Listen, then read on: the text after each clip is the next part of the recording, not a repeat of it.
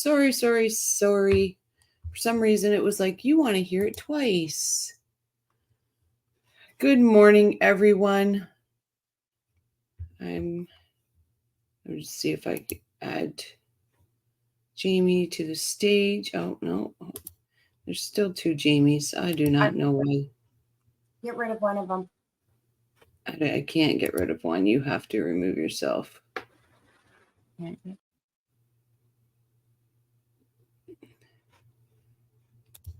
All right, everyone. Well, everyone, Deb and Leah is everyone. We're ready for round 2 of the Murder Live, Burned Alive murder trial.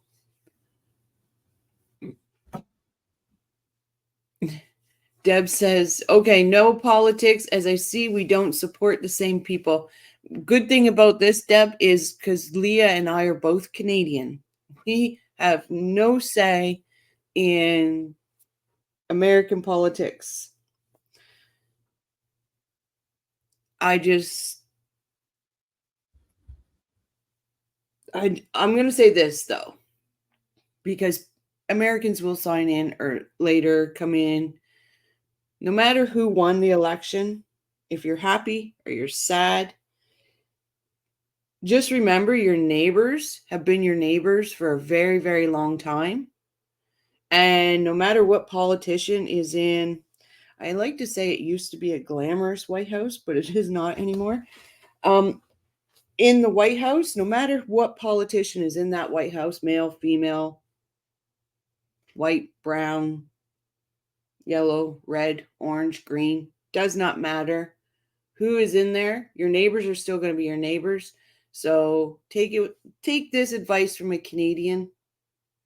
Remember, it's only 4 years and your neighbor has been there. And the people you see walking down the street, no matter who they voted for, politicians change every 4 years. So just be kind, no matter who your neighbor is or who they voted for or what type of hats they wear or anything like that.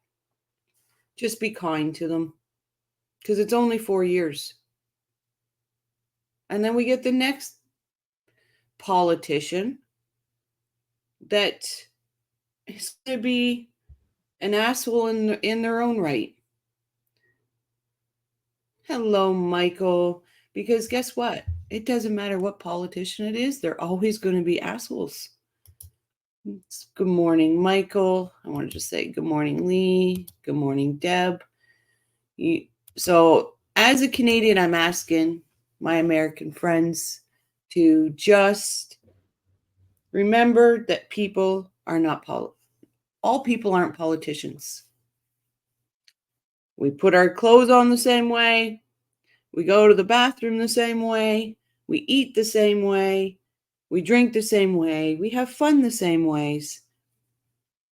So don't worry about what politician it is. Be friendly to everyone.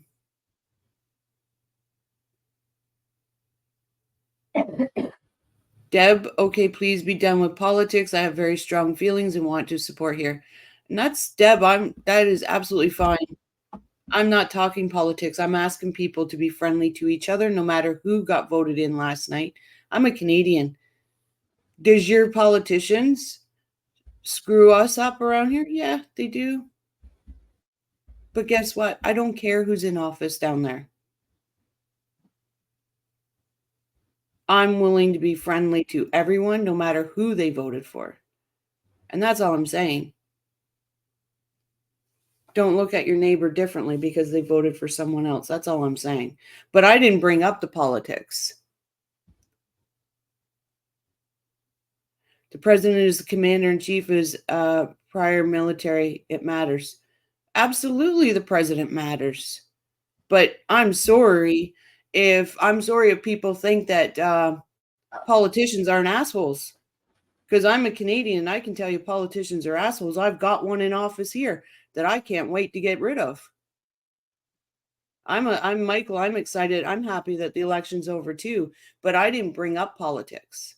I didn't bring it up once. Brahma Judge Dukes presides. Y'all be seated. Thank you. Good morning. Oh, there. Left side right there. Hello. But if you can't support me, Deb, because I can clearly tell who you voted for, and I didn't even ask. That's up to you, and I appreciate your opinion on it. But I'm not going to. I'm not going to be silenced and say be nice to your neighbors and say I can't say that because of people voted for certain people. We don't get like that here in Canada. We don't do that.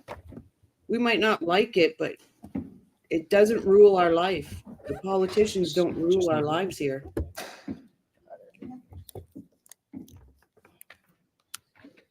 Still waiting on one juror, right?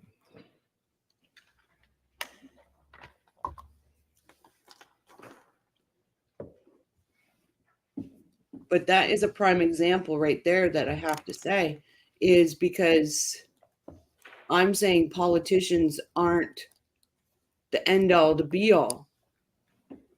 And people matter and your neighbors matter. But then I get the president or have strong feelings. And if I don't stop talking about it, somebody's not going to support here. That's not right. I appreciate you, Deb. You know I do, but that actually is not very nice. So, Michael, I don't know if you know this case. This guy here, Craig Lewis, beat and tortured his wife and set her on fire. She died 10 months later. This case screams corruption.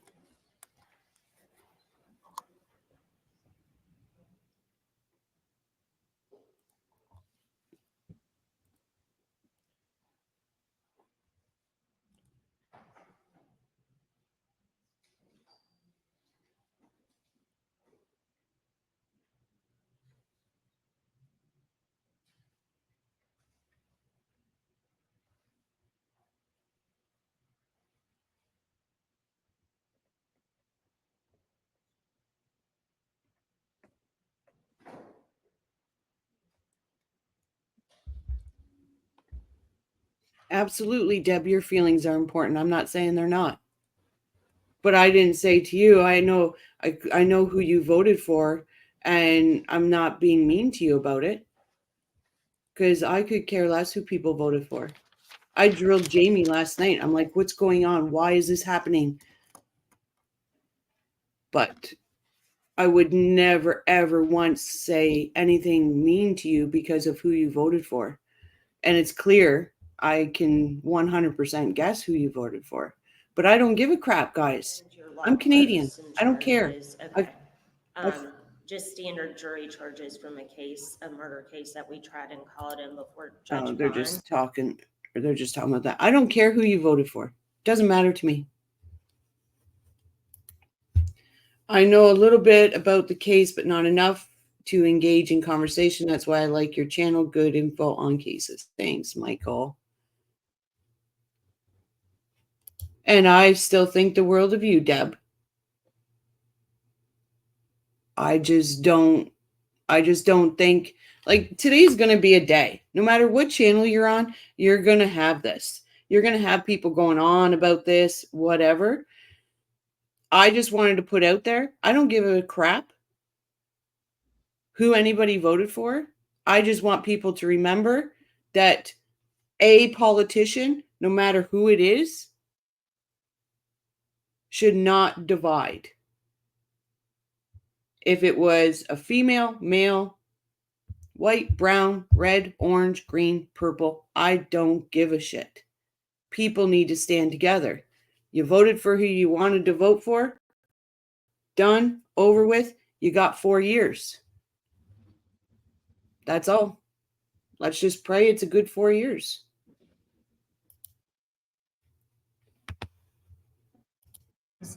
Those were his standard charges. The only thing, obviously, that may not apply is if defendant takes the stand, failure to testify is in there.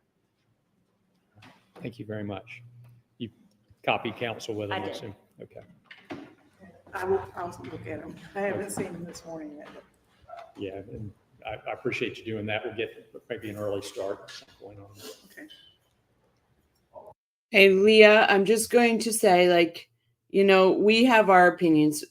We don't vote for these people, but I'm going to say the same thing about our prime minister. We could call our prime minister a sicko because he fucking is. There's a reason he's not a teacher no more. So I'm not going to name call anybody down south and who's in the White House. I just know that I used to think that White House was beautiful. But let's just end the whole political thing. It's done. It's over with. The world got what the world got for 4 years. Yeah, he's never been. Unfortunately, Leah, I have to say I voted for him twice. So I have to say, JT, I'm part of that mistake twice.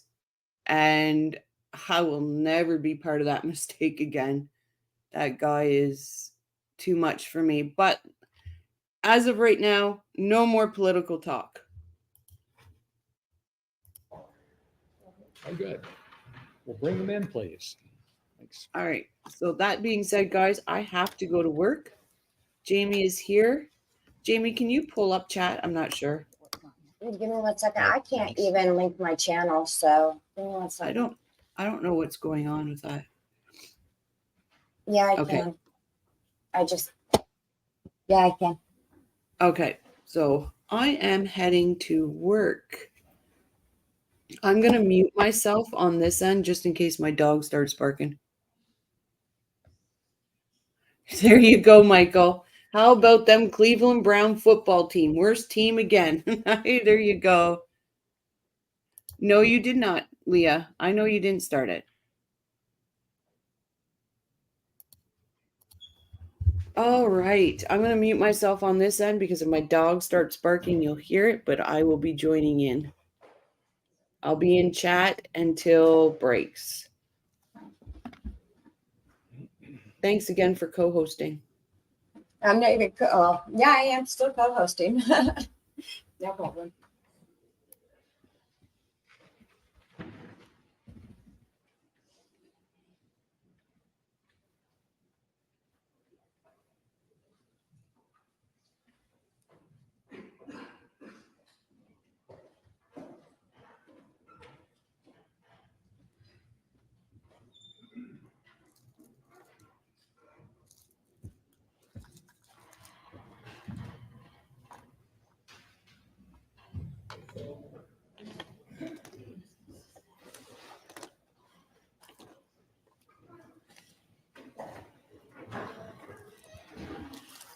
Good morning. Everyone rested and ready to go? And I see some coats and things. Everybody ready for the air conditioning to turn on? All right, good. And my instructions from a couple of days ago with regard to discussing the case with anyone, has everyone complied with those instructions? Has anyone tried to contact any of you with regard to this case? Okay, thank you so much. All right then, let us begin. Thank you, Your Honor. State calls Shauna Tozier.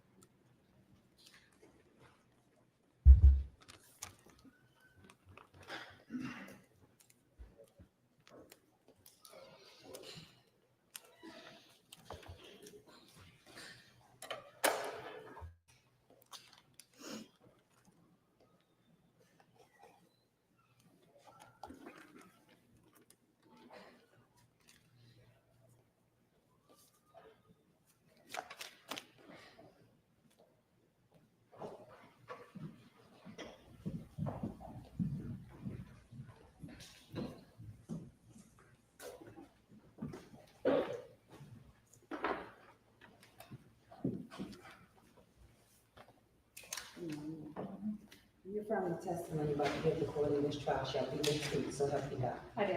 Take a seat and you witness stand. State your name again for the record. Very last.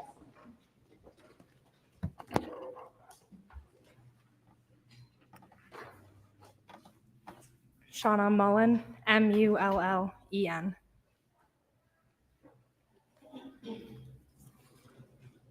Good morning, Deputy Mullen.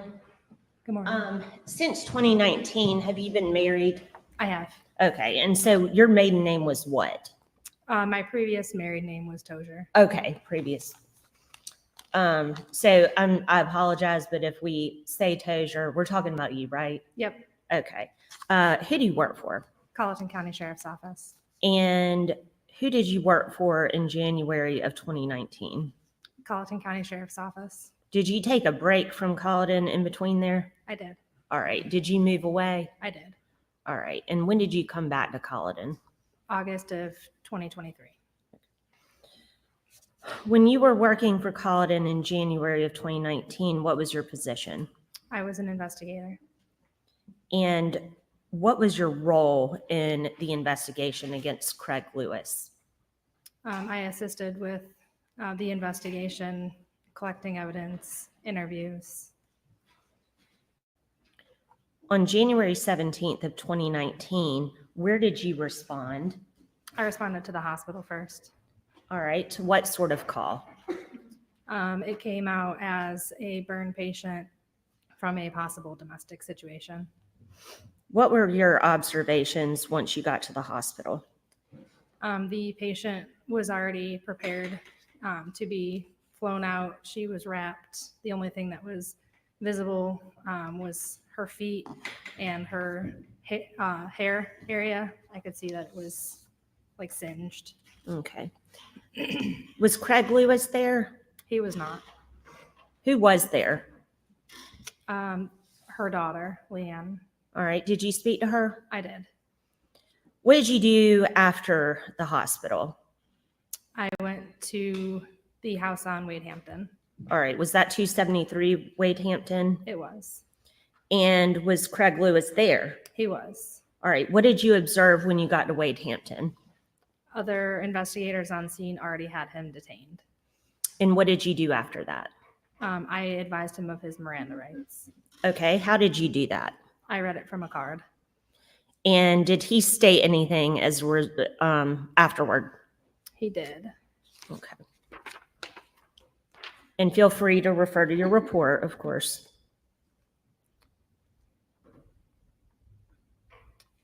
After I advised him of his Miranda rights, the first thing that Lewis stated was that he did not do anything to his wife. Okay. Did you ask him anything after that? Lewis stated that that his wife was trying to start the heater when her pant legs caught on fire. When I asked Lewis what he did next, he did not have an answer. I asked Lewis how he attempted to put his wife's pant legs out, and he was like, "What do you mean?" I asked Lewis how he got the fire out, and Lewis stopped talking. Was that the extent of your conversation with Mr. Lewis? It was. Okay. At some point, did officers come back with a search warrant? They did. Did you assist in execution of that search warrant? I did. All right. I'm going to hand you what has been marked as states 71. Sorry, let me do 70 first and 71. And ask if you can identify what's contained in these packages. This is 70, States Exhibit 70, and this is for identification purposes only at this time. Item number 9, placard 15, 16, and 17. It's swabs. All right, are those swabs that you took from those placard numbers? They are. All right, and what were they swabs of? Blood. What I thought to be blood at the time. Okay. And you took those swabs? I did. All right. And again, for identification purposes, States Exhibit 71. Can you identify this? Appears to be a swab as well All from right, placard 28. all right.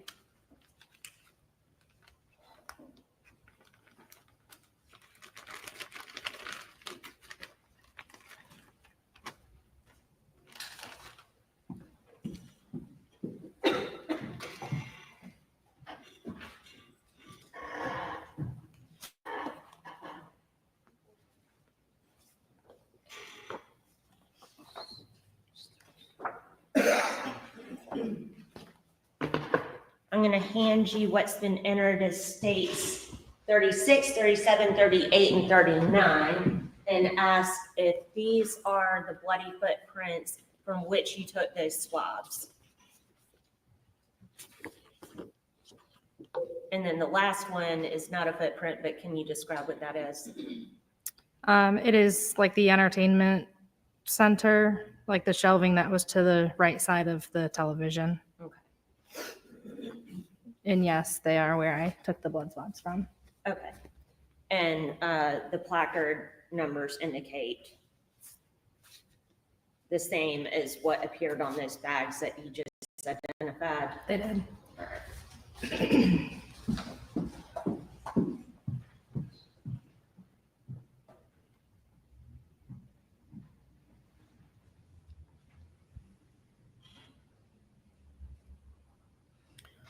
All right.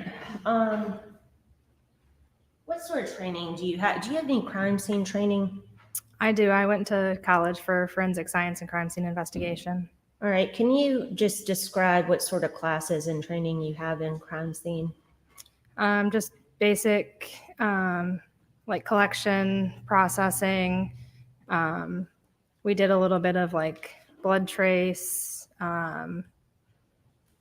nothing like too extensive. Interviews and interrogation. All right.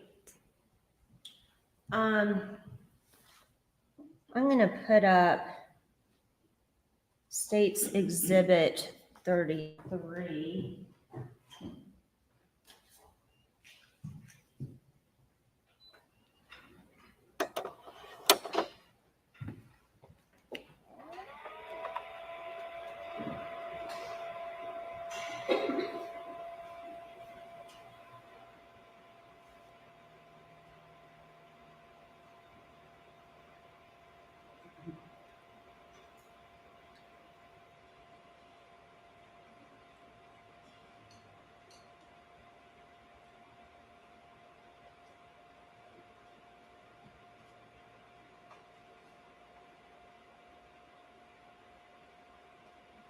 Sorry, this should lighten up a little bit more. But Deputy Mullen, do you recognize what's contained in States Exhibit 33? It looks like the doors of the fireplace from inside the home. And can you describe your observations regarding the doors of the fireplace? There's burnt residue on the front, both doors. All right, and are you talking about these black marks? Yes. What did that indicate to you? That indicates that the fireplace doors were closed at the time that the victim was on fire. The Okay. clothing falling off of her from the fire looks like it splattered down onto it. Objection. The state has not established that this witness is an expert as it relates to residue or placement of this crime scene. She just said that she was an investigator at that particular time, and simply that. She can only say what she saw. She drew a conclusion, and that has not been established that she has the ability to do so. Without issuing an opinion, I think she can testify to her observations regarding the outside. I agree with that, but she's straight into opinion of things. So you noticed the burn debris on the outside. That's correct. Okay. States 25. What is this a picture of? The fireplace with the door open. Did you look at the inside of those doors? I did. All right, what did you notice about the inside of the doors? There was none of the residue on the inside.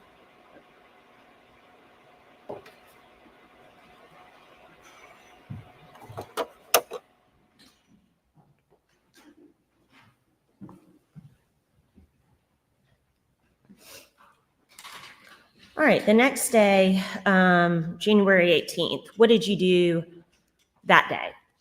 On the 18th, I went to 595 Kansas City Road to make contact with an individual there. Okay, whose residence is Kansas City Road? It was also Craig Lewis's residence. What did you see when you got there? There was a burn pit in the front that was still burning, and there was a trailer with like cotton and like charred substance on it. Okay. Eventually was a search warrant gotten for that residence?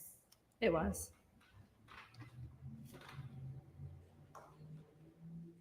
Were certain items collected from that residence? There were. What sort of items were collected? There was the trailer, the items on the trailer. I believe there was stuff from the fire that was collected. Okay.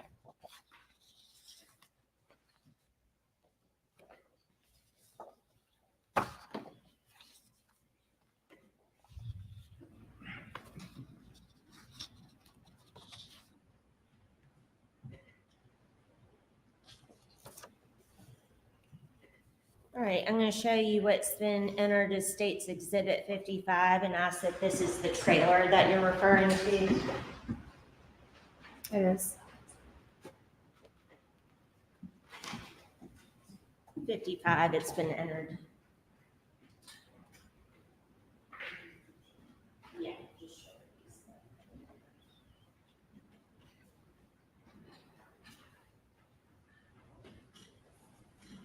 All right, so trailer located at Kansas City.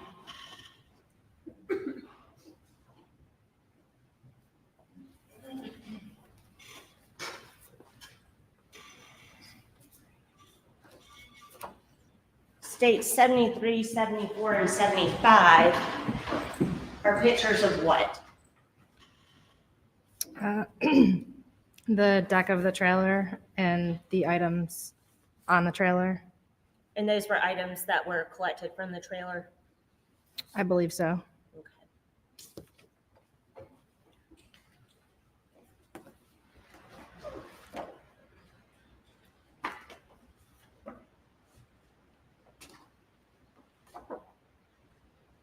And those consisted of what?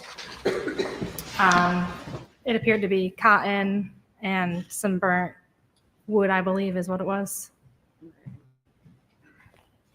Finally, I'm showing you States 54. Is this one of the burn pits that you saw It is. and collected items from? It is. Now, let me ask you, Deputy Mullen, were any of the items from Kansas City ever sent off to SLED for testing? They were not. They were not. Okay. Was there a particular reason? We could not 100% say they were the items that came from the Wade Hampton house. They appeared to be, but then it was found the next day, so we could not establish what had happened between the time of the incident and the time that we found them on Kansas City. Okay. Did you ever, between either one of the search warrants that were executed, did you ever find any burned clothing of Terry's? We did not. All right. That's all I have. Please answer any questions that Ms. Bright Matthews may have for you. May it please the court.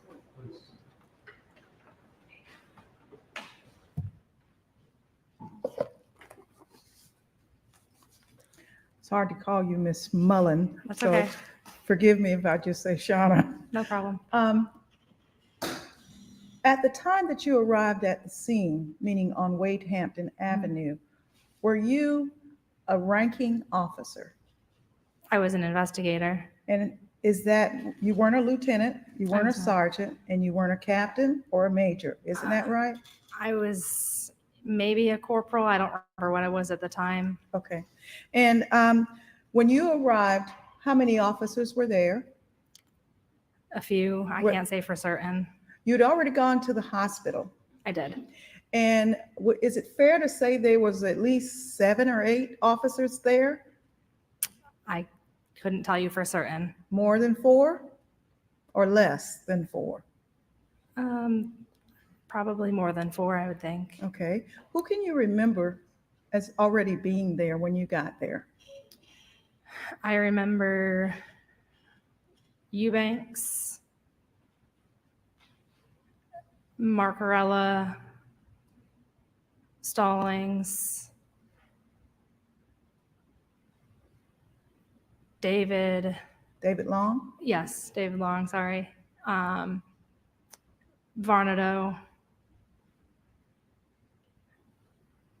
I believe Paget was there as well.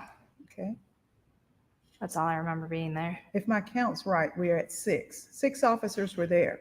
Yes, And was Craig Lewis already placed in handcuffs? he was. Was he seated in a white chair? I don't know. Where was he when you got there? I don't remember where he was exactly. You don't? I don't. Where was he when you read his Miranda rights to him? In front of me. That's, I don't Standing, remember. sitting, laying down the ground? Were you inside the house, outside of the I house? know we were outside by Okay. the carport area. Okay, and you don't remember anything else other than that? I don't remember if he was standing or sitting. I think do you think it kind of odd that you, as the corporal, potentially, or investigator, have in your report that you read him the Miranda rights when David Long, who's your superior, was there first on the scene and had already said that he read him the Miranda rights? Do I find it odd? Yeah, No, okay. But you did write a report, I did. and in your report, you gave exactly what he said to you, correct? I didn't quote it. Okay. Did you have in your car the normal forms that you usually have where you advise a person of their Miranda and make them sign an initial and agree that they're going to provide a statement? Did you have that form with you? No, You don't keep that form with you? I was not in my vehicle that day. Okay. Was any officer of the other 6 people present there where they had the Miranda form so that my client could sign saying that he understood his rights and was still going to talk? I can't testify to what they had. Did you ask? No. Since you took the statement, you read it from a card and you were questioning him, did you ask, anybody got a form? I did not ask. Okay. Did anybody have a cam? A Body camera? camera? Body cam? No, Did you have your physical camera, phone, where you could have used your video on it? I probably had my phone on me Okay, and you keep it on you, don't you? most times. Okay. You arrived at the scene at 3:15? Somewhere around there. If that's what the call log says, then that's No, correct. I'm reading from your report you just read to her.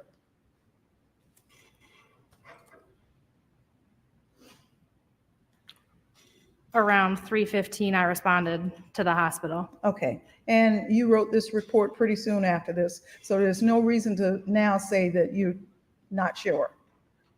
3:15 was when you got over to the house, at the hospital, excuse me. It says around. So Okay, I got somewhere it. around there. I got it, that's fine. Around 3:15, you Mhm. arrived at the hospital. Yes, ma'am. And when you arrived at the hospital, you talked to the nurse first. Do you remember the name of the nurse? I don't believe I talked to the nurse. Okay. Do you remember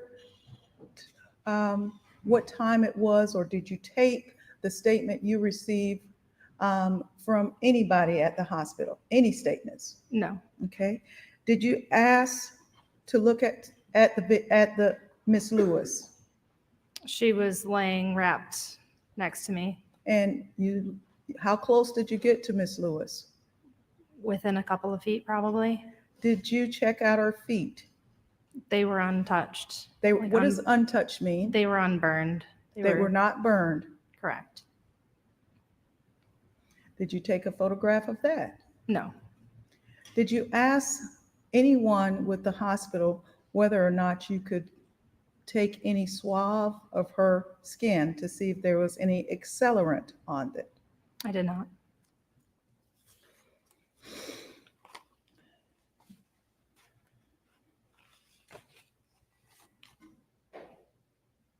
Did you talk to the doctor that was on duty, Dr. Fisher? I don't believe I did. Did anyone that went to the hospital ask the doctor what Miss Lewis told them happened? I can't speak for what anyone else did. Is it your testimony that you never talked to Nurse Bishop that came earlier to testify? I don't remember speaking with her.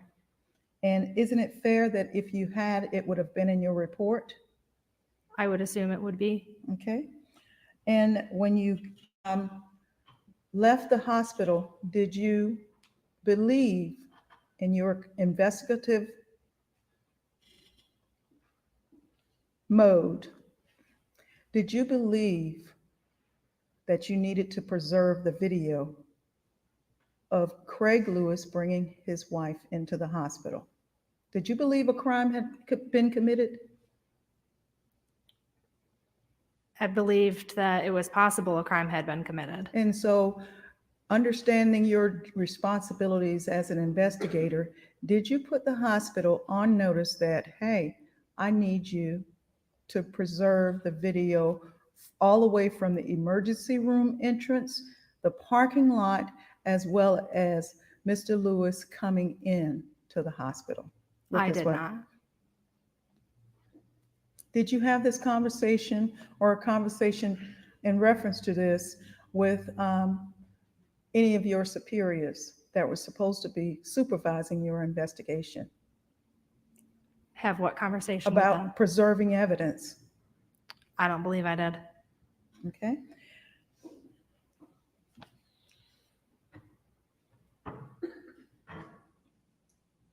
How and what was your tone of voice when you asked Craig what happened?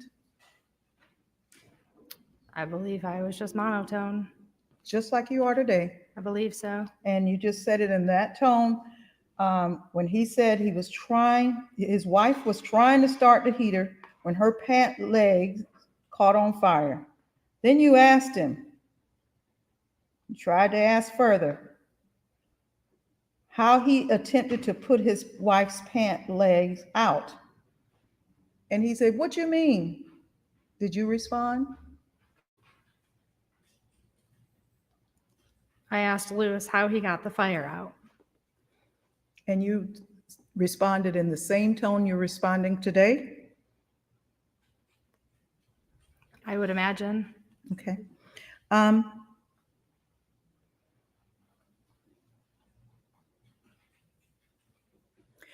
Did you see any blood on the bottom of Terry Lewis's foot at the hospital?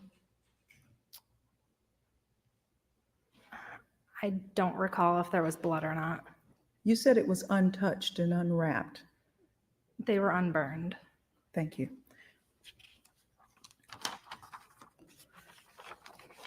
Now, Shauna, there's been a lot of talk, Corporal Mullen, there's been a lot of talk about the fact that the department did not require that officers wear body-worn cameras. You did not have a body-worn camera that day. I did not. What capacity do you work with the Sheriff's Department today? Today I'm a deputy. You're a deputy, you're not an investigator anymore? That's correct. And to your knowledge, does the investigators or members of CID, do they wear body cams today in 2024? We do. And are they required? Now deputies are required to, the CID, I believe they do. okay? Now,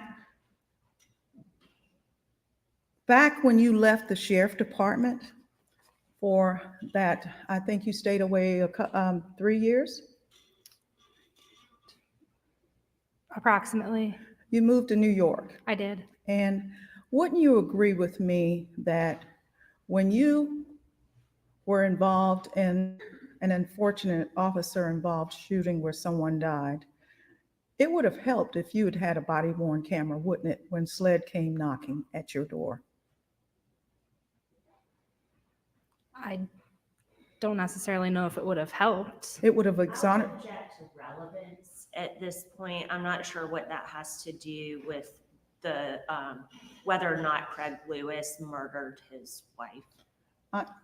I am on cross, and this goes to the issue of the body-worn cameras and this officer's conduct and demeanor. Officer conduct, unless it has to do with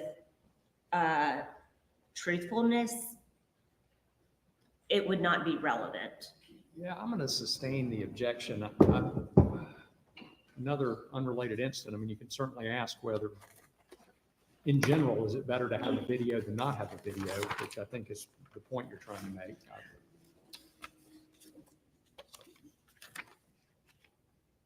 Was there video of that incident where you were involved? Objection, Your Honor. We're still going down the road of some other incident that has nothing to do with Craig Lewis and the murder of Terry Lewis. I will withdraw it, Your Honor. All right, thank you. The debris that we showed that was on the trailer. I'm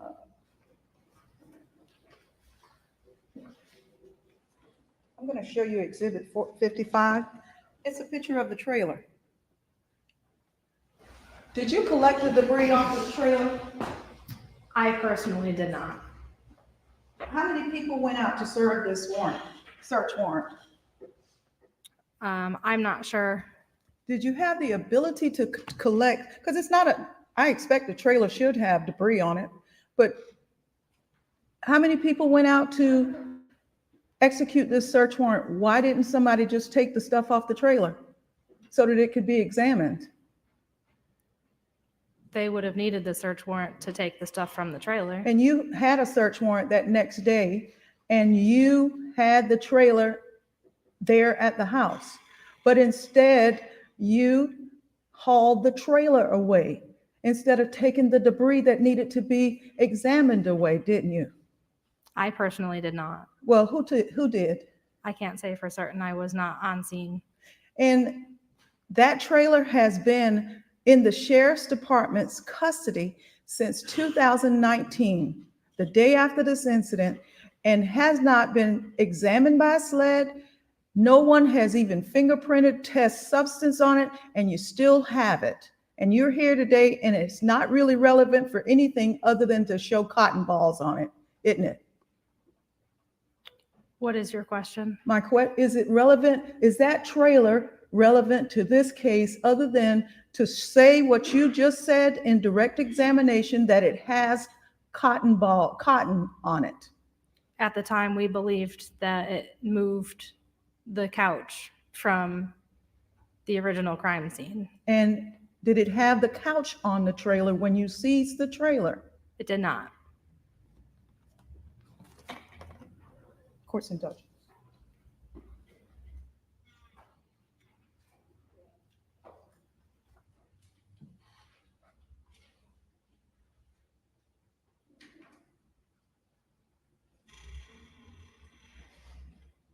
Was it your responsibility to preserve the 911 call? It was not. Did you attempt to speak to the person that called 911? I don't believe so. I don't believe so. While you were at the scene of Wade Hampton Avenue, did you go and speak to any of the neighbors about what you thought might have been a crime? I did not.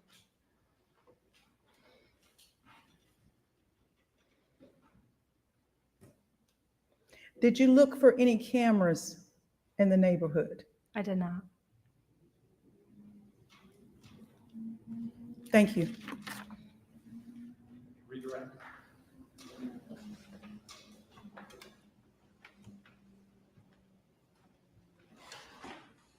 Would cameras in the neighborhood showed what occurred within 273 Wade Hampton Drive? They would not. Thank you. That's all I have. Cameras would have shown whether or not Craig hurried his wife out of the house, took her and put her in the car, and whether he was trying to hurt her, wouldn't it have? Objection. That would be conjecture. We don't know what cameras would have shown. I am on cross, and Your Honor, she opened the door regarding the I camera. think if you asked could rather than would, that might resolve the issue. Cameras could have shown what happened as Craig and his wife entered the house, came out of the house to go to the hospital, couldn't it have? They could have. It could also have shown a cleanup that has been suggested by some of your other officers that Craig was taking part in, couldn't it have? Could have. Thank you. Thank you. Anything else related to cameras? No, Your Honor. I would ask that this witness be excused. No objection, Your Honor. Thank you so much. All right. Thank you.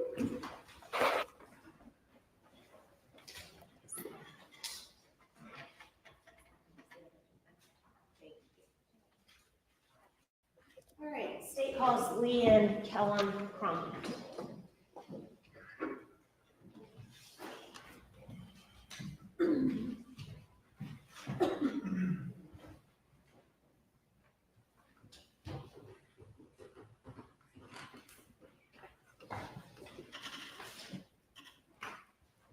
Raise your right hand. Left hand on the Bible.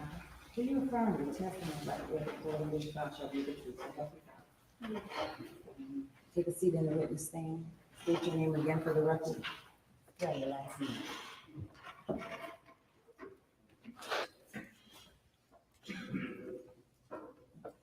Leanne Cronky, Cronkey.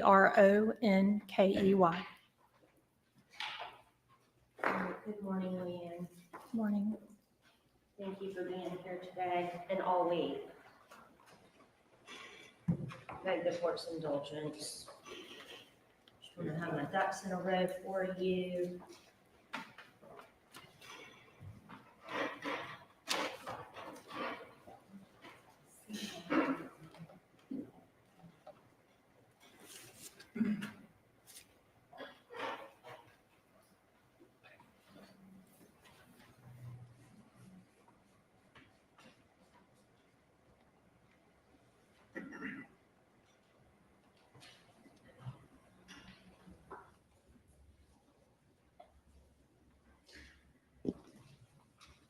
All right. Leanne, who is Terry Lewis? She was my mother. How would you describe your relationship with your mother? I spoke to my mother or saw my mother many times a day, almost every day. There was rarely a day I did not speak with her or see her. For most of my life, I lived only a couple of miles away from her. We were very close, my kids and me and her. We did everything together. Okay. Do you have siblings? I do not. Okay. So you were her only child Yes. and obviously only daughter. Yes. How long have you known Craig Lewis? Probably since I was in high school. Right. Y'all went to school together? It was different schools. Okay. But you were in school at the same Yes. time, is that right? Yes. Okay. And how long, can I have you point out Craig Lewis? Do you see him in the courtroom today? Yes. All right. And where is he seated? Next to Miss Bright Matthews. Okay, thank you. How long had Craig and Terry been married? I am horrible with dates. I would say at least 20 years. Okay. The house at 273 Wade Hampton, when did Terry purchase that house? I was in high school when she bought that house. I believe I was a junior, so probably around 1994. All right, so at the time of her death, she had been in that house for about 25 years. Yeah, I would say that's close.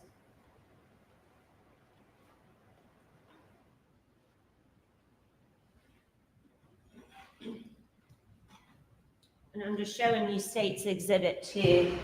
This is the house that we're talking about. Yes. All right. Did you spend a lot of time in that house with your mom? The first couple of years, I lived in that house. And then, some visits here and there, but, mostly just to pick her up for us to go places or, the last few years I hadn't spent a lot of time in the house with her now. Had you routinely been inside the house? Yes. Okay. Yes. Over the years? Yes. All right. Was there a fireplace in that house? Yes. All right. I'm going to show you State's Exhibit 25. Is this the fireplace you recall being in the house? It is. Is that the same fireplace that's always been in that house? Yes, it was in it when we moved in. Did your mother light fires in that fireplace? Yes. How often? Anytime she was cold, she, always had access to wood that was up under the carport. So anytime she was cold, that was her first thing to do, was light a fire. To your knowledge, did she ever have any issues lighting a fire? No. She ever burn herself? No. She ever have an explosion? No. I'm trying to get back to the bleeding. Try to avoid specifics that would be leading. Okay. Actually, Leanna, one more question about this picture. Yeah. States 25. There's a photograph to the left of the fireplace. Who is that? That is me. That usually hung right here since we had moved in. It looks like the frame is missing. I don't know if it fell or what have you, but it always hung right to the left of the fireplace.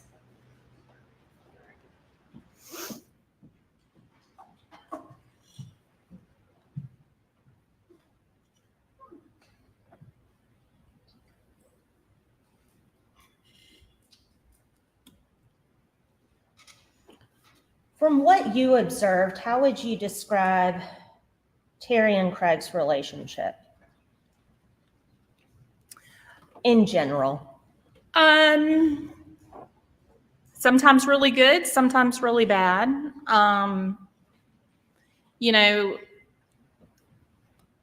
Of course they had arguments. I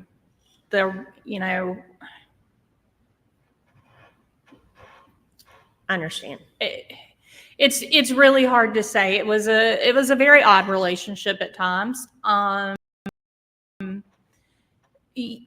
It seemed fairly normal for a long time. Things, the last few years there were issues that I witnessed. Nothing physical, I will say. It was mostly verbal. I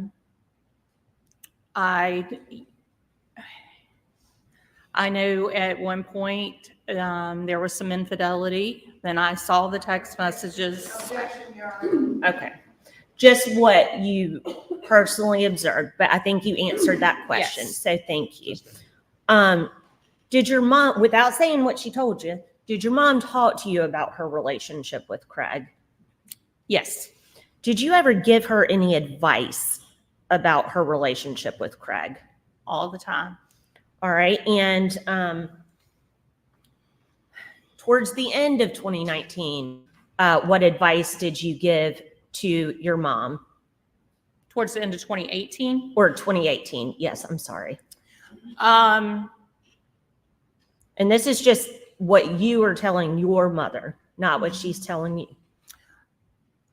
My words to her were always, you have to figure something out. Somebody's going to get hurt. Okay. Did you ever witness any controlling or jealous behavior on the part of Craig?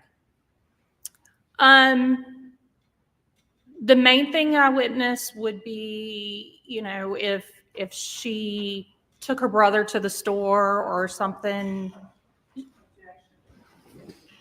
Let's, we need to do this probably. Let's give you all an early break. So we'll be. I can withdraw the question. Okay, all right. I'll Thank you. withdraw the question. Let's move on to January of 2019. Okay. Did you have any contact with Craig or your mother before the burn incident? Yes. Okay. Tell us about that. When was that? The day before, is that the day you want to hear about? Yes, Start ma'am. there. Yes, ma'am. I had actually texted Craig earlier in the day. He was helping me to buy a house. We had been renting for quite some time and just wanted to really settle down and, have a home. So I did ask him for help. My credit score wasn't quite high enough alone to be able to do it. So Mom and I talked about it, and she told me to ask Craig and see if he was willing to help. Okay, without, Sorry. I know you probably did not mean to do that, but No. just anything. So you talked to Craig about him helping you Yes, out to get a yes. house. He was going to help with the credit part, signing, as well as the down payment. Okay. Pretty nice thing at him to do, right? Oh, yes, it was. Who was there for this conversation?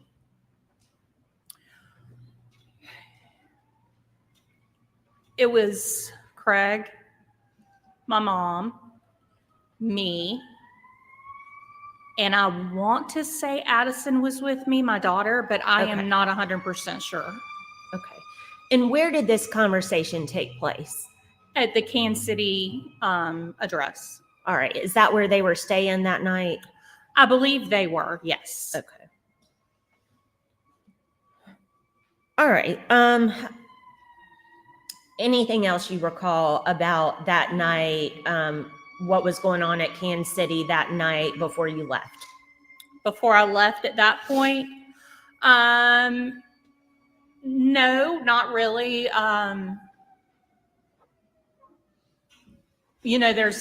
There's opinions, so I don't really want to say that, but it was just kind of a tense environment, but nothing really other than that.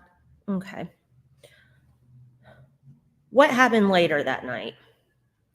I left and went home. I don't know exactly. It was probably 7 or 8 o'clock. Went home, normal nightly things. I don't remember anything out of the ordinary before bed. My phone rang in the middle of the night. I want to say it was around 2:30 a.m. It was my mom. I could not really understand a lot that she was saying, but she did ask me to come get her. Okay. So, you could,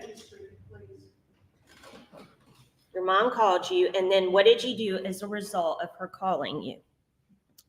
I threw some clothes on and immediately drove to the Kansas City address. What did you see at Kansas City when you got there? She was standing outside. She had like a half-torn bag. I don't remember at this point what was in it. I think it may have been some clothes or something. And she got in my car. All right. What was her demeanor like? She was hysterical. Okay. Nothing about what she said. Nope. Okay. Nope. Because she really didn't say much. She was hysterical. She was having a hard time walking. Where did you go once you left Kansas City at that point? When I turned onto Kansas City Road, she made me stop. I had not gotten far down the road because she didn't have keys to get in the house or any of her medication. Okay, did you go back to the residence at that time? After we argued on the side of the road for about 5 minutes, I finally agreed because she wouldn't have it any other way. So I agreed to take her back to Kansas City.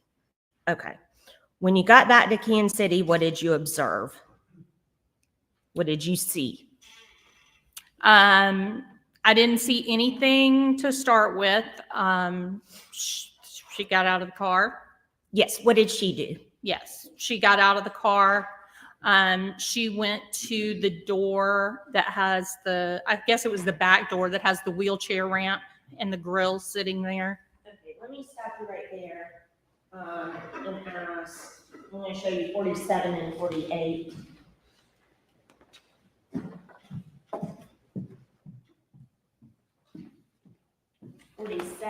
Is this the back of the trailer that you're talking about with the ramp? And Yes, then that's the same. the door Yes, in 48. yes.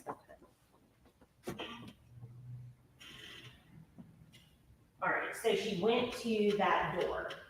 Yes. Up that ramp into that door. Correct. Okay. And then what happened?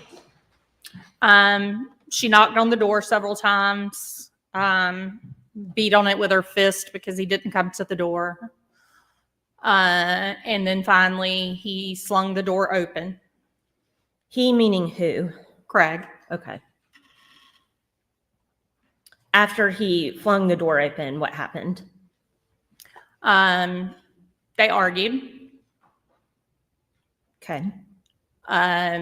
Without, going into what either one of them said. Sure. No. There were several items that were thrown from inside of the residence, just random paper, and I think there was a plant, just random things Craig threw out onto that little porch area. Okay. Mom tried to walk in to get her keys and her medication. And he slammed her hand in the door. He would not let her in. She kept trying to get the door open. It was all the way open at one point, and I was able to see in. But then he slammed it again, and he pushed her down. He grabbed her by the back of the head and slammed her face into the grill, and he pushed her down the ramp. Did he say anything to you after that occurred? Yes. What did he say? He said, I gave her everything. I've always given her anything she wanted. And now she's cheating on me. And she's lost everything. She gets nothing. I'm done.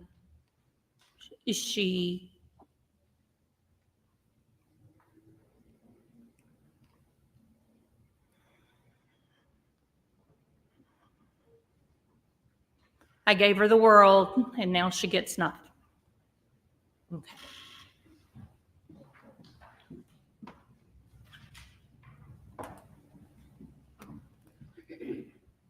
All right. At that point, what did you do? He told me to get her out of there, so I helped her up and put her in my car. Told her I'd find a way to get her in the house. All right. Did you take her home? Yes. Okay. I tried to take her to my house. She would have no part of that. So I took her home and helped her get in. Okay. And did she have a phone? I do not know if she no, she did not have a phone that night. Her 6537 phone had been destroyed the week before. And she had a new phone, but I don't know. I know it was at the Kansas City address. I don't know if it was still operational and she just didn't have it with her, or I don't know if it was destroyed. I have no idea. But no, she did not have a phone with her. Okay. Did she get a phone? The next morning, when I went to check on her before I went to work, it was like 6 a.m. Okay. I took her NOS energy drink she had to have every day, and a pack of cigarettes. And I told her, I said, something has to be done. I'm leaving you Addison's phone, which was an iPhone. My mom did not know how to text. She had a flip phone. All she could do was make calls. I took the passcode off Addison's phone and just showed her the call button, had my number, right where she could easily access it, and told her, if you need anything, call me. She asked me for some money.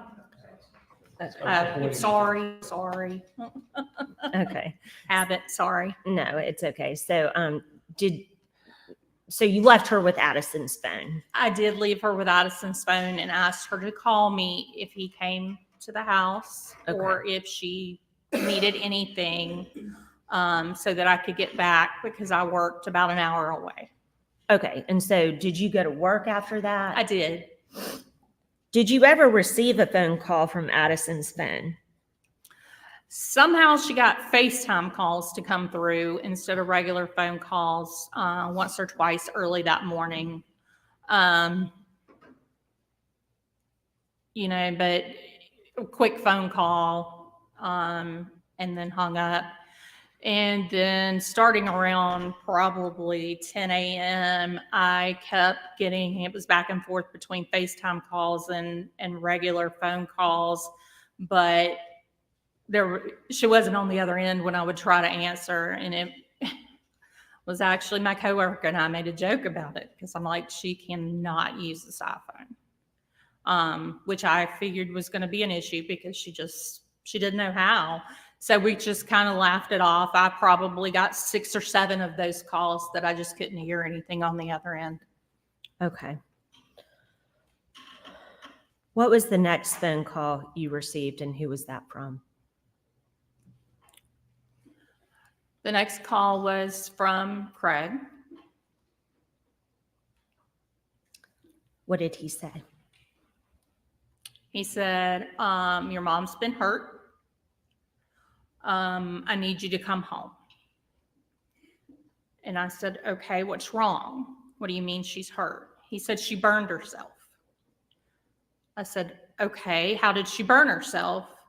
He goes, man, it's bad. I need you to come home now. I said, okay, I'm packing up. I'm leaving now. Where do I need to go? He said, they're going to fly her out. That's all I know.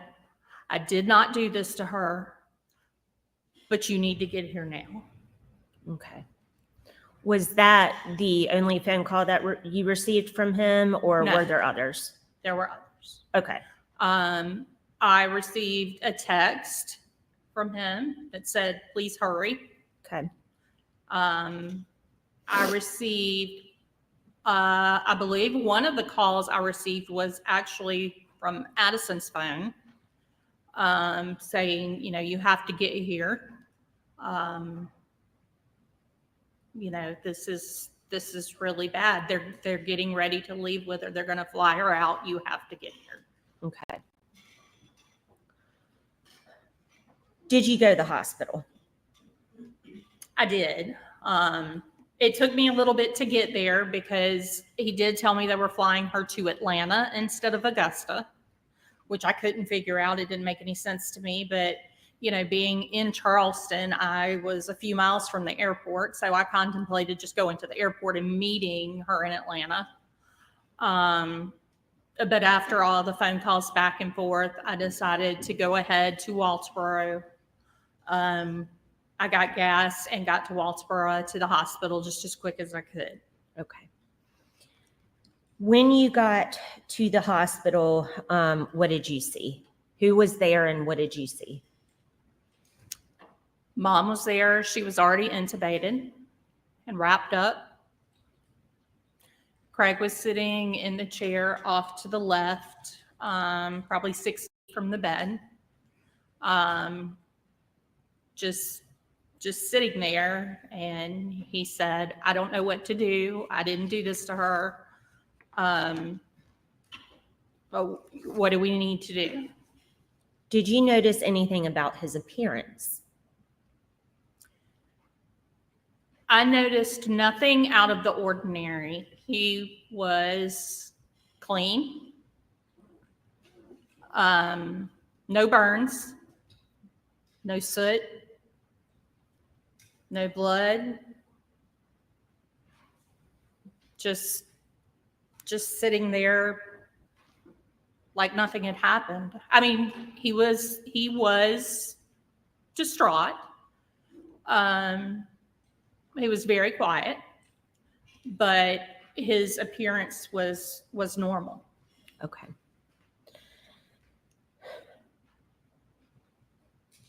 At some point, did Craig leave the hospital?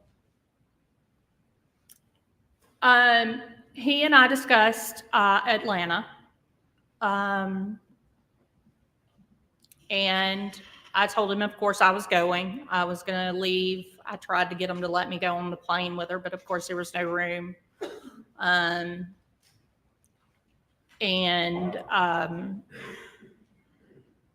That was about all that was discussed about it. I walked outside, kind of paced the halls for a few minutes.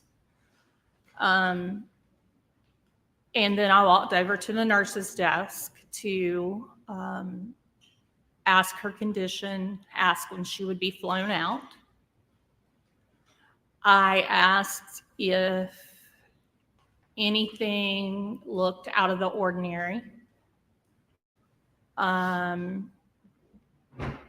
Because something just didn't feel right being the way I had left her that morning. It just felt off.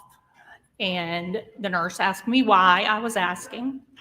Once again, Sustained. Okay. Please don't say anything the nurse says. Did you give the nurse any information that you had from the night before? I told the nurse, I said there was a very bad fight and I had to pick her up at 2 a.m. Because of a domestic dispute and had to drop her off at her other residence around 2 or 3 a.m. this morning. So I was just curious if, Okay, so you gave that information to Yes. the nurse. Okay. I did not give any details, just, that there was an altercation and I had to pick her up. Okay. After you left the nurse's station and after you gave that information to the nurse, was Craig still there or was he gone at that point? No, when I was standing at the nurse's station talking to them, I actually saw him walk down the hall. I assumed he was walking outside because he didn't say anything to anybody. I figured, probably like me, he was pacing the halls. But it appears he left at that time. Okay.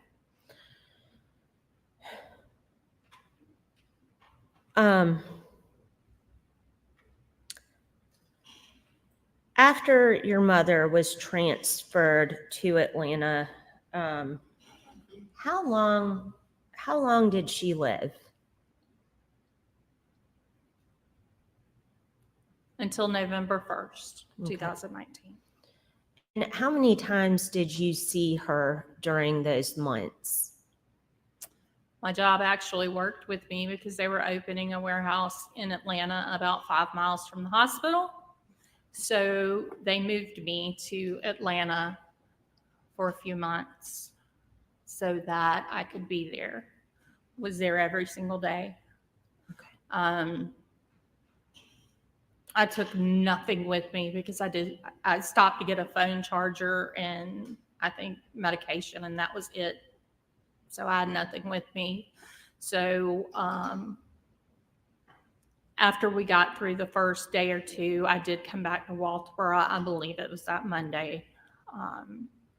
And, just get some clothes and try to talk to the kids because I had not even seen my kids to be able to tell them what had happened. I talked to them on the phone, of course, but they were with their dad. So spent a few minutes with them. Got a speeding ticket on the way back to Atlanta. And that's where I stayed.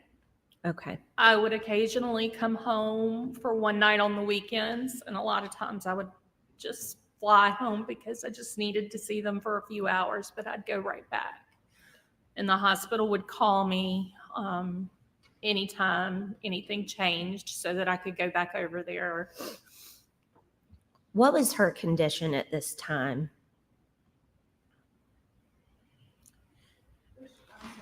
Which time?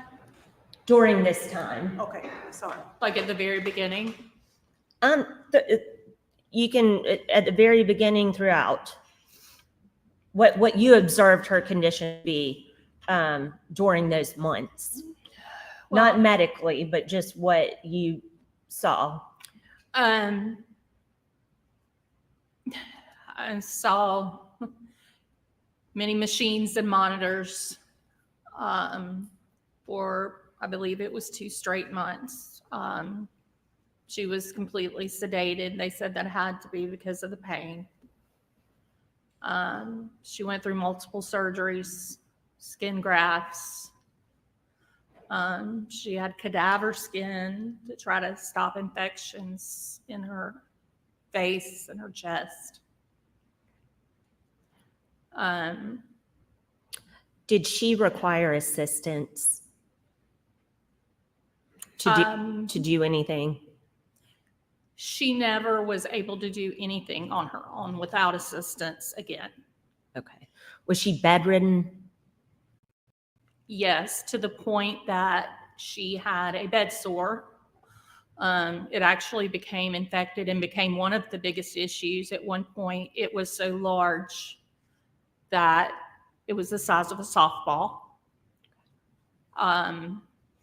Because they could not position her anywhere but on her back, because there weren't any burns on her back.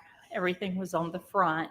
So they could kind of prop pillows to kind of keep her, as best they could. But I mean, there was just really not much they could do. What was her demeanor like during those months? Hysterical when she was awake. At one point things improved so that she could talk. She was able to start feeding herself with her left hand. She didn't have any use of her right arm. She could not roll over in bed by herself. She couldn't sit up by herself. And eventually, did she decline? Yes, she had gotten, when she was in Charleston, she had one of the best therapists I've ever met, and she could take a few steps with the walker, with assistance, of course. Still no use of her right arm, still, couldn't roll over or get up by herself, but she could, once they could get her up, she could take those steps. And she could spend some time sitting in the wheelchair. And when she had to go back to Augusta for the neck, whatever it is, when the skin tightens up and they have to loosen it, she started declining. It was up and down. Some days she was completely herself and lucid and happy and fine. And then other days, it got to the point that for the first time in my life, she didn't know who I was. Okay. She refused food. She refused medication. She refused anything. Okay.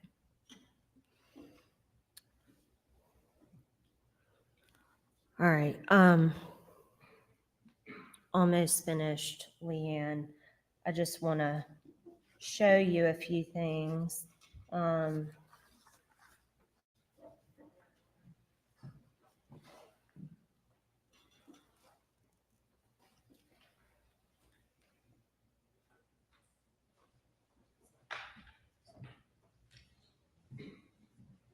show you what's been marked as State's Exhibit 17 and ask if you recognize what's contained in this picture. Yes, that's the couch that sat when you walked in that back door. You walked straight into that couch. Okay. I'm going to show you what's been marked as State's 21. This is where that couch would have been. Okay. So there's like kind of a rectangle here. Is Yes. that what you're talking Yes. about? So State 17 was right here Yes. and State's 21. It was facing the TV, but it was right there. Okay. And what side of this couch did your mom sit on if you're facing it? If she was sitting on the couch, she would be on the left side of either couch. It was always the left side. Okay. So this couch specifically, she would be sitting on the left side. Mm-hmm. All right. Okay, we see a gray chair right here. She sat in that a lot as well. Okay. Was that the chair that's closest to the fireplace? Yes. Okay.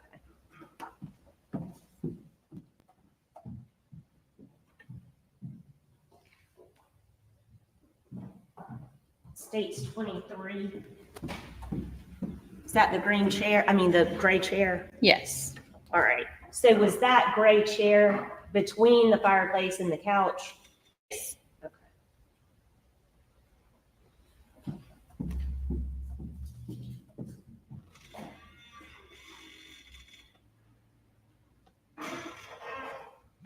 Thank the court's indulgence. Take your time.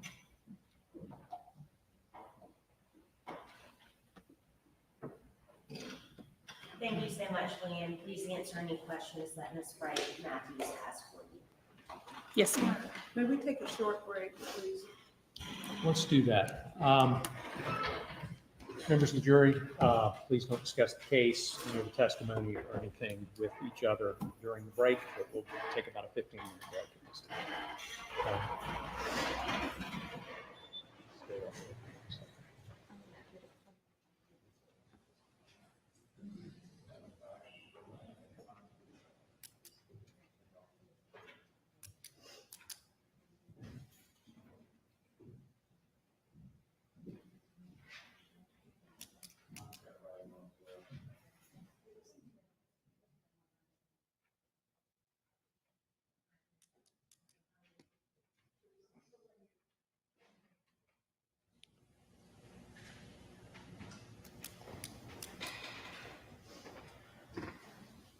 Ma'am, you can wander around if you'd like. You just can't discuss the case or testimony with anyone during the break. You understand? You're welcome to sit right here, or you can wander around, take a break if you'd like, okay? All right, anything for the record before we go off the record? All right, things should be off for about 15.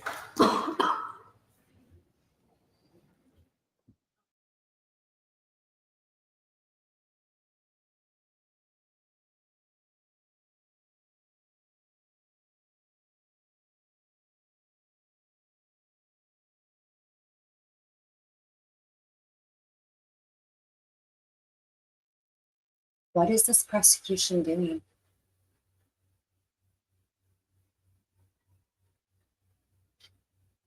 Let's see. YB said, I read an article that the police reported Terry. they lowered her meds and cleared the room, and she said what happened on that recording. I wonder if that recording's going to come in to play, if they're going to bring that recording in.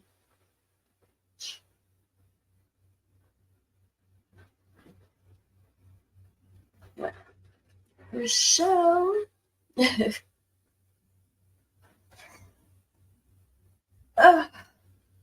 Sorry. I'm drinking my coffee. It's just not waking me up this morning.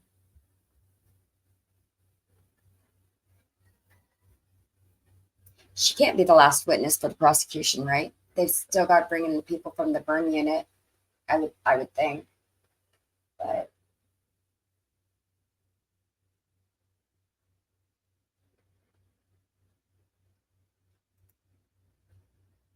so after all these years of having a wood stove, is her mind slipping? Did she accidentally set herself on fire? These are questions now that the jury has. The jury's going to have that question even more, considering that in opening, they said there was a concern of dementia.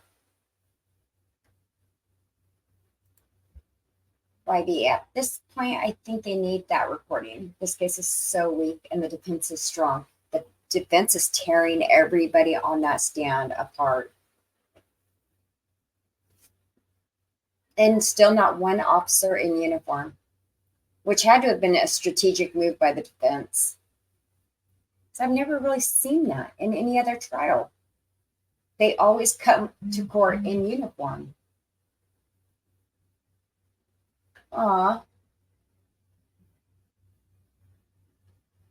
Rochelle, all I can do is remove you. It doesn't let me add you. I don't see you.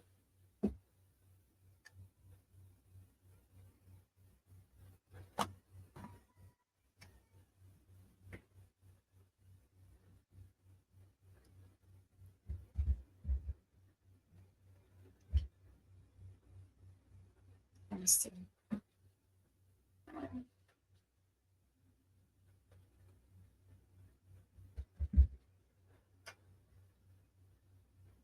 Yeah, Rochelle, I don't see a way to add you because you have two of your things already on here.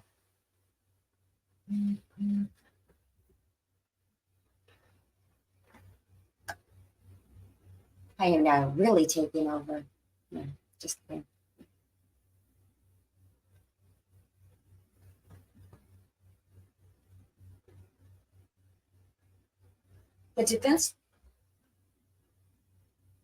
The defense took a break in the middle of her testifying, which is kind of strange. I wonder what they're trying to put together, what their strategy is.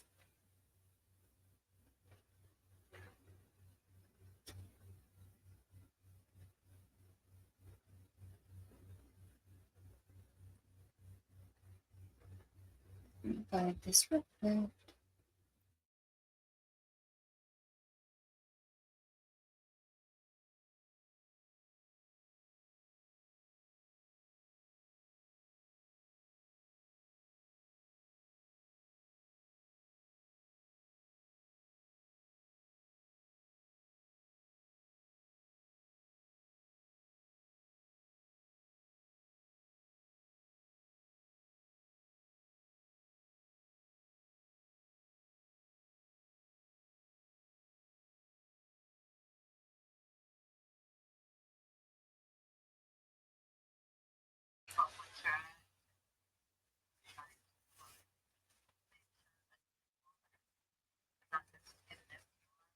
Hey, I'm here. I was going to let them know really. Sorry. Okay, everybody. I think Rochelle is going to head home because we're having a technical difficulty adding her to the stage again. So, yeah.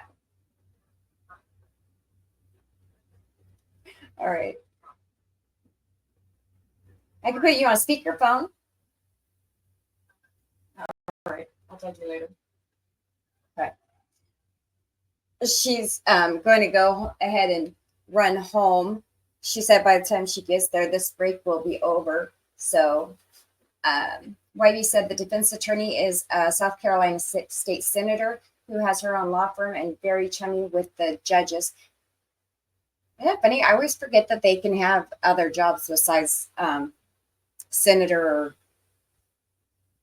got like those. That's funny because she's still a defense attorney. Irene said the state is doing a horrible job. They're doing a shit show of a job. They're not putting on a very strong case at all. YB, hi Irene, they really are such a shame. It's kind of pathetic. This prosecution's making Sarah Boone's prosecution look like they were the life of the party. I was so disappointed in them at the beginning. I was kind of hoping we'd come back today and the prosecution would have gone back to the drawing board and been like, okay, we're not doing something right. We got to come out stronger on this one. But it seems like they're still just going through the motions without any, this is very shameful. And then it leads me to wonder if they're going to even call any more witnesses after her because they're doing such a shitty job at trying to prove anything. And his ass doesn't have to prove shit. He just has to sit there with resting bitch face.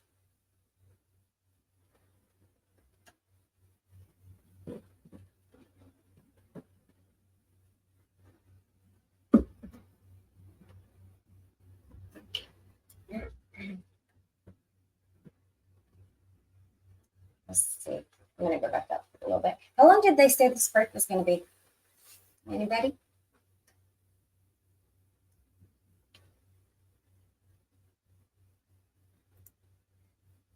Deb said earlier, I used to love people, why I chose the medical field and counseling.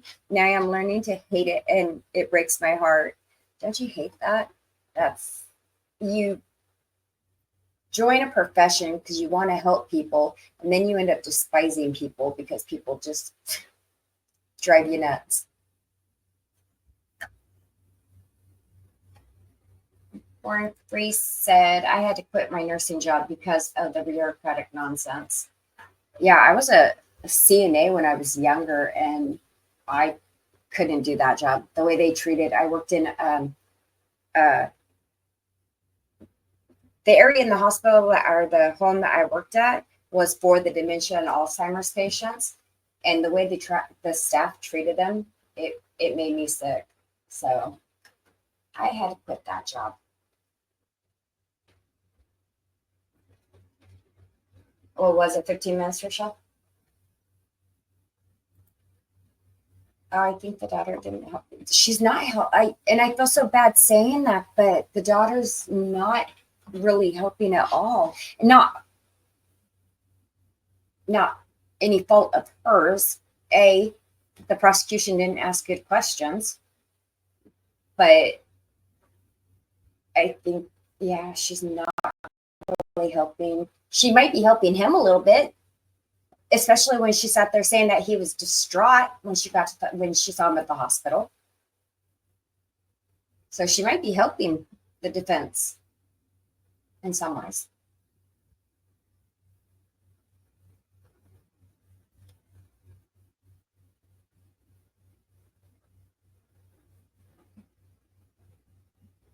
I'm trying to scroll up through the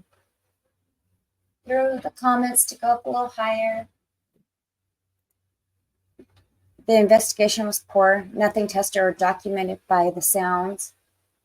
So we had, 3 officers come in, and a lot of the questions that the defense was asking was, well, did you send that over to be tested? Did you send that over to be tested? And it seemed like every single time it was, well, no, that didn't get tested. It wasn't basically, and then if it wasn't that, no, we didn't send that off, it was like, I don't know, that wasn't my thing.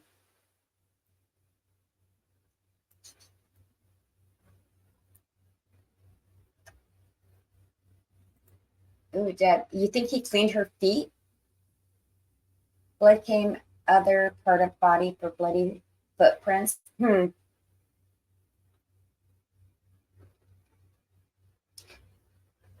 So I do like the fact that the prosecution made a point of showing that that gray chair was in between the fireplace and the couch that got burnt that she usually sits on, in the spot that she usually sits in, because I don't believe it was touched by any fire, right? So it would show that the fire wasn't jumping from the fireplace over a chair to get to her on a couch.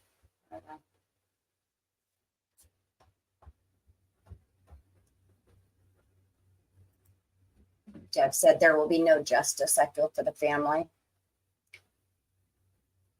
I don't see how the prosecution gets a win on this one with the way they're handling any of it.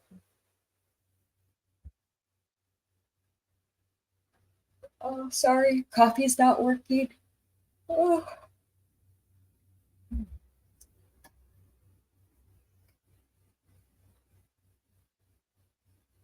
I'm trying to figure out, like, what I can't think of what the prosecution's thought process is on this one.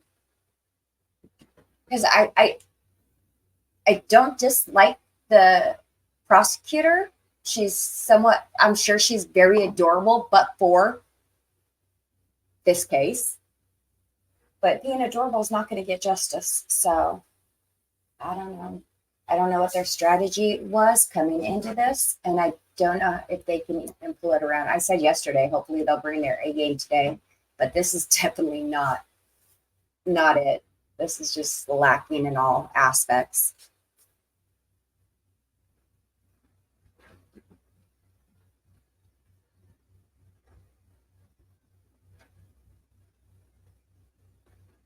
Oh,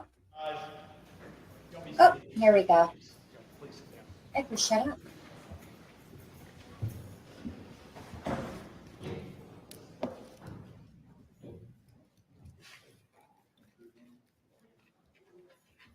Is the jury finished with their break, or bring them in, please?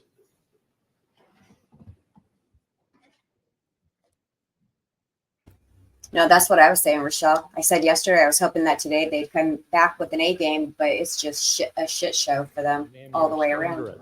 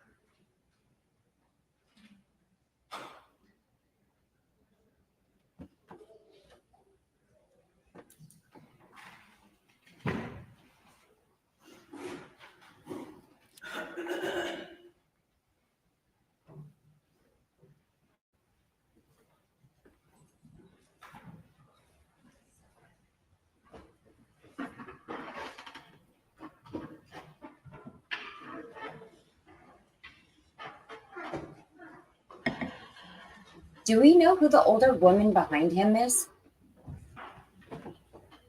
All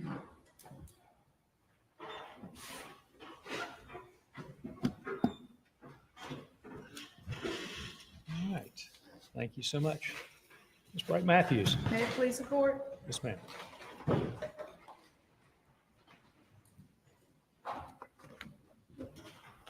Good morning, Ms. Kellum. Good morning. Ms. Kellum, how old are you? Trick question. 47. And you went to high school with Craig? Different schools. But y'all were in high school at the same time? Mm-hmm. Yes. And you used to bring Craig over to the house? Were y'all friends? We were friends, yes. And he came over to the house? Yes. At age 16, he started living with your mother. Is that correct? Living with her now. When did he start living with your mother? I really could not tell you. When did you leave the house? When I was, well, I left and went to Clemson in 95, And how old were you? been 18. Okay. Did Craig ever live with your mother before he eventually married her? Yes, And how long did they live together before he married her? I really don't know. It was a long time, but I don't know. Okay. And you were 1 year older than Craig. A few months older. Okay. You talked about the house that you were in. Your parents divorced. How old were you when they divorced? 12 or 13. Okay. And then you lived with your mother alone. Yes, Okay. Your mother eventually, when she was with Craig, had to file for bankruptcy, didn't she? On that house. Did you know anything about that? And Craig had to save it? I do know she filed for bankruptcy. I don't remember if it was before she was in that house or after. Do you remember talking with them about the house where they got the house and put it in both of their names because he paid it off? You remember any of that? I do remember him paying it off, yes. Okay. And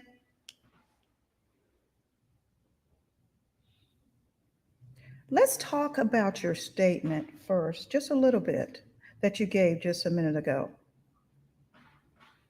You came over the day before to talk about needing money to help you buy a house. Isn't that right? Correct. And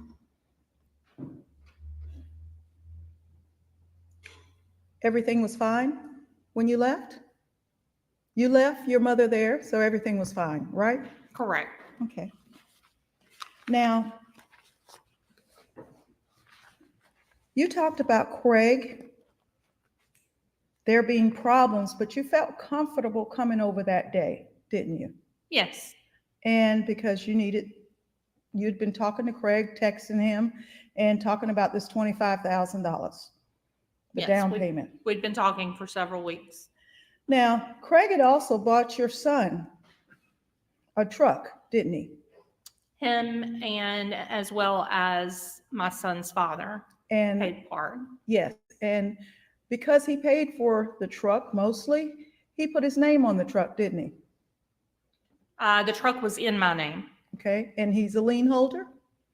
He listed it as a lien holder until Thomas's 18th birthday when it was supposed to be signed over to him so that I could not sell the truck or do anything to it until that time. He was concerned about you selling the truck, right? Or putting a lien on, right? I don't know. Had you previously had problems with finances? I would object to relevance.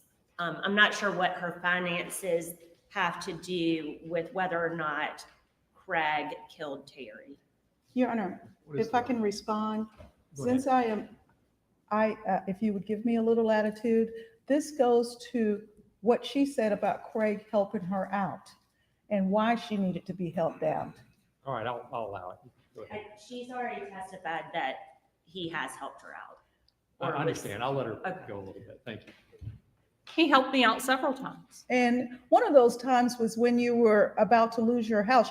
You and your first husband lived over in Silver Hills, which is not too far from Wade Hampton. Didn't you have a house there?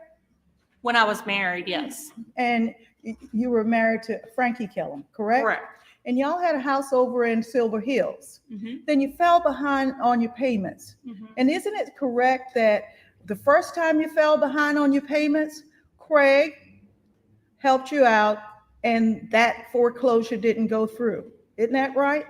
No, he helped me with my car, never with the house. The second time, isn't it correct that the second time when they were foreclosing on that house that you and Frankie had, he refused to help you because of this was the second time. I didn't ask him for help. Was that house foreclosed upon? Not until after I had moved out and my husband or ex-husband decided that he could not afford it anymore, so he let it go. The foreclosure and the deficiency was placed in your and your husband's name? Yes, because my name was on it as well, but I was no longer living there. Okay. I was no longer making any of the payments. That was all on my ex-husband. Didn't Craig quit high school I believe so. and he went to work in the logging, eventually worked different places, but he ended up in the logging woods? Objection to leading? I'm on cross. Yeah. I'm sorry, but relevance, what is the relevance? It's, Well, let's cross. I'll let her go a little bit. Go ahead, please.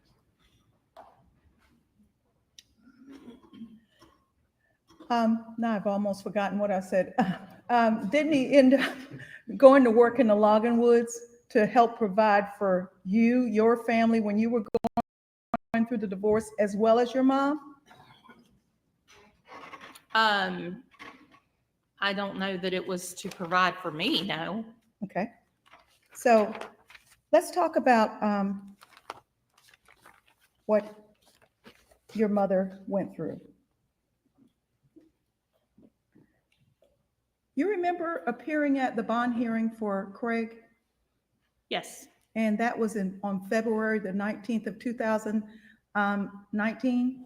I don't remember the date. And do you remember writing a statement to the bond judge and Yes. reading that? Do you remember in that statement whether or not you said anything about the 3 times or being knocked down or slamming hand in the door or anything like that?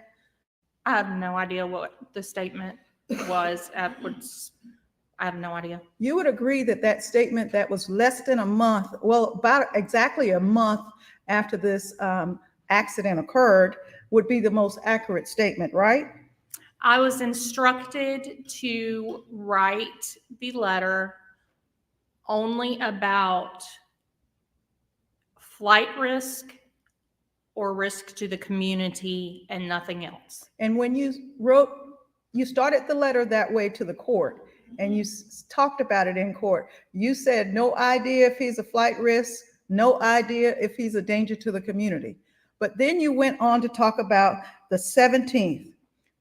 Do you remember making this statement, Leanne? The night of the 16th in the early morning, 17th, she called me to come to get her. She was screaming. Do you remember that? Yes, I went to Kansas City Road address.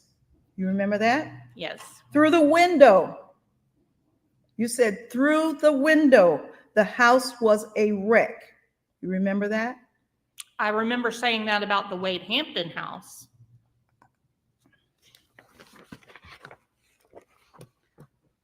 Let me just finish and then I'll show you the rest of your statement. Okay. Through the window, the house was a wreck, broken furniture, broken shotgun. Her meds were thrown everywhere. Yes, She begged for her keys and wallet so I could take her home. yes, Okay. I watched him slam her hand in the door, push her down the ramp repeatedly, mm-hmm, and slam her head into the grill on the porch. yes, But then you wrote another statement. And in that statement, you specifically said that he threw her down 3 times okay. and broke off a shotgun in her hip. I did not see that. Okay, you said that in this statement. You said you saw a broken shotgun. Yes, I did Okay. see the broken shotgun. I did not see how it got broken. And you said just a minute, and previously in another statement that there was somebody standing up in the camper at 2:00 in the morning. Yes, when I was leaving, one of the guys, I don't know which one that lived in the camper, was standing there. Okay, and you also, in that statement, said that this happened at 2:00 in the morning. Yes, And you stated when you were testifying on direct that your mother was outside. Didn't you previously say that it was dark, 2:00 in the morning, and your mother was seated outside? I don't remember if she was seated. I know she was outside. Okay, I'll show you your statement in a minute. And you said that she beat on the door, or did you just take her that first time? Was it the second time that she beat on the door? I believe it was the second time.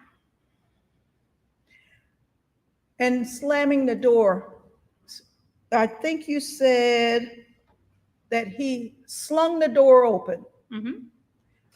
Is there one of the chains on that door to stop it from going too far open? This is a mobile home we're talking about. I have no idea if there's a chain or not. And the entire time this is happening, you're in your car. No, You I got- am standing right beside the ramp. Now, Leanne, please tell this jury whether or not your mother was having a manic episode. No, she was not. Was she bipolar? She was controlled bipolar. Okay. Were there lights on outside? I have no idea. Okay.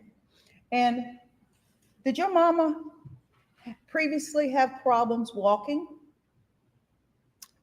She had balance issues at one time, yes. Had they resolved? For the most part, yes. What is for the most She part would mean? still occasionally have an issue, but nothing major. And is it your testimony that Craig threw her all the way down the wheelchair ramp?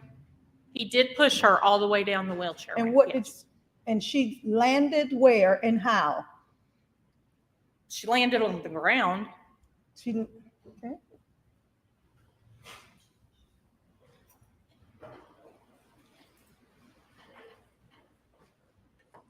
I'm going to show you what is marked as State's Exhibit number 47. What is that a photograph of? The wheelchair ramp. Okay. Where was your car parked? I really could not tell you. I have no idea. In that photograph on that night when you saw all you say you saw, you can't tell me where your car was parked? How you pulled in the yard? I have no idea. I pulled in over here in the driveway and came over here, but I don't know if I parked on the side or the back. I have no idea. And is it your testimony that this entire ramp, when Craig came out, he threw your mother all the way down to the end and she landed on the ground? Yes, he pushed her all the way down to the end. And he did that by her falling down, or did he shove her out the door?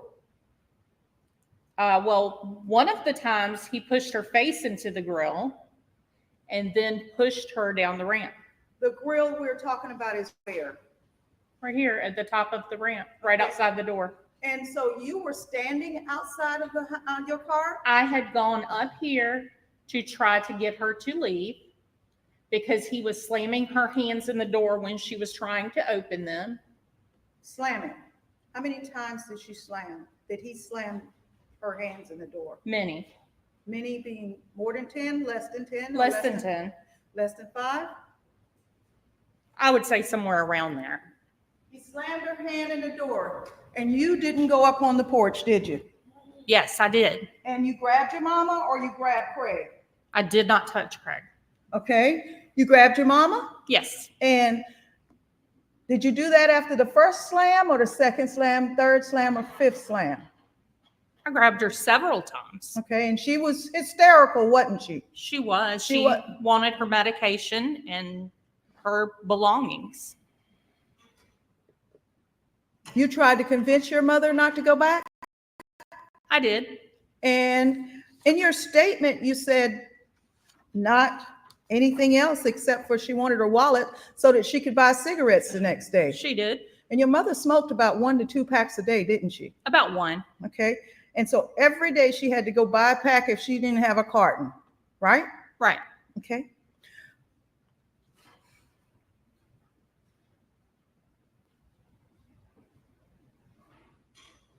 Let's go to the hospital. In your statement that you referenced earlier, I think it's interesting, Leanne, that you said in that statement, he said she was playing around and caught herself on fire. Did you tell the jury that just a minute ago? I believe so. He is, okay. He said, I mean it. It's bad. You need to come home. Right. Okay. So do you make a distinction between playing around and caught herself on fire from she was burned, just plain she was burned? I don't understand the question. Okay, that's fine. This happened on January 17th, 2019. Isn't it in fact correct, 12 days after this accident happened, you filed an emergency proceeding to become conservator and guardian of your mother? Isn't that correct? Yes, Okay, and you hired Morrison Payne here in Walterboro to do that for you. correct. You filed an affidavit, a sworn affidavit, that your mother had third-degree burns over 50% of her body and that she was set on fire by her husband, didn't you? I would have to look at what was, because the doctors did say at first that, Okay. You can't say what the doctor said. You can't object here in question. No, Let's do this. I understand you've withdrawn the question. Don't answer it if you would. did you give us affidavit with the court? yes, Okay, let me show you the affidavit and I'll ask you if that's your affidavit.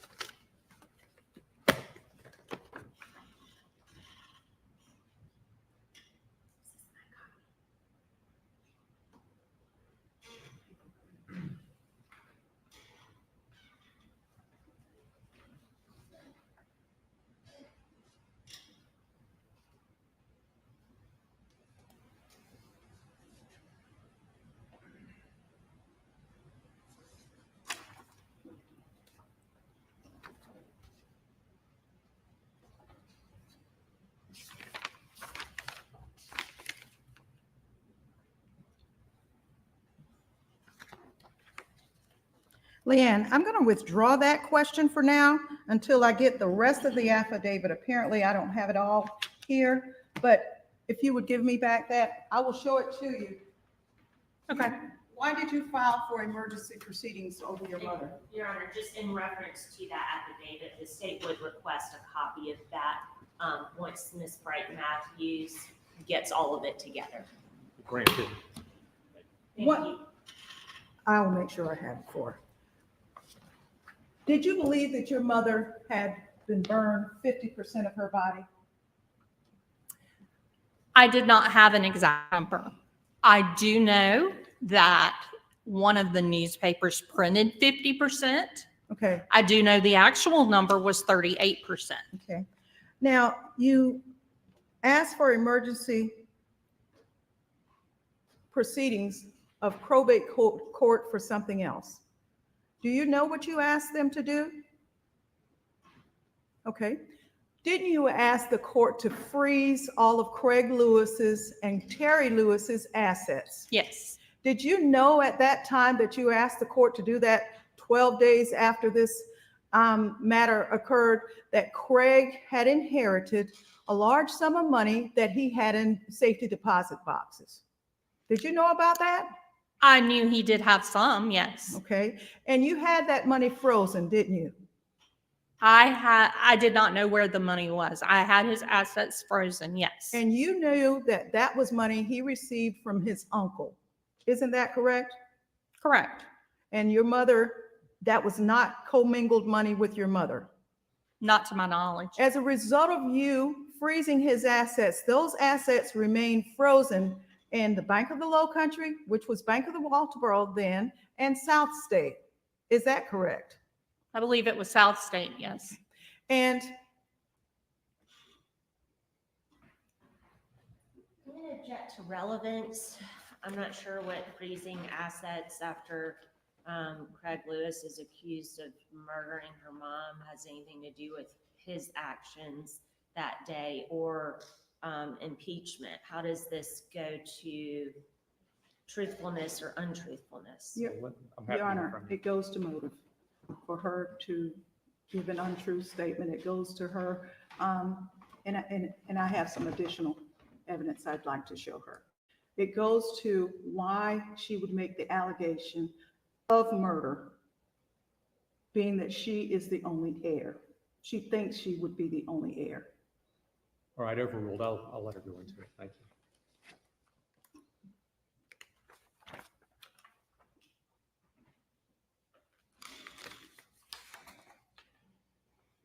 Ms. Kellum, you remember us appearing in court on the 29th of January of 2019 and your attorney producing that bank statement of Craig Lewis and Terry Lewis? I do remember going. I don't know what I was given and what I wasn't. You remember being shown that by Judge Amundsen, the probate judge, and this is a statement date of 2019 February, where it has attached to it a check that was written by you on Terry and Craig Lewis's account and dated January 15th, 2019 for $1,200 that you admitted in court that you predated a check on Craig's account and your mother's account when your mother was incapacitated because the check was cashed by you and not signed by your mom on January 23rd. Do you remember doing that? I never predated anything. Well, did you cash a check on January 23rd before you became conservator of that account? I was told to. Your Honor, is that yes? Yes. I would move this into evidence. Counsel have a copy? Yes, I have. do. Okay. Any objection? No, Your Honor. All right. That will be what number? Where are we, Madam Court Reporter? 6. Defendant 6 without objection.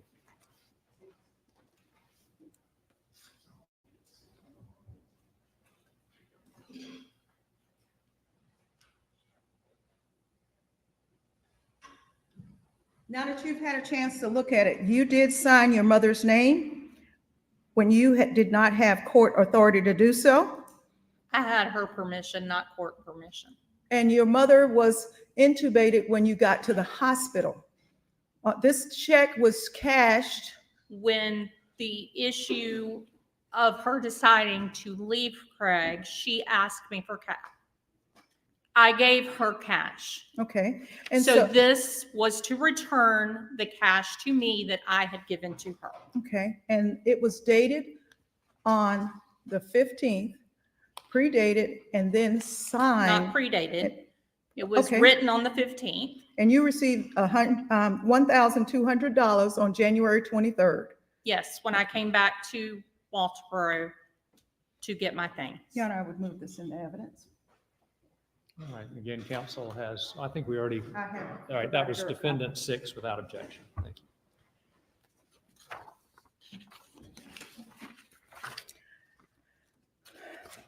Leanne, isn't it in fact true that only 4 days after your mother was accidentally burned, you started a GoFundMe account, didn't you? Well, I was going to be traveling back and forth to Atlanta and living in a hotel for months to come. So yes, I did. My question was simple. Did you start, I did. and you did that within 4 days of your mother being accidentally burned? Yes. Okay. Is that a copy of the GoFundMe? Yes. And tell the jury, if you would, how much money you got from that account immediately? Does it say on here? Because I really don't know. It says almost immediately you raised $2,530.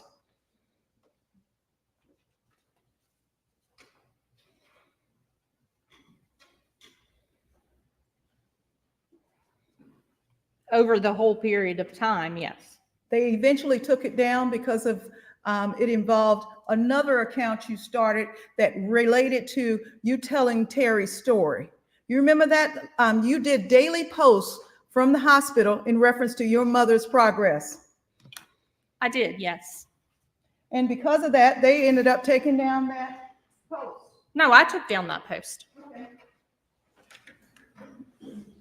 Because my job helped me live in Atlanta, so I did not need any assistance. You didn't need any money at that time, right? Correct. Okay. Your Honor, I would move that into evidence. As number 7. No objection. No objection.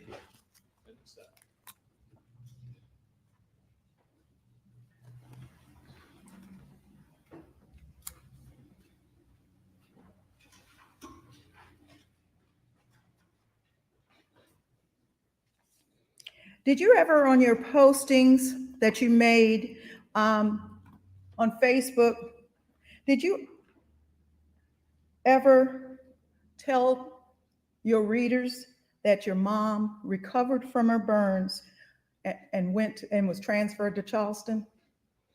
You remember saying that? I probably did, yes. Okay. You never told them about the 2 falls she had once she was at NHC and back in Augusta, did you? I don't know of 2 falls she had. Okay. I know of one. And as a result of that fall, what did you do? You were her guardian and conservator. I was told she was not injured during the fall. Okay. Did Dr. Baumgardner or any of the doctors tell you about her lung being injured? And they had to have x-rays because of the fall? Because of the fall? No, I was never told that. Okay. Now, you love your mom? Is that a question? You loved your mom, didn't you? Very You much. supported her. You were always there with her. I was. Did you ever say that mom gave up her will to live? She did.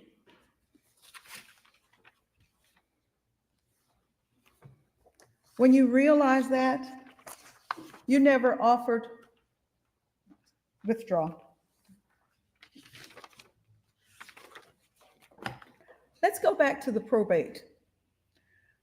Were you relieved by the court after a motion to compel was filed by the judge in probate court as conservator and personal and guardian for your mom? I don't really understand that question. Did they remove you as the conservator and of the estate and find you in contempt? No, I filed to be removed when she passed away. Okay. And in order to be removed, you had to turn over the financial documents. Yes. And by then, Morrison Payne had already stopped representing you, right? Yes, I was no longer using Morrison Payne. And so then you had to, the court sent you a letter. You told them my mom has passed. So they told you you have to file an accounting. Mm-hmm. And did you file an accounting? I did not do it on time, no. And then the court sent you a couple of letters, and then you ended up hiring Andy Shepard out of Somerville. Yes, who helped me get it all taken care of. And when you say taken care of, what does that mean? He helped me file all the paperwork and financials that needed to be filed. Leanne, I have an order here that was filed by the court on 2021, May 14th. And in it, the judge says, you as the conservator you were found in willful contempt of court for failing to perform your duties as conservator. And she goes on to say that you must file these documents. And then you later received the help of Andy Shepard. And again, you're found in contempt of court, even with him, because, correct me if I'm wrong, anyway. Objection, Your Honor. What is the objection? I would object on the basis of relevance. This is all stuff that occurred in probate court after the death of her mother, after Leanne has given statements. Her performance as conservator, I'm not sure has anything to do with her being a witness in this case or for the purposes of impeachment or anything like this. She already testified that this was about not timely filing something for a conservatorship. What does this have to do with this case? Your Honor, again, I'm on cross, and if you would give me a little latitude, there's another order explaining the contempt, which goes to financials and what she did with the money, with her mother's money as conservator, and that goes to veracity. All right, we'll try to wrap it up in a few questions because I'm trying to figure the relevance. I am What's the- objecting to the entry of a contempt order for not timely filing. Is that offered as an exhibit? No, Okay, I all right. just showed it to her. All right, thank you. Leanne, I won't have to put in the document if you remember. Do you remember the court in August of that, right after that contempt order, finding that you, when filing the accounting from when you were taking care of your mother's affairs while she was in the hospital, that they found that you had spent $4,454.90 of her money and couldn't account for it? Is that right? I could account for it, yes. Were you found in contempt of court for not accounting for $4,494.90? I was able to account for it. All of those were expenditures that my mother, during her time in Charleston, asked me to do, things she needed, things she wanted to do, things she wanted to do for the kids.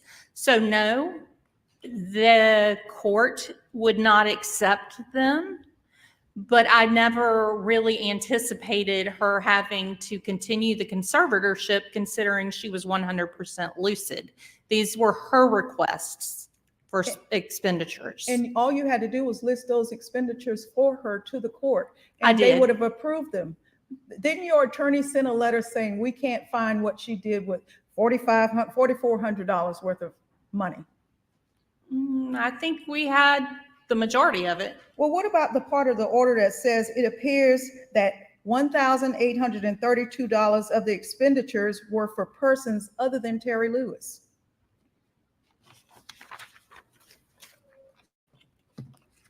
I have no idea. You don't know about that? You don't remember going into the hearing and being asked by the judge about that? That's been 5 years ago. I have no idea. Your Honor, I would move this document into evidence. What document? I thought I gave it to you. This is the contempt.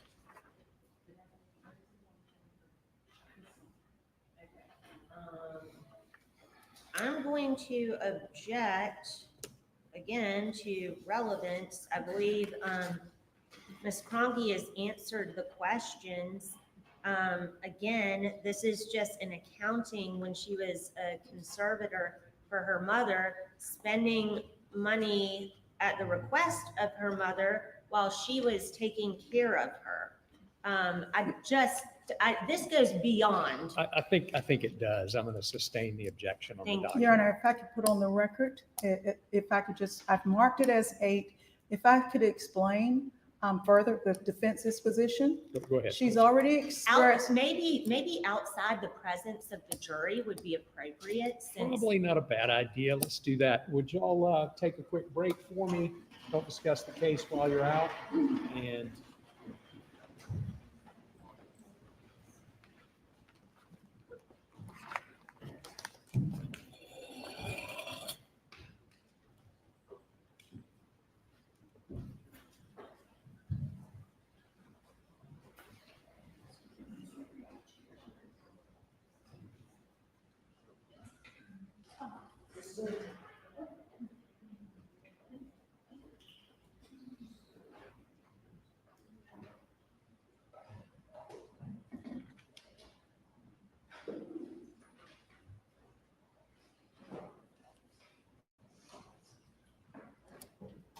all right, yes. If I can, in response on the Rule 608 of the evidence of character, conduct, and bias of witness, under subsection C, it says Evidence of bias, prejudice, or any motive to misrepresent may be shown to impeach the witness either by examination of the witness or by evidence otherwise adduced.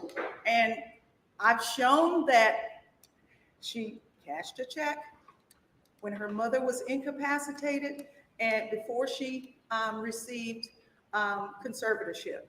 I've also shown that there are other instances where she has a motive for money. And the evidence that is there is an order of probate court a year and a half, 2 years after this for conduct that she was displayed when she was conservator, showing that she could not account for money. She's not challenging that there's anything wrong with the document. She's challenging that she doesn't agree with it. So the document should come in. I guess what I'm trying to figure out is this. It was 2 years after. But it references what she spent the money on doing the conservatorship. When I got Ms. Cronky to tell me in Cross that once her mother died, she contacted the court. The court then sends her a letter saying you have to file an accounting of what you did during the 11 months you were conservator. That's when she said she went to get Andy Shepard to be her attorney. And that's where the problems, when he attempted to try to see what she had done with her mother's money, that's when the 6,000 plus missing. But and the charges and allegations at that point had been made for 2 years, right? No, but the motive for her making the allegations can be derived under 608 by the use of this, showing that she committed bad acts before a court, that she was in contempt, that she took her mom's money and she couldn't account for it. Let me ask you this. How much more of this is there? Is this the last part of this chain? What else is left in this particular issue with the probate court? Oh, that's primarily it for the probate, Your Honor. That's it. All right. Happy to hear from the state again. Okay, thank you. I'm sorry, I misstated. Teresa caught me. That is not it. There's another issue, but just one other issue. All right. Well, might need to take that one up too, I guess. I certainly object to holding some sort of probate trial during a murder trial, particularly things that were filed in 2021, August of 2021, 2.5 years after the murder of her mother. And it's regarding her performance as conservator. That has nothing to do with any allegations, any statements that she made in January of 2019. Ms. Bright-Matthews has made the point, if her point is that she had something financially to gain, she has made that point. We don't need to get bogged down with these probate court orders and documents. And so this attorney did this and this attorney did this. I mean, this causes jury confusion.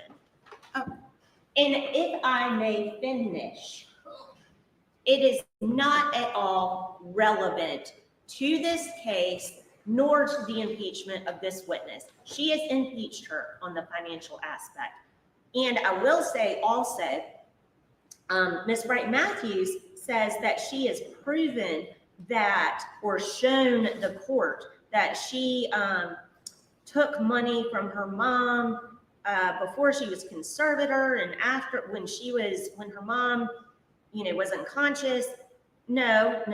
Ms. Kellum, Ms. Cronky testified that that check that has been entered has the date on it of January 15th of 2019. And it was to pay her back for cash that she gave her mother when she was trying to leave the marriage. So that's going to be up to a jury to decide, but these probate matters, we're getting down in the weeds and this is not relevant. Your Honor, I don't have to, as I understand under 608 and under cross-examination, if I'm going to the credibility of a witness, I don't have to give relevant stuff to a murder. My client is facing a very, very serious charge. And she is the only one that says that there was any circumstantial evidence or connection to this burn.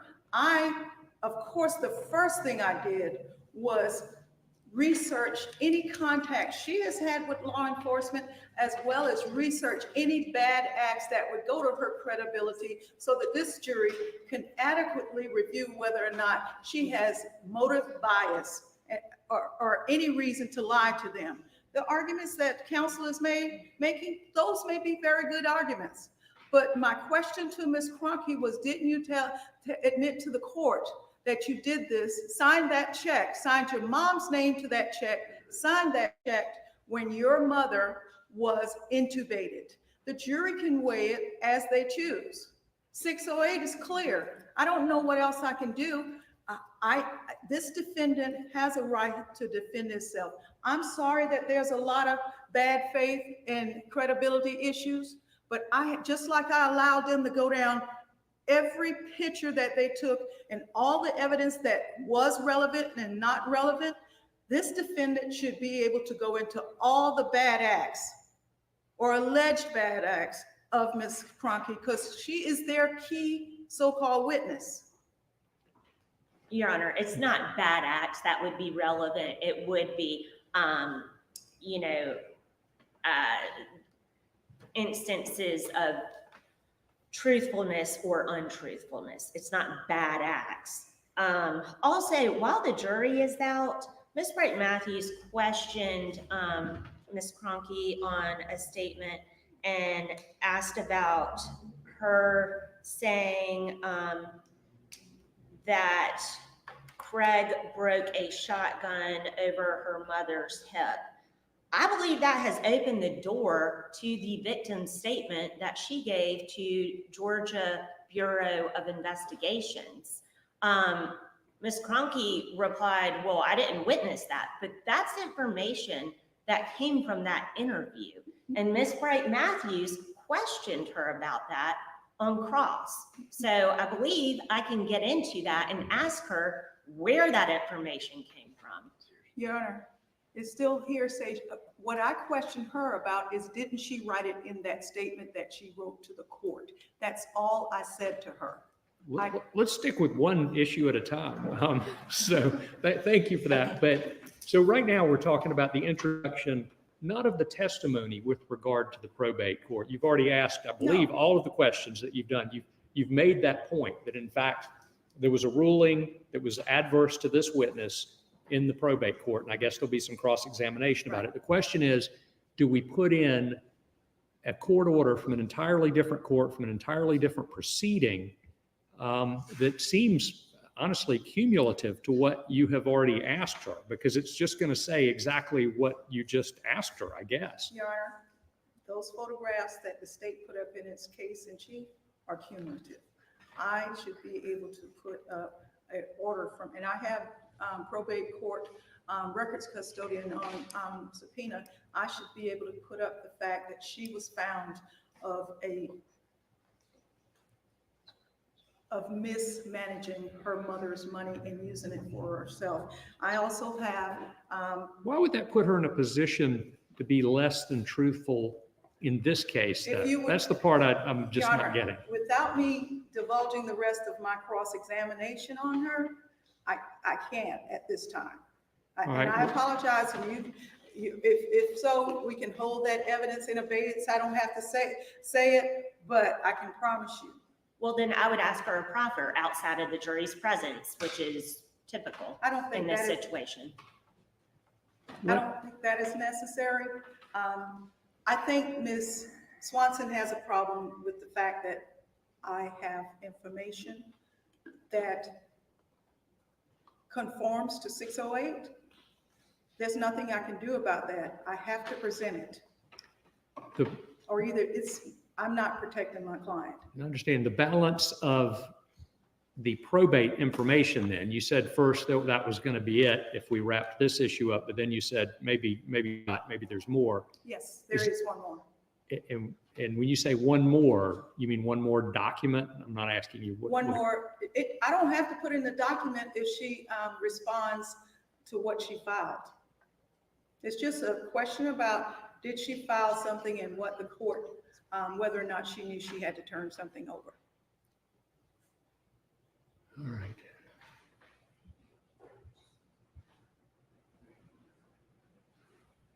And then that's the ballot, that's everything in the probate issue. Yes. Which again, I'm struggling with, but mindful of the rights of the defendant and the rights of the state. I think I'll let you go a little further with it, but once those everything you have described is asked, then you are done with the probate issue. Is that accurate? Yes, Your Honor. And am I to understand that these documents are not going to go back to the jury? I plan on moving that contempt regarding the $6,100 and at the appropriate time that the court considers that motion. Can I look at that? I haven't actually seen that court I order. would object to the documents going in if testimony has been given to such. It just causes jury confusion. It is cumulative. And then Ms. Bright Matthews thinks that pictures taken during a murder investigation are cumulative. This is not part of the murder investigation.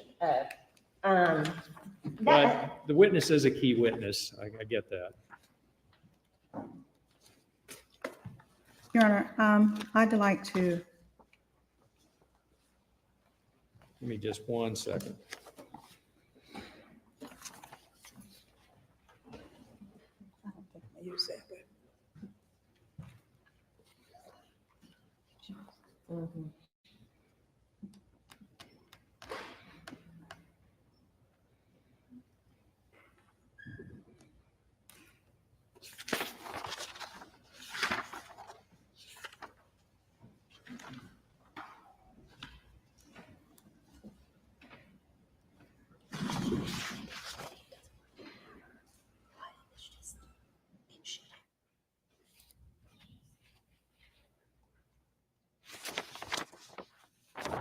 Now, this order says she's purged of contempt and then requires some, Because of an agreement regarding her paying the money back. If you go further in there, all right, and this is what has been marked as 8. as defendant 8. And I think right before somebody handed this to me, counsel, did you have something? It was the same document. Same document. All right, Whatever she's intending to enter. okay.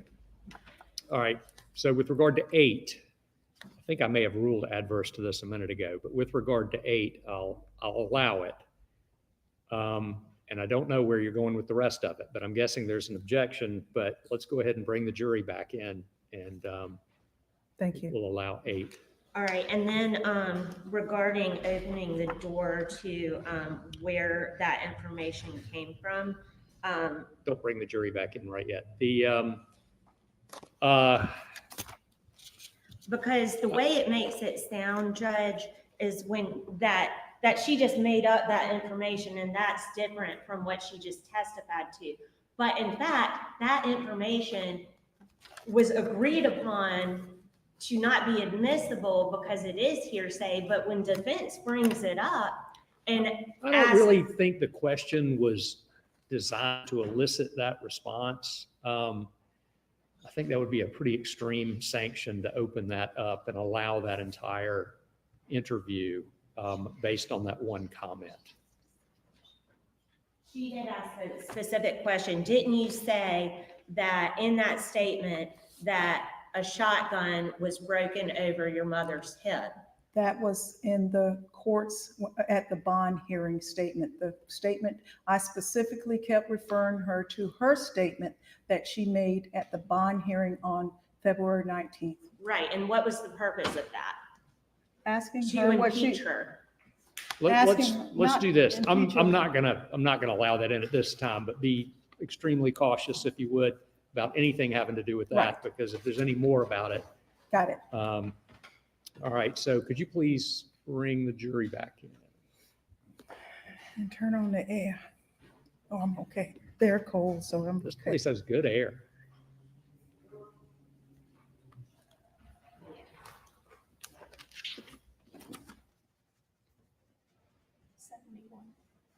$71.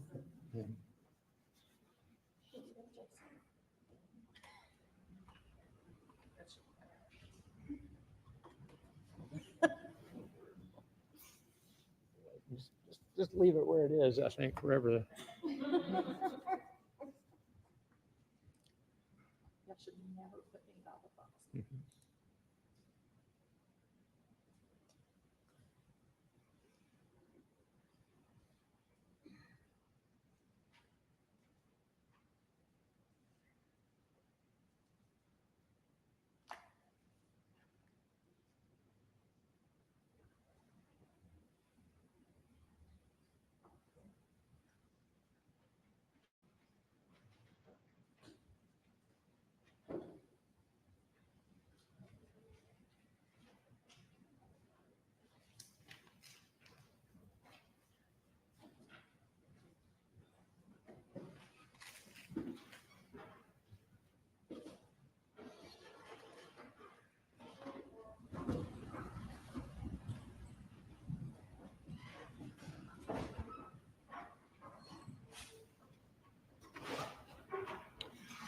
All right. Thank you all so much. We had a matter we needed to take up outside of your presence. As I instructed you early when we started this procedure that we might have those moments, and this was one of those moments. So we'll now be back on. My understanding is Defendant's Exhibit 8 is offered and is admitted despite the objection of the state. So Leanne, did you have to file, we talked earlier about an inventory and appraisement where you had to account for all the money. In that inventory and appraisement, did you also put a notation in there about a Globe Life life insurance policy? I can't tell you exactly what I put in there, but yes, was paying the policy. And when you were paying the policy, you also had the ability as your mother's conservator to handle her business, didn't you? Yes, I did. Did you, what was the value of that policy? Wasn't it $30,000? I think it was 25. It might have been 30, but I was thinking 25. Did you change Craig's name to your name as beneficiary on that Globe Life policy? At my mother's request, when she was lucid, yes.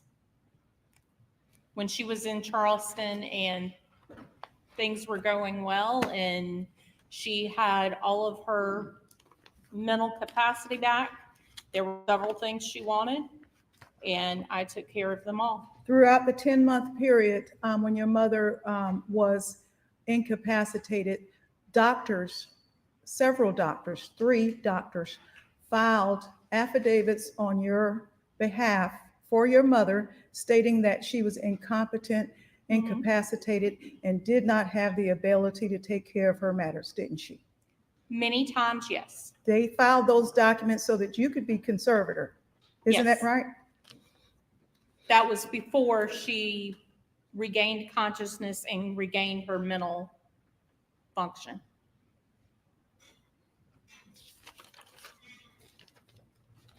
Did you handle your mother's funeral?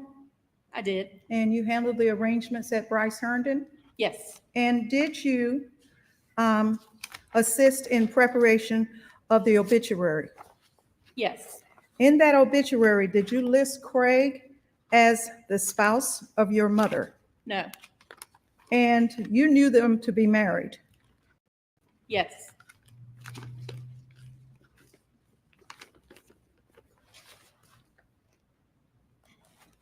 You knew your mother had a hard time throughout her life because she had a hard time with the divorce of your father, didn't she? She did. Okay. Is this the marriage license?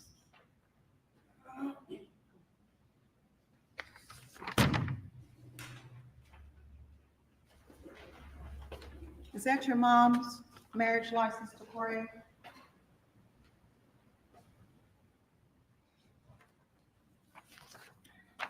Yes. Does that appear to be the original? Yes. The Terry Lee Bennett is the same one that was married to your father, Tommy Bennett? Yes. And on that, it shows that at the time of their marriage, he was 27 years old and your mother was 49. Isn't that correct? Correct. And they lived together for some time since he was 17 years old. Isn't that correct? Once again, I'm not sure of the exact age. I know he was young, but I don't know the exact age.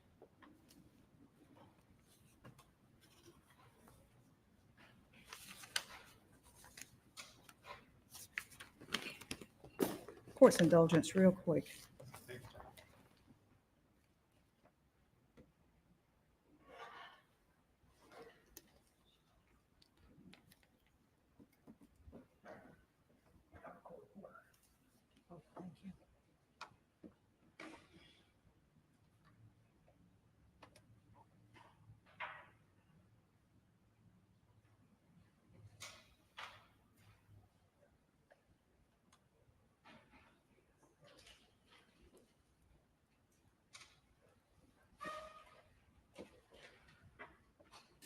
Would you agree with me if I said that the day that Craig called you, telling you to hurry up, that he was distraught and upset? He was panicked. Yes, he was distraught. And he was in the room when you got there. He didn't just abandon your mom in the hospital, did he? No, he was there. He absolutely was there when I got there. And you absolutely saw Craig slam your mama's hands into the door the night before. And Several you, times. And you love your mom. Yes. And yet you took your sick mother back to that house, didn't you? To Kansas City? Yes. Yes, because she did not have keys to get into Well, her how'd other you, house. you never got them. How did you get in the house? One of the doors happened to be unlocked. Oh, okay. And you went in, or did your mom go in? We both went in. Okay. Did you spend the night with her? No. Okay. Why didn't you call the police? You didn't do that, did you? She begged me not to. Okay. She promised me, she begged Okay. me not to. But you are her daughter. At the time, you know she's a cancer survivor. You know she's bipolar. You know she has many strokes. You'd gone to the hospital with her when she was complaining of falling. And you also knew that she had lithium poisoning and she would just walk and fall. But yet you never said anything to the cops. You could have left her at Wade That was Hampton. years previous. Years previous. Did you know that previously she also was diagnosed with dementia? Not to my knowledge, no. Okay. But you went with her to her appointments, didn't you? Most of them, yes. Okay.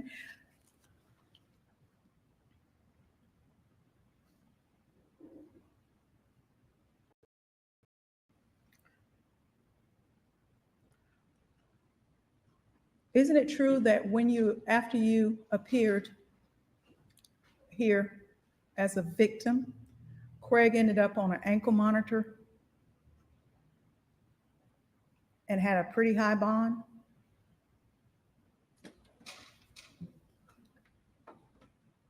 I mean, that's a matter of opinion. Did your mom love Craig? She did. Did Craig love your mom? Yes. Did your mom appear to just lose the will to live?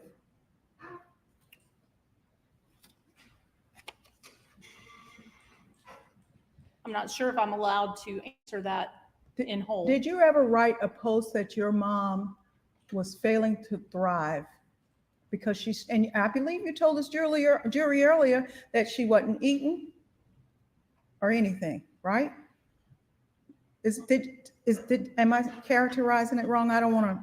No, you're not. I mean, there's reasons for it, but I just can't say what that is, so. Leanne, you've been sworn to tell the truth here today. Absolutely.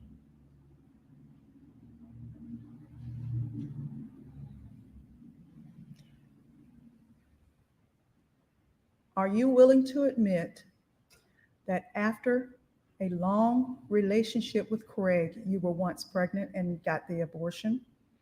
And that Craig, as well as your father, paid for the abortion when you were 23?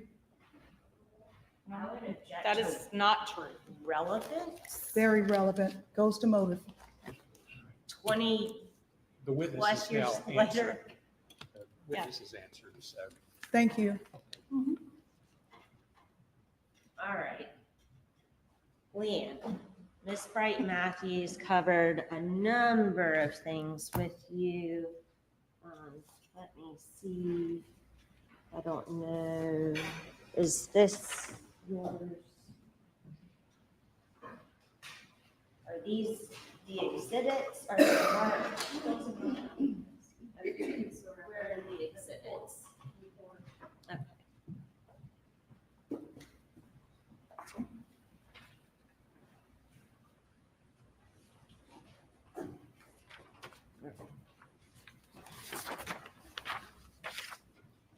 I think there's a GoFundMe exhibit somewhere. Oh, that's what. I think all that's up here. And the marriage license is still up here.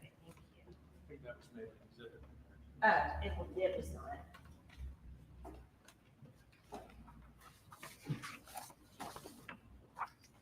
All right, Leanne. I'm going to show you what defense entered as defendant's exhibit number 6, and this involves the check that you were questioned about. Yes, What is the date on that check? 115. All right, and is that predated? No, When did your mama die? Or I'm sorry, when was the burn accident? the burn accident was on the 17th.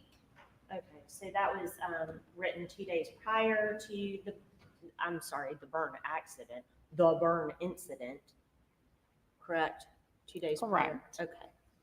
All right, and what did you say the check was for? She had decided after an incident on the 13th that she had to find a way out. She asked me to give her cash. Objection, Your Honor. I tried to give her latitude, but she's hearsay. This is redirect from what she was asking during cross about the check.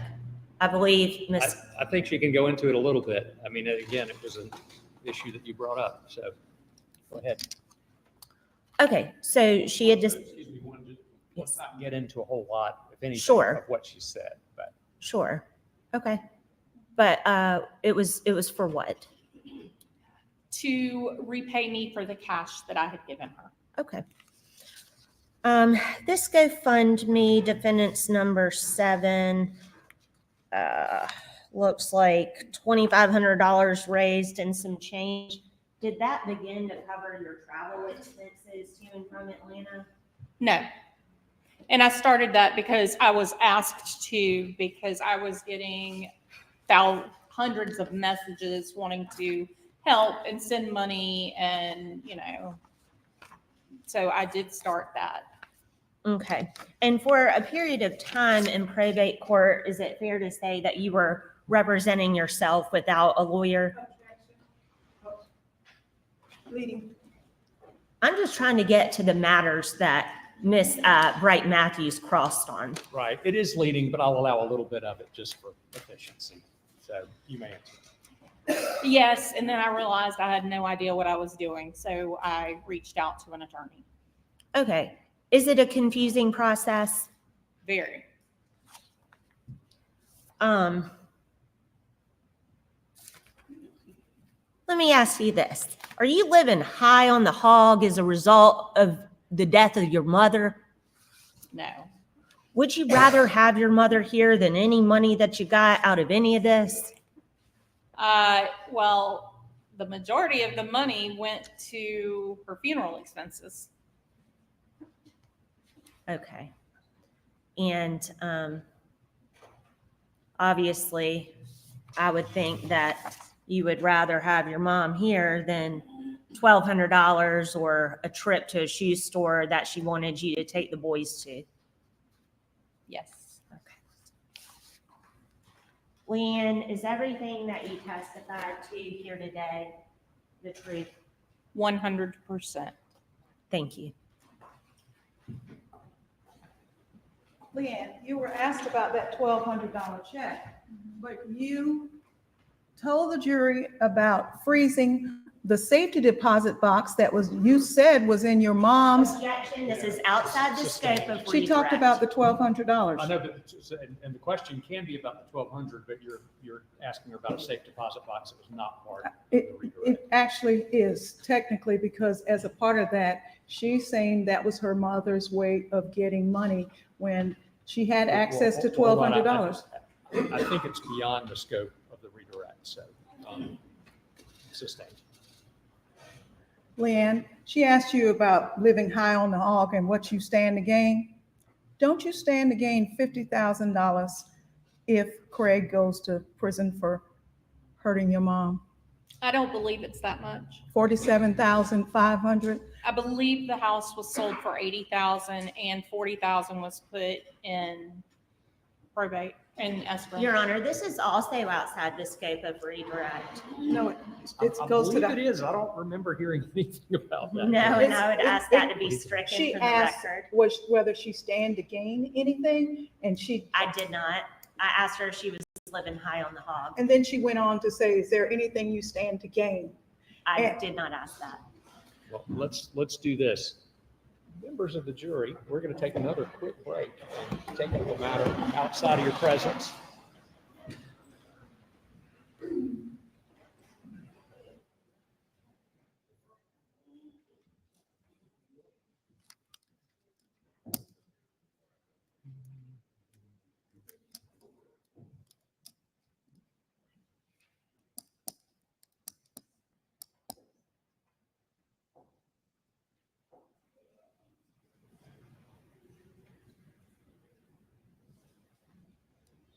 Can you see when the doors close?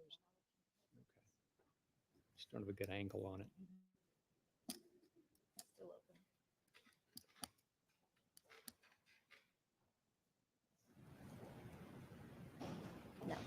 Great, thanks. Madam Court Reporter, can you find Ms. Swanson's questions? I think it was very near the end, and let us know what those were.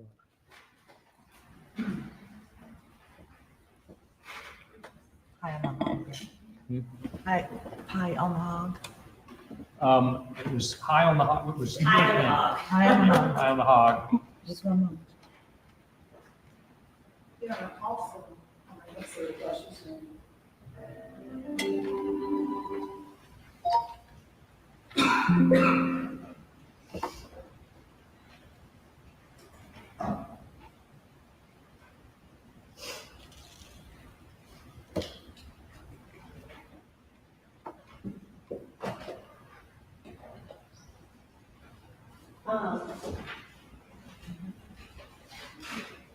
Let me ask you this.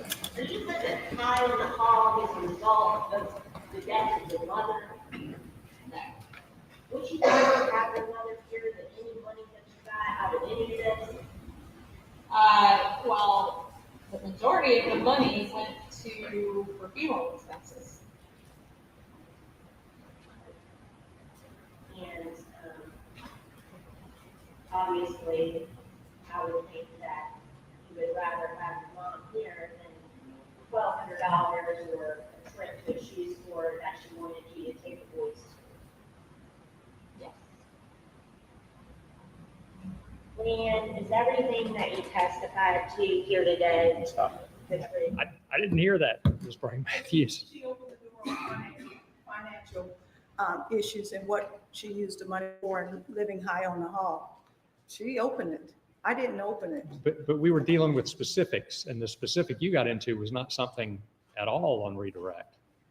In fact, I don't think did we hear about $47,500 and at all in any of When this? she said that about her living high on the hog, and I don't think living high on the hog opens that. I think, again, you're restricted to what was in redirect on recross, and I just don't think that was in there. Would there be other questions on recross, or would that conclude? That would conclude. Okay. So my plan then would be to bring this jury back in. Is there nothing else then for this witness? Nothing else for this witness. All right, bring this jury back in and give them an hour for lunch. Does that Okay. work? Or is there another does that work with your schedule? Should we take one more witness before we eat lunch? The next witness I would call would be Jason Chapman. I don't have a ton for him. I don't know how long Ms. Bright Matthews would want him on the stand. He just kind of fills in some things. We could certainly call him or wait till after lunch. Since we don't know, maybe we'll just wait till after lunch. Sure, whatever the Does court. that work? Yes, for scheduling purposes, when will SLED? SLED is here now, so they will be prepared to testify right after Jason Chapman. So everyone will be ready to go as soon as we come back from lunch. All right, I'm thinking an hour even. It's 12:10. Probably the best thing we can do. All right, let's bring them back in then, please.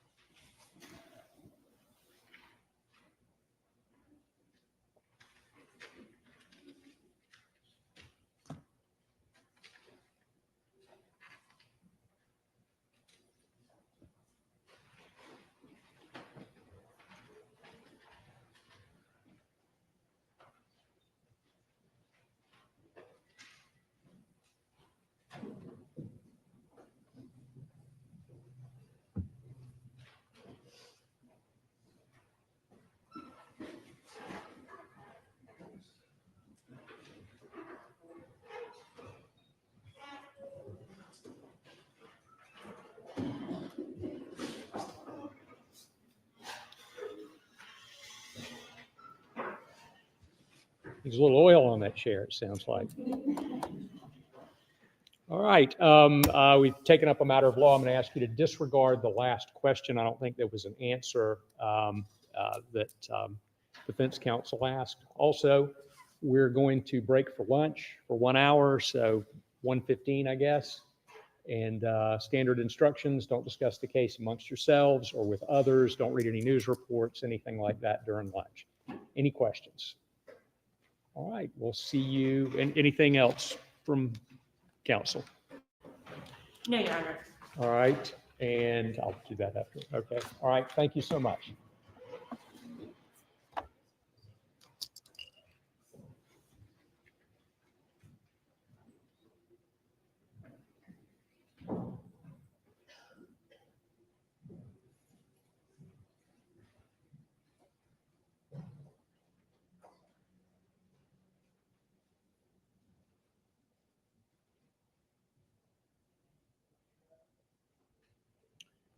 All right. Any objection to excusing the witness? None from the state. Yes, Okay. Is she under subpoena? yes. Okay, well then, And she's been here as a victim in the gallery. all right. Well, I think she intends to stick around Yeah. anyway, but Well, you're excused from the stand. How about that? We're going to eat lunch, but you're not excused from the trial or the subpoena. Anything else for the record? Nothing. All right, let's eat lunch. Thank you.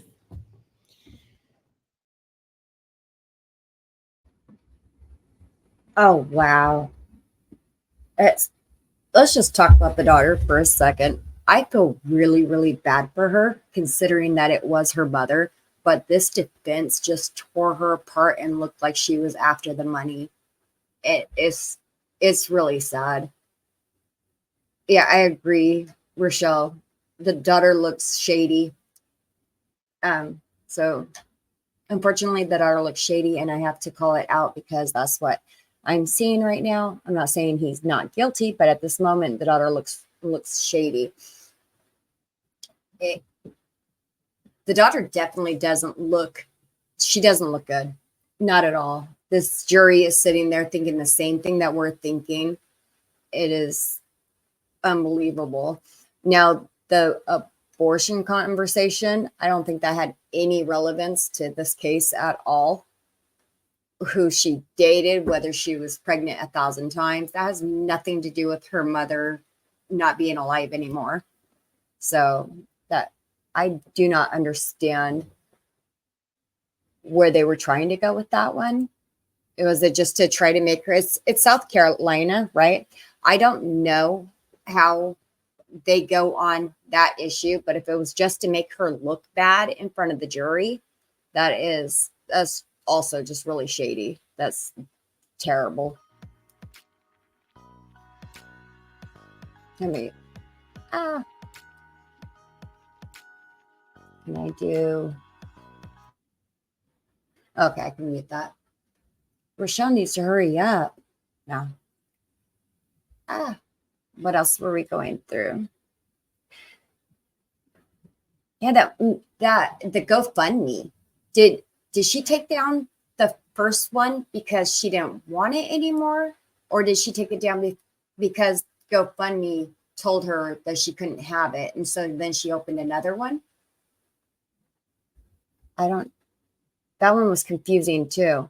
And I can understand needing a GoFundMe so that she could be closer to her mom while her mom was being treated and everything. But when you look at all the other things that came out about the money, it just makes her look really kind of, in Rochelle's words, shady.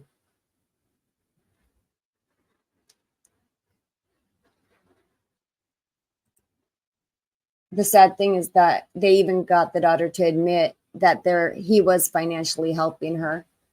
How long ago was it? Because I think I missed it. Like, was that a recent thing or was that a couple of years old? I mean, because I'm trying to think of a scenario, but you can help somebody 2 years ago and then currently screw them over or do something horrible. That doesn't mean what you did 2 years ago is going to be excuse your bad acts, basically. No, it had nothing to do with the case, but I think the defense was trying to show that he was even willing to help her financially with that. Yeah, again, so just because I do a good thing, that doesn't just excuse my bad acts. And I understand what you're saying, Rochelle, and I agree with I see what the defense is doing. They're trying to make him look like a good guy who's willing to go out and help her and, loved her mom and all that stuff. And I think it's working. The defense is, as much as I can't stand her, she's doing her job. So I agree with you on that one too, Rochelle. She's doing her job. She's doing a great job at it because the prosecution is really, really lacking on that one. I do like the way she finally popped up and was like, if I may finish. I was like, damn, okay. No, I agree with that. It's just the fact that defense is showing that she was always supposedly asking for help from her money and from Craig. Yeah, I agree. The defense has turned the focus to money, and it should have been about the abuse the daughter herself witnessed even the day before the fire attack and the grapers in the room.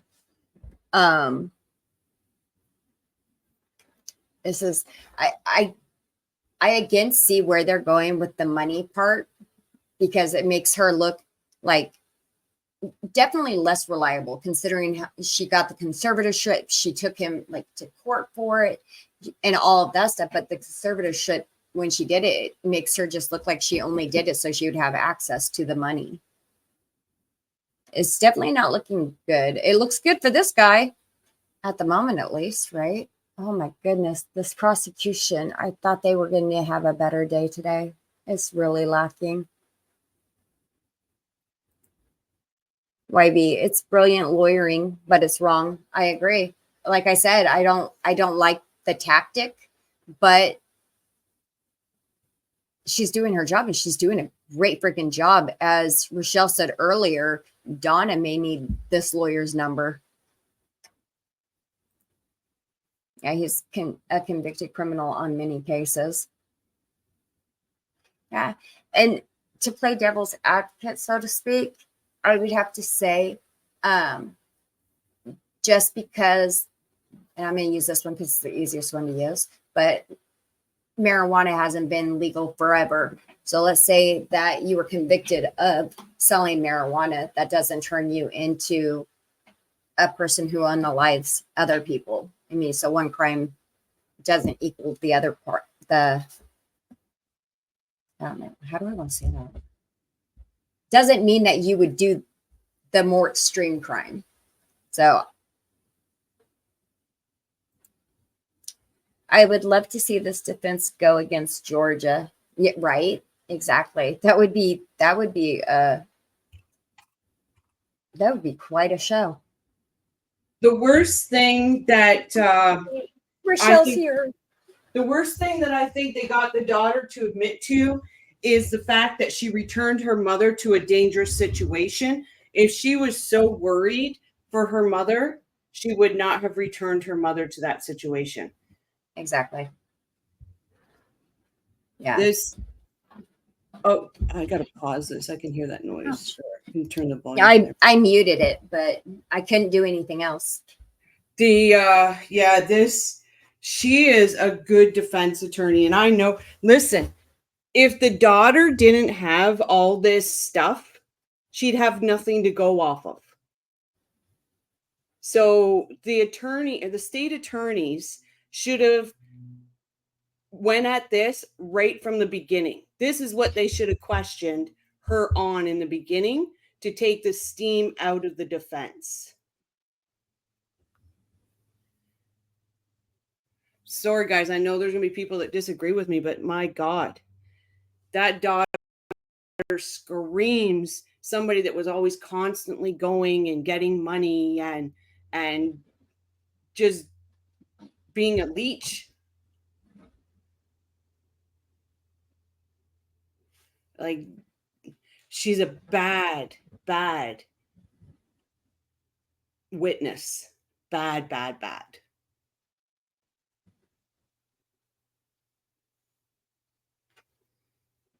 I think that right there where it's I think she's very powerful defender, best ever. It's very sad for justice. I think that goes to the base of our justice system, because everybody's allowed a good defense, right? And if we didn't have good defenses, everybody would be in jail. It's only because the prosecution has to put on a strong enough case that there's no reasonable doubt. If they can't do that, then that's also very sad for justice. But here's the problem with the state attorney, the whole team. They have lackadaisy police officers that didn't do their jobs properly. They have lackadaisy medical. They have a horrible main witness. Like, honestly, how do I say this? They made Terry out to look like she was incompetent even in life. Her daughter made her look out like that. Like, I'm sorry, my 80-year-old grandmother can work a cell phone better than I can. But they made her out that she couldn't even work a cell phone. We have coffee crew members that are older than what Terry is and that can get around in the internet like nothing. Sorry. Like, she's got bipolar. I wonder my question that popped in my head is, why did her first marriage end? And why is this older woman dating such younger men.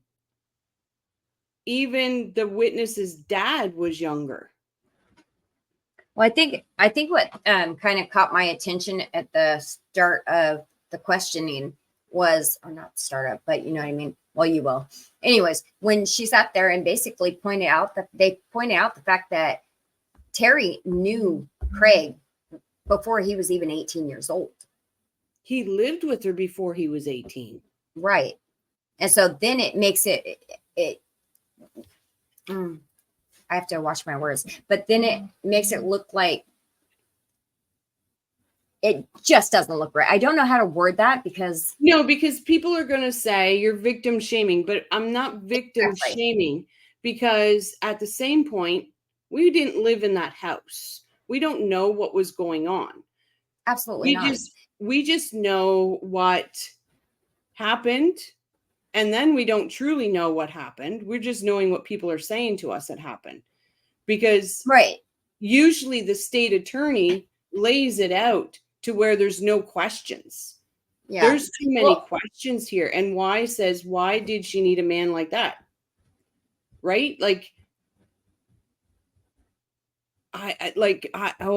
this case here, I thought it was a cut and dry case.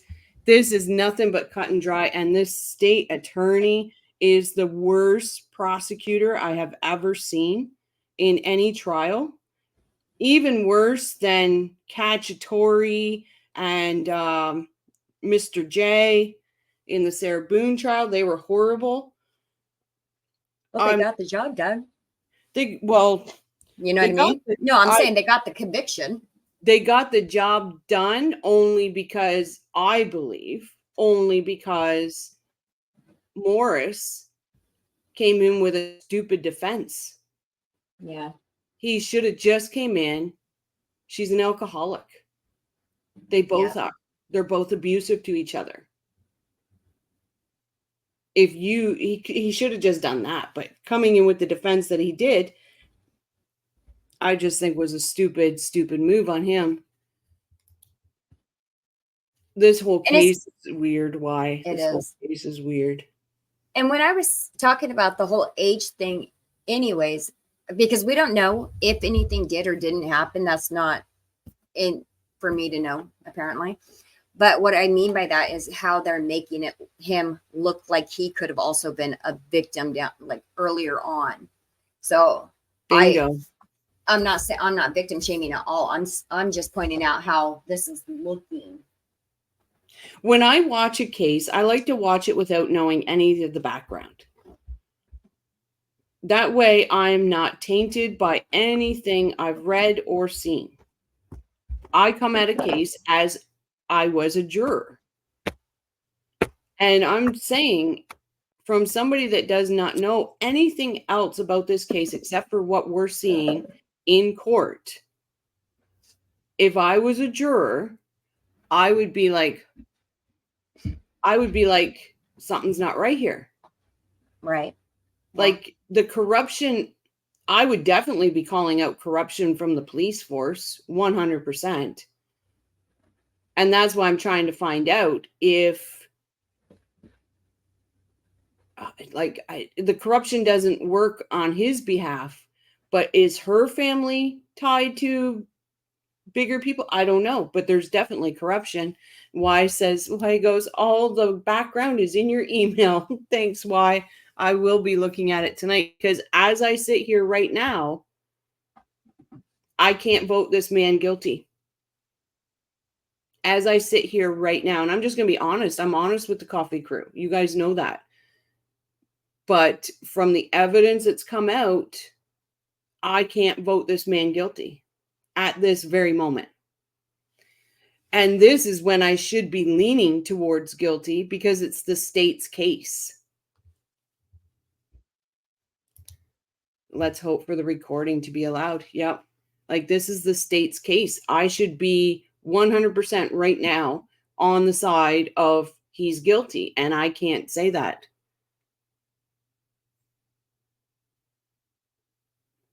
I'm not saying that he didn't or anything. I'm just saying if I was a juror, I can't say right now he's guilty. I believe you're right. Why they should have started with the recording. Yep. Unless they use the recording at the end, or I'm wondering if they'll be able to use the recording in their closing statements. They can use it if it's brought into, I believe they can use it if it's brought into the trial. That's what the whole thing was about, Sarah Boone and the tapes. But this defense attorney is too good. She is not. She's very careful not to open any doors. She's good. Like, I'll give it to her. She's a good freaking attorney. She is. And that's shocking because we haven't seen a good defense attorney in a very long time.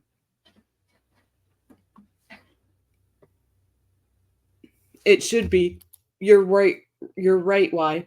It should be brought into evidence during the state's case. Right. That's why I was saying if it's brought in, and it should be, if it's brought in there, then they would be able to use that in closing.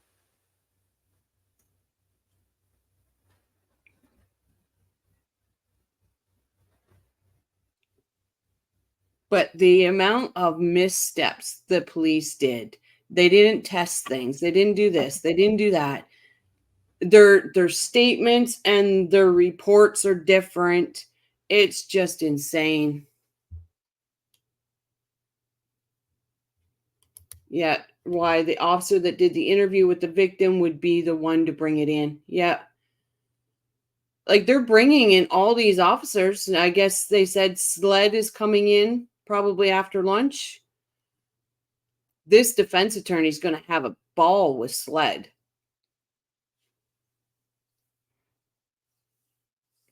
And we know how that worked out with their Murdaugh trial. SLED seems to be the most corrupt police agency around.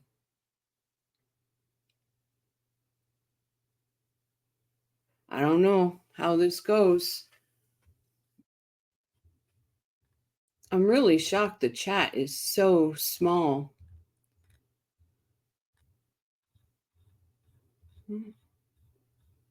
I do know this case is taking it out of me when I work. I should be done, but I'm taking too much time in chat.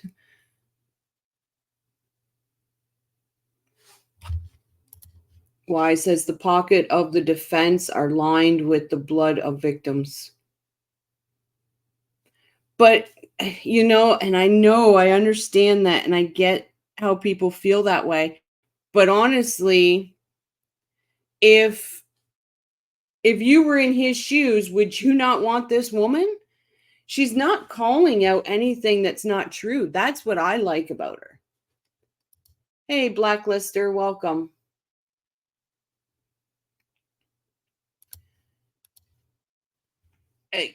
She's calling the daughter out on her BS.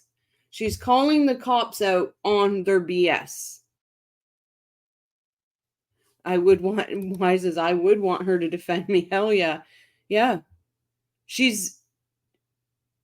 Anytime she says something that somebody's saying, she brings it back with documentation.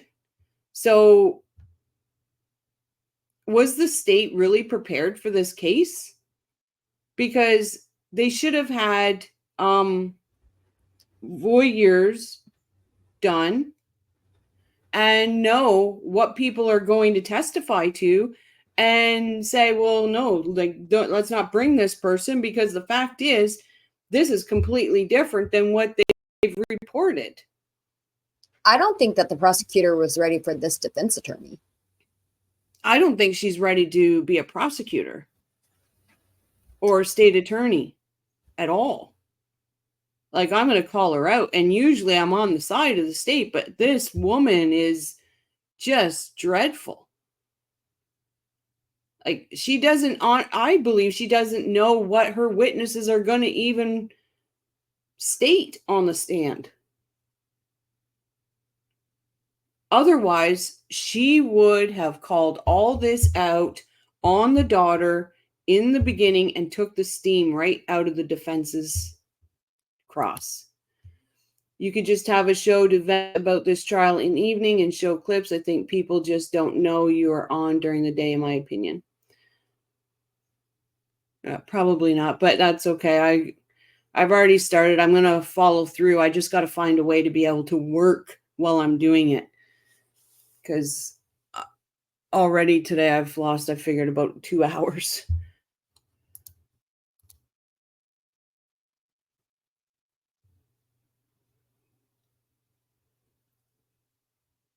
But she is a great she's a great defense attorney.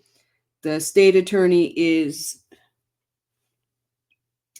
I'm wondering if she's fresh out of college. I don't know. Something's not right. She's not meant for this type of job.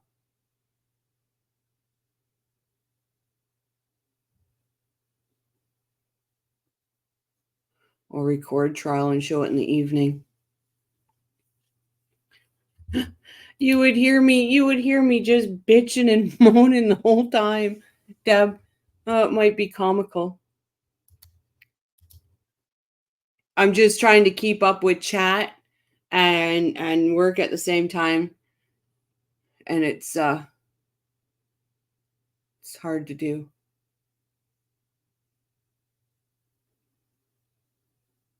Because I don't like ignoring you guys. I like to have that communication back and forth. Why did that turn to top chat? Why not? Why is it not live chat? That's Are you weird. staying now? No, God, I got to go back to work. I got to pay my bills. Why? Bills are so boring. Yeah, well, I've always worked from 12 years old. I have never not worked.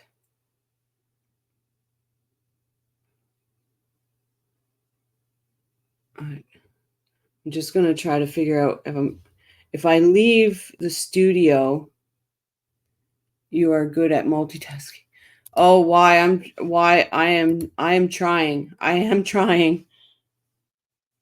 What should have only taken me a couple hours today is taking me a lot longer. But I got to finish that house today because I got another house that starts tomorrow. You do why? You have my name right.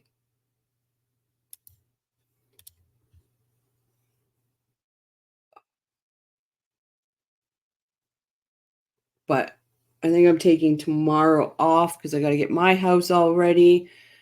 Do this stream because my son is coming for when I go and have surgery.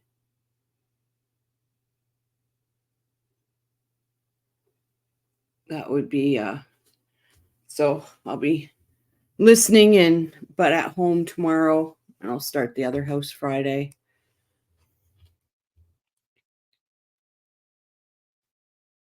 Because today's Wednesday. I'm hoping. See, I thought we would have closing statements by Friday, but I bet you the defense is going to put on a whole big case.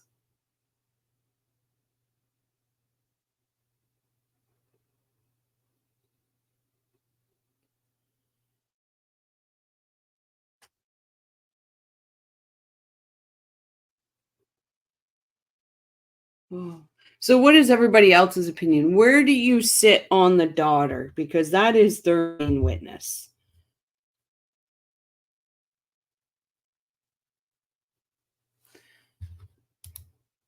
The house sold for 80 because he trashed it. Now it's worth 300. Okay. But what house? That's what I wasn't clear on. Because he owned both houses. Her name was not on the other house. It was just him.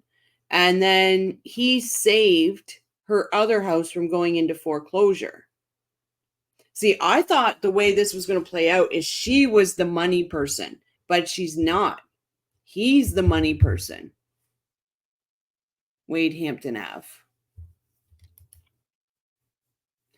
Yeah, he's the money person.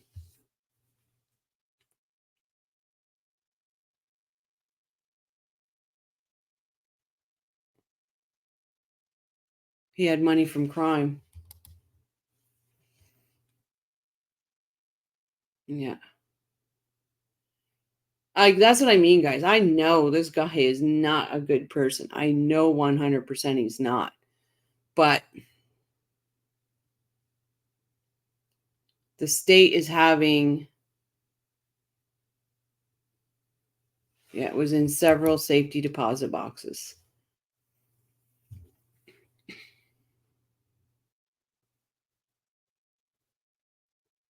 And it seemed like the whole abortion thing, I was like, oh God, where's this going? Then I realized it was to show that he even was willing to help her out with that.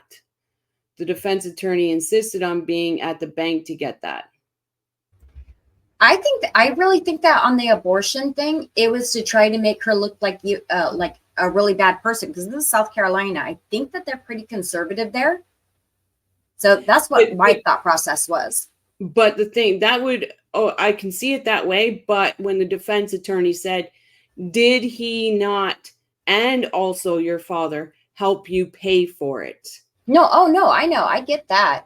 I'm just saying, I don't even think that that needed to be brought up, but to show that she's not as good of a person as they all might think. No, I agree. She's not. Like, I agree. This, my view. I'm saying why the defense brought it up was to show the jury that she's not as good of a person as they might think. Oh, exactly. That's all. It was just to taint her. Well, she really didn't even need to do that because she was tainted right from the beginning. Like, yeah, very true. Right from the beginning, she was tainted. There's things that the state could have got in. Like, first off, you watched your mother 5 times get her hand slammed in a door and you didn't stop it? Are you kidding me? I would have been out of my freaking car and I would have got in the middle of that shit.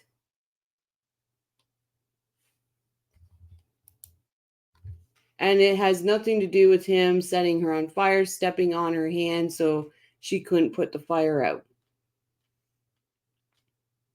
Like, and that's the thing. We know, in our minds, we know he did this, but the state isn't proving it. And that's what makes me sick about this. Even the day before, she saw him slam her hand on the door. Yeah. And take her away. She's taken her away. But what does she do? She takes her back.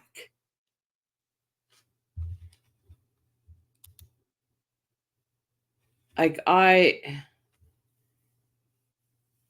I'm sorry. I don't like my mother. Can't stand her. But if a man was beating on her, I'd be there in a heartbeat. I'd take her out of the situation. She wouldn't be living with me. I'd find another place for her to go. But because one of us I probably would end up in jail. They seem to be forgetting the reason they are there. A person died because of trauma done to her. Yeah, and that's Deb, and that's what I'm saying. Like, in our minds and stuff, we know he's guilty. But this state attorney is not proving it, is not laying anything out. And everything she lays out, the defense can rebut. The defense has documentation showing, no, that really wasn't said, or they didn't do this, or they didn't do that. When she was medicated and delirious, she kept yelling, die, bitch, die, and they didn't know why at that point. And here's the thing, do they have any of this on recording?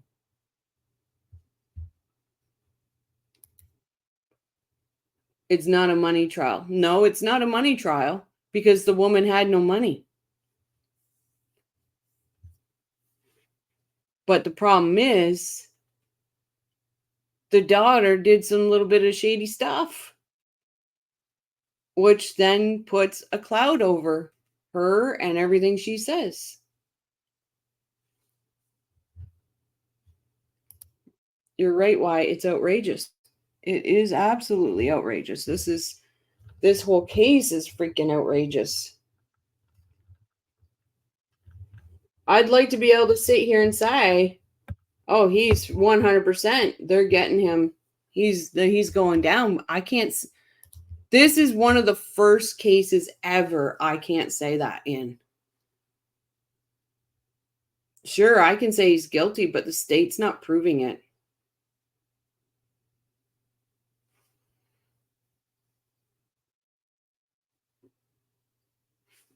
State just ain't proving it. But I need a...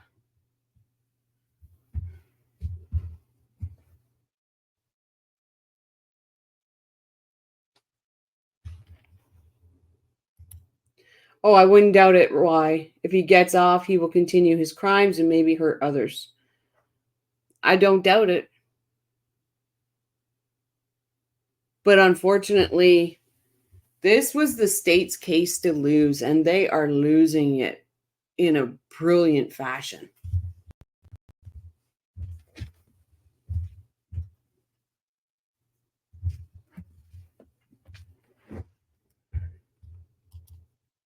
Yep, he is an evil man.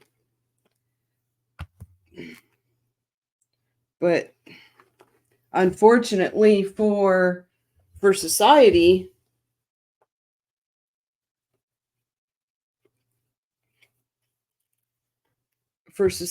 he may get off because bad prosecution. Yeah. Deb says, I believe that also, YB. Who is mad? I'm very mad. Oh, you should hear me at work, and I don't have it on. I should try. But you should hear me. I'm like, oh my God, can they just do their job? I'm like, I'm constantly going.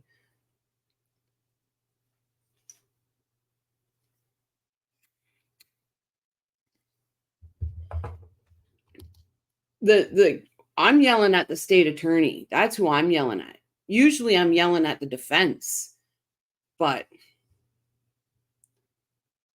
the state attorney is freaking useless.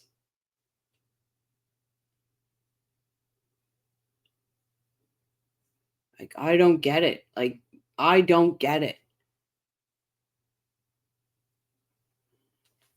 Maybe I'm spoiled from Georgia. I don't know. But Georgia would have came out with this stuff. She would have headed it right on, or she wouldn't have called the daughter as a witness at all.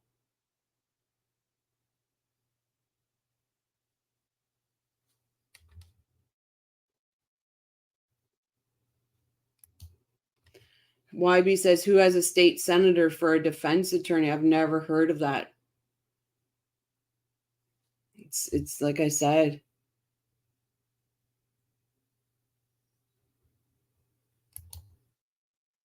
MasterChef UK has a new season if you want to cleanse your palate and mind.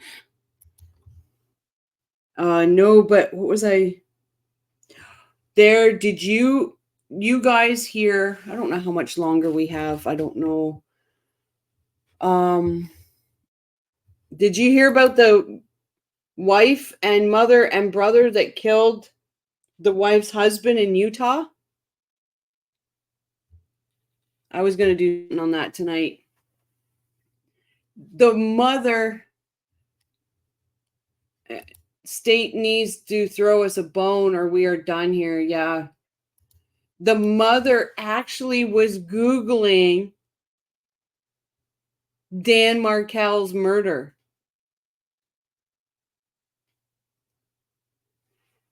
I could not believe that last night when I saw that. This family was, the brother shot the husband. He was trying to say it was in self-defense. He said the brother or the husband came at him with a knife, placed the knife in his right hand. The man was left-handed, so he wouldn't have had a knife in his right hand. The mother was Googling the Dan Markel case. And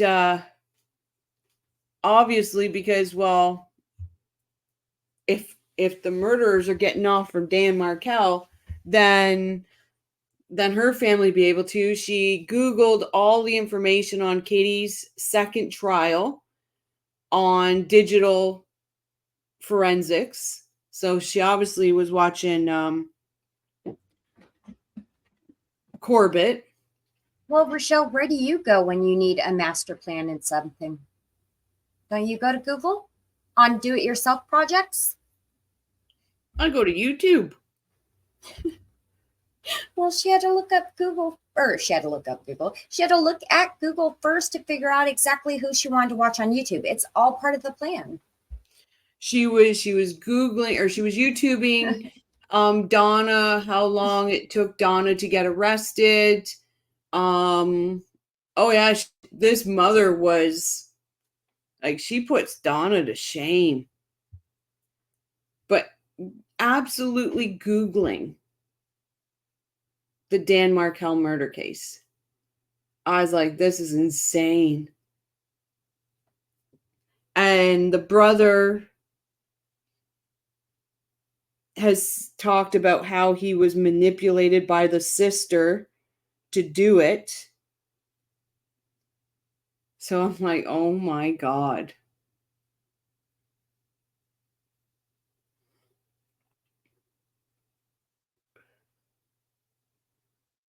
I couldn't believe it. I was like, this is insanity.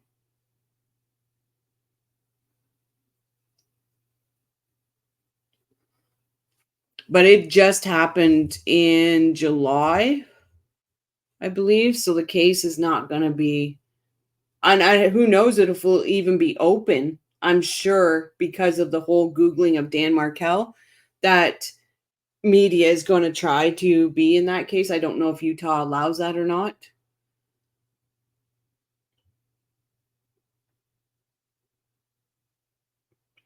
But they lived in California. Her mother lived in Utah. And they were talking about how, because she was going to visit her mom. This was the plan, to go and visit her mom. He changed his mind. He wasn't going to go. And so he was just going to rent her a car to go. And the mother was saying, no, you're going to have a sprained ankle. You have to get him here. You can't drive with a sprained ankle. You need to sprain your ankle now to get him to Utah so the brother could shoot him.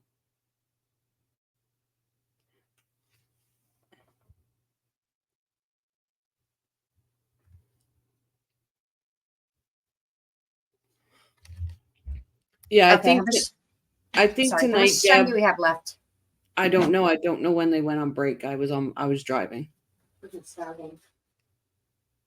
I'm gonna look for it because it was incredible. Like, as soon as they said she was Googling Dan Markel, Donna, Katie, Charlie, Wendy, I was like, are you kidding me right now?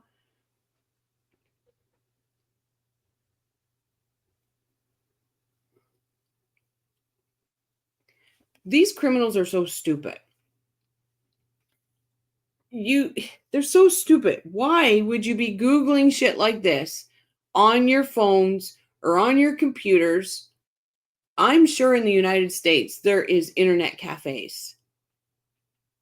Why are you doing this on your stuff?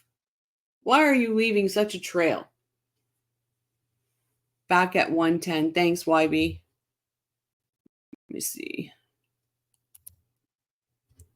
And I'll head back to work and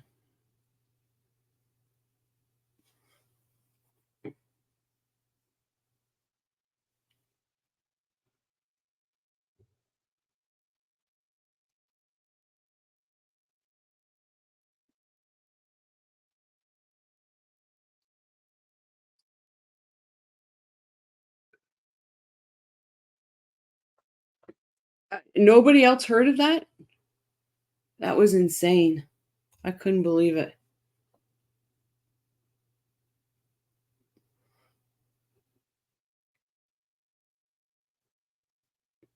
And that right there puts a little bit of a egg on Tallahassee, because now you got people in freaking Utah studying your case to see why it's failing so they can do the same thing.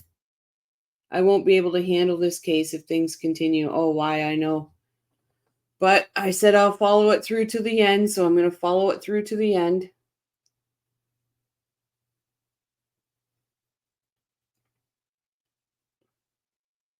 Just thank God it's what's today, Wednesday? Yeah. So hopefully it'll be to the jury by Friday.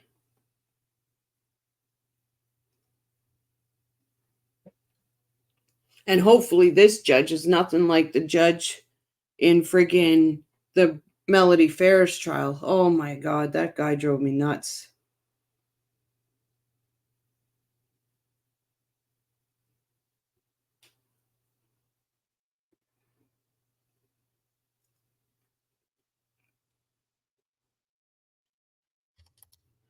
Let's hope. Let's hope the jury is I want to make sure this is not paused.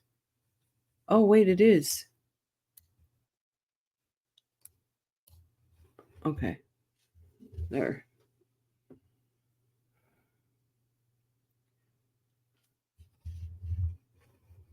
Deb says, a lot of people have a cell phone, look up stuff on phone, my family included. I don't have a cell. I look stuff up on my whole computer. Yeah, but Deb, you're not committing a murder. That's what I'm saying. What I'm saying is, if you're planning on committing a heinous crime, why are you looking stuff up on your personal cell phones? Why are you sending text messages that are just out of this world? Like,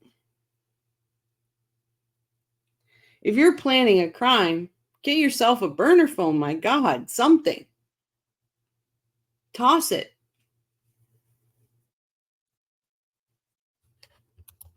Like, you and I, or any of the coffee crew, we're not going to, it baffles me how these people think that information can't be brought off their phone, their computers, their laptops, their iPads, their whatever.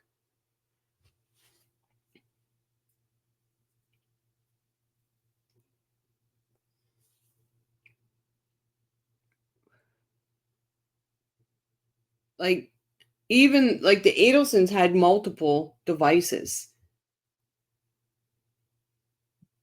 but they kept all this shit on all their devices.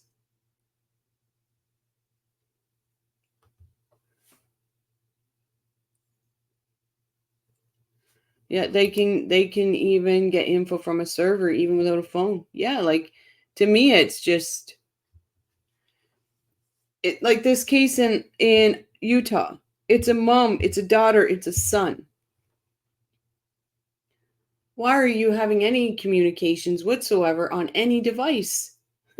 Like, I don't get it.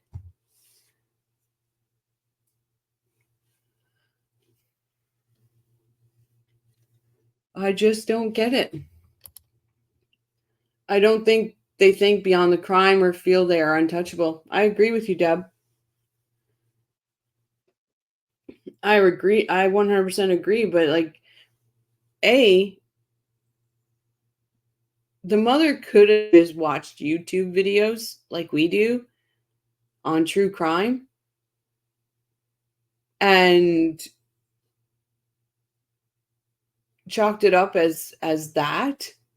But no, she goes on her phone and starts Googling shit about the Adelsons, Dan Markel, and all of, like, it's baffling. Cars even store data now. Yep.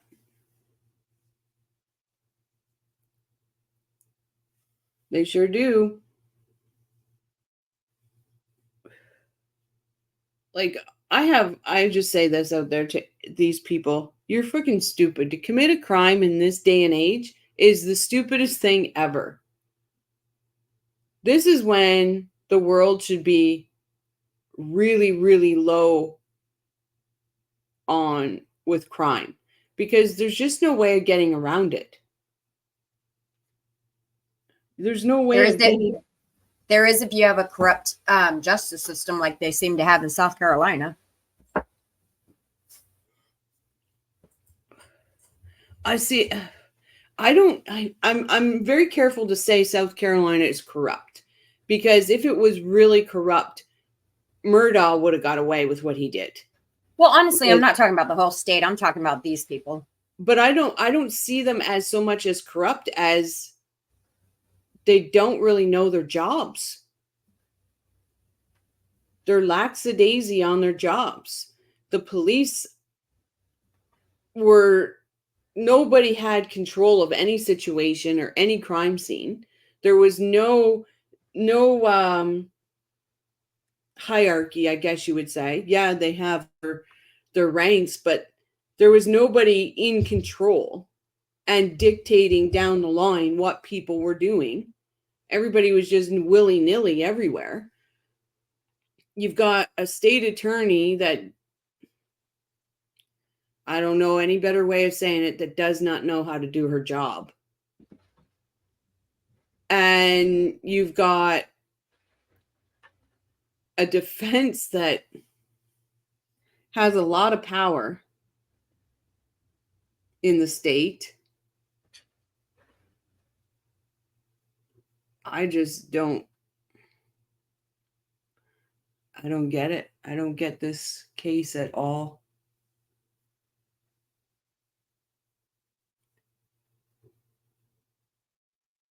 I just don't get this case. And well, there you go. Why? And they are all related or know each other. Yep.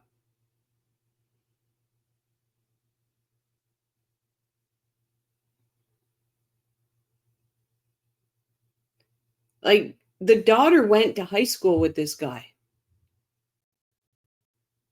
And he ends up marrying her mother. Just baffles me. I see South Carolina as having a virus created by those with money and power spreading through weak-minded people.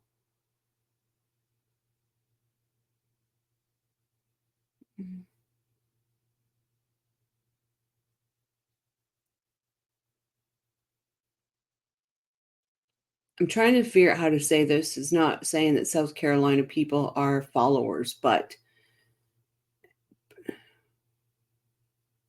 I think it's so ingrained in them that you have a hierarchy, you just do what they say.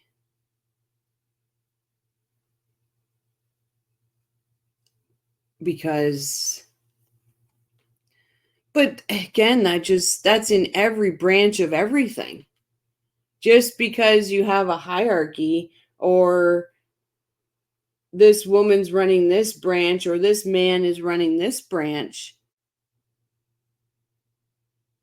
you see followers in every branch, from top of government right down to bottom of government. Everybody gets in their mind, and that's where they're not willing to look out of the box.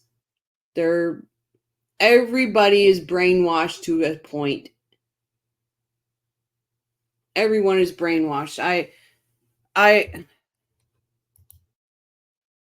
There's a lot of sheeps out there. There is a lot of sheeps. We've seen it. We see it today, we'll see it tomorrow, and we'll see it the next day.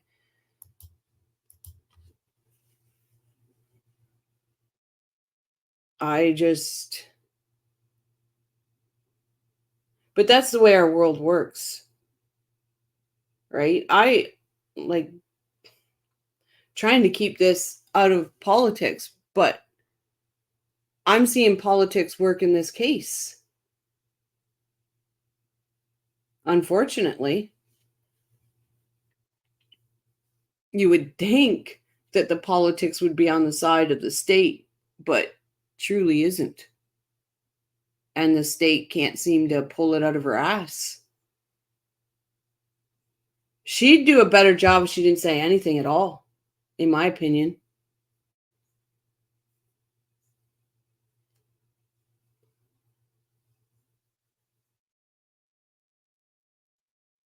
Yep, same with the Adelsons. Absolutely.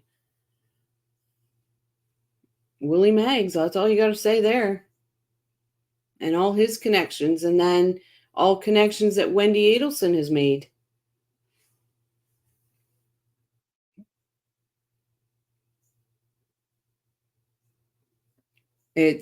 But it doesn't matter who your head of anything is, your head of state, head of anything. There's always sheeps that won't speak up against the power and believe in that power, even when it is wrong. Right? Why? Follow the money. Political pockets. Unfortunately, that's the way this world works. And that's why I like going into these cases not knowing anything about them, because I'm not tainted by either side.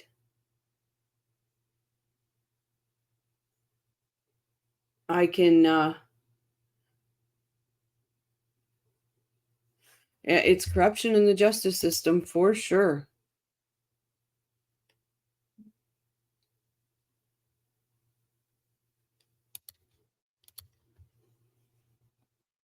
But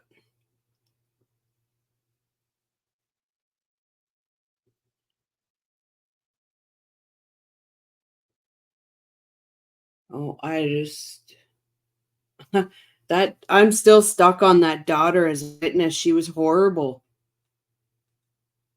Horrible witness.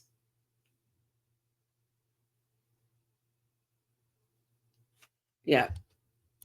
I agree. It's really hard on justice seekers when this happens.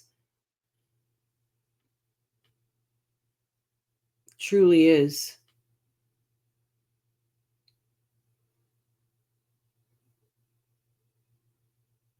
Yep, the Markells.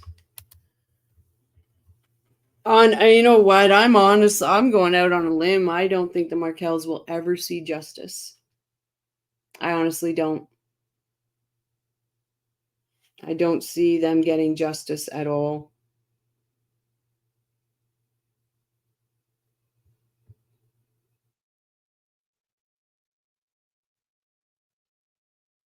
It's sad.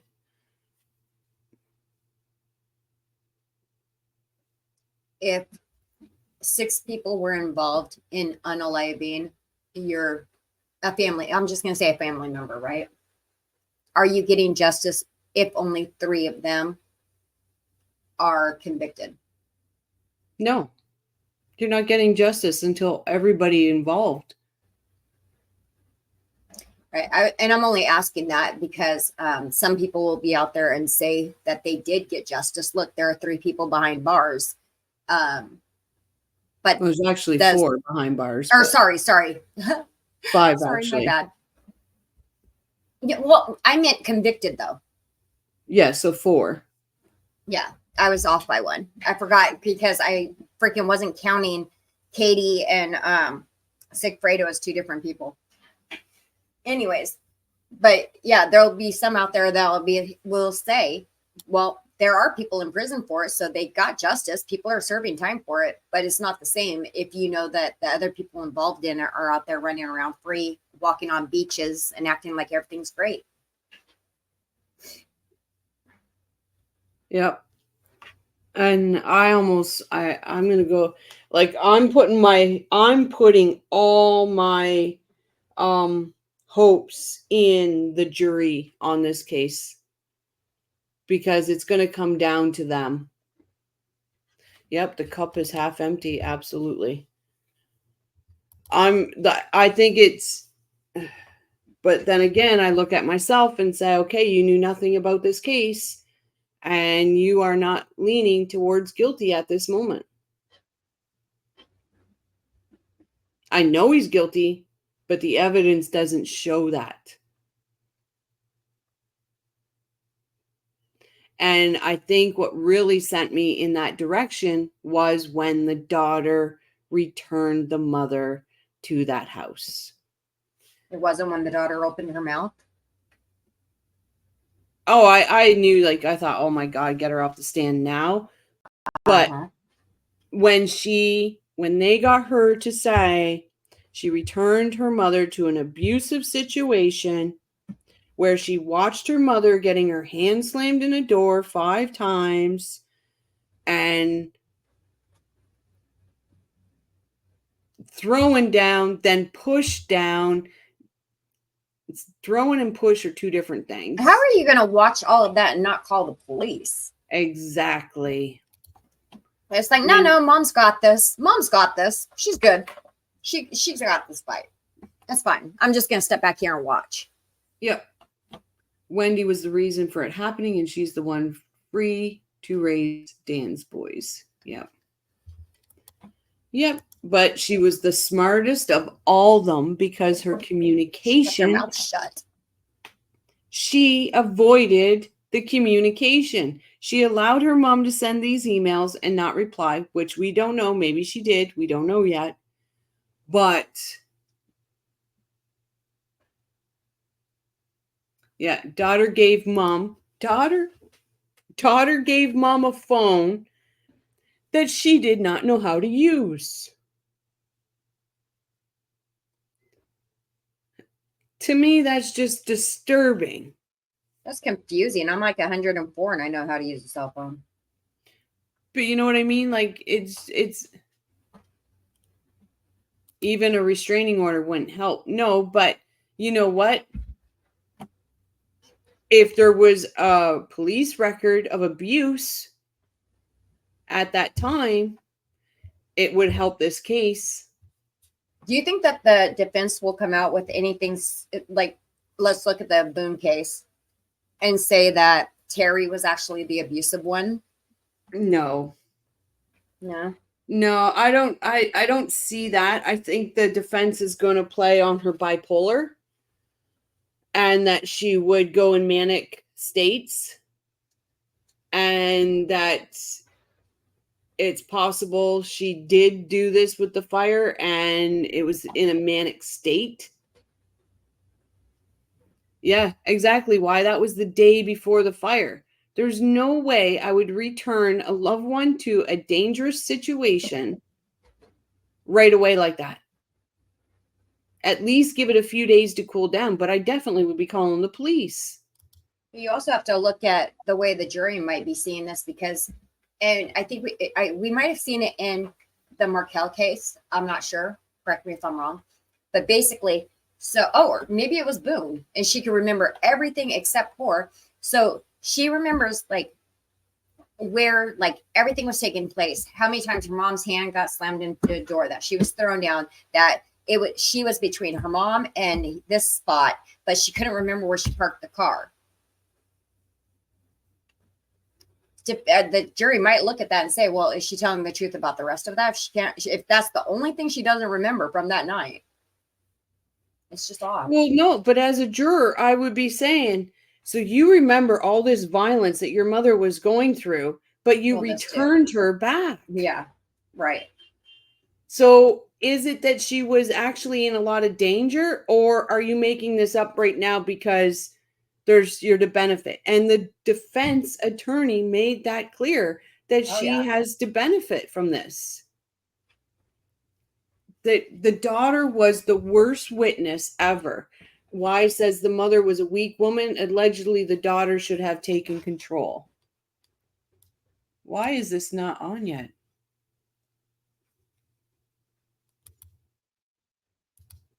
Oh, here we go.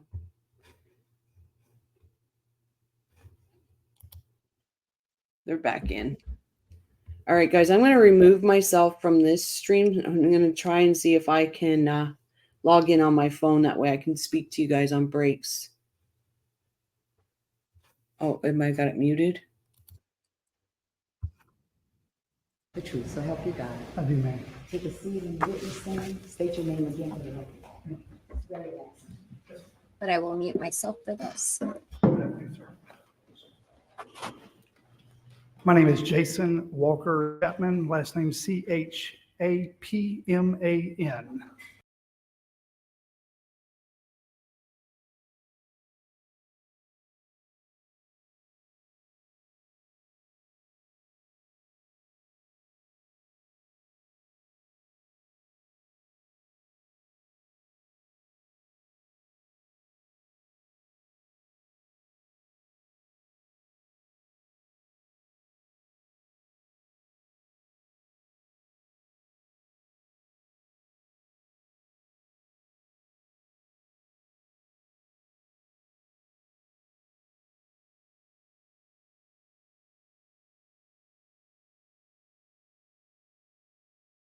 multifaceted. I do firearms. I'm the range master. I do less than lethal instruction. I do taser. I instruct active aggressor. I do active shooters for the schools. I am over all of investigations at the Colleton County Sheriff's Office, all of special operations at the Colleton County Sheriff's Office. I have received training through the FBI Command College. I have received training through, I'm trying to run back through all these years.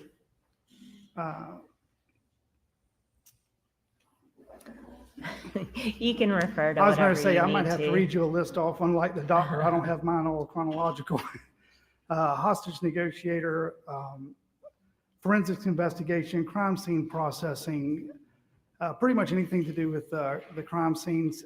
As far as the fire side, I actually got certified with the South Carolina Fire Academy at the age of 16 for exterior firefighting at that time. I then got certified as interior firefighter at 18. I have since then gone to classes or been part of trainings for everything from auto extrication to pump operations to wildland fires. I've also received law enforcement training and fire training for investigating arson or potential arson. I have maintained that certification with the fire department throughout my tenure as a law enforcement officer. While I was at the Walterboro Police Department, I was also a dual role there for we were firefighter and police. So I've maintained those certifications all these years. Okay, so that's specialized training that you received, but have you ever been qualified as an expert in arson investigation? Not in arson investigation, no ma'am. Okay, so you can't testify to an opinion, but can you testify to things that you typically see and based on your experience and training in investigating such cases? Rule 5, Brady, objection, that I think needs to be taken up outside of the presence of the jury. Ladies and gentlemen of the jury, we're going to take a quick break. So take up a matter of law outside of the presence.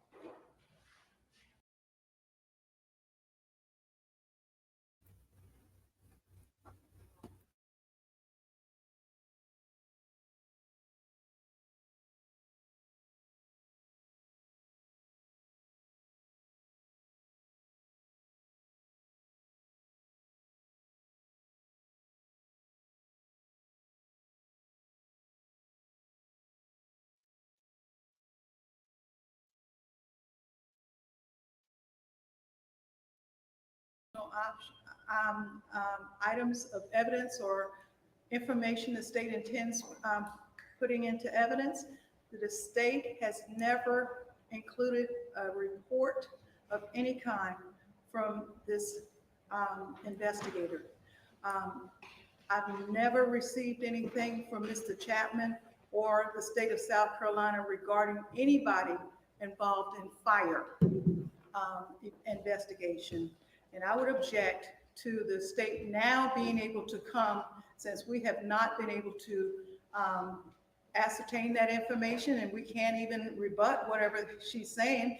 I've received no certifications from him or anything of what he had on the 19th, on January 19th of 2019. They've not provided me with anything. The only thing I had was Jason Chapman was at the scene.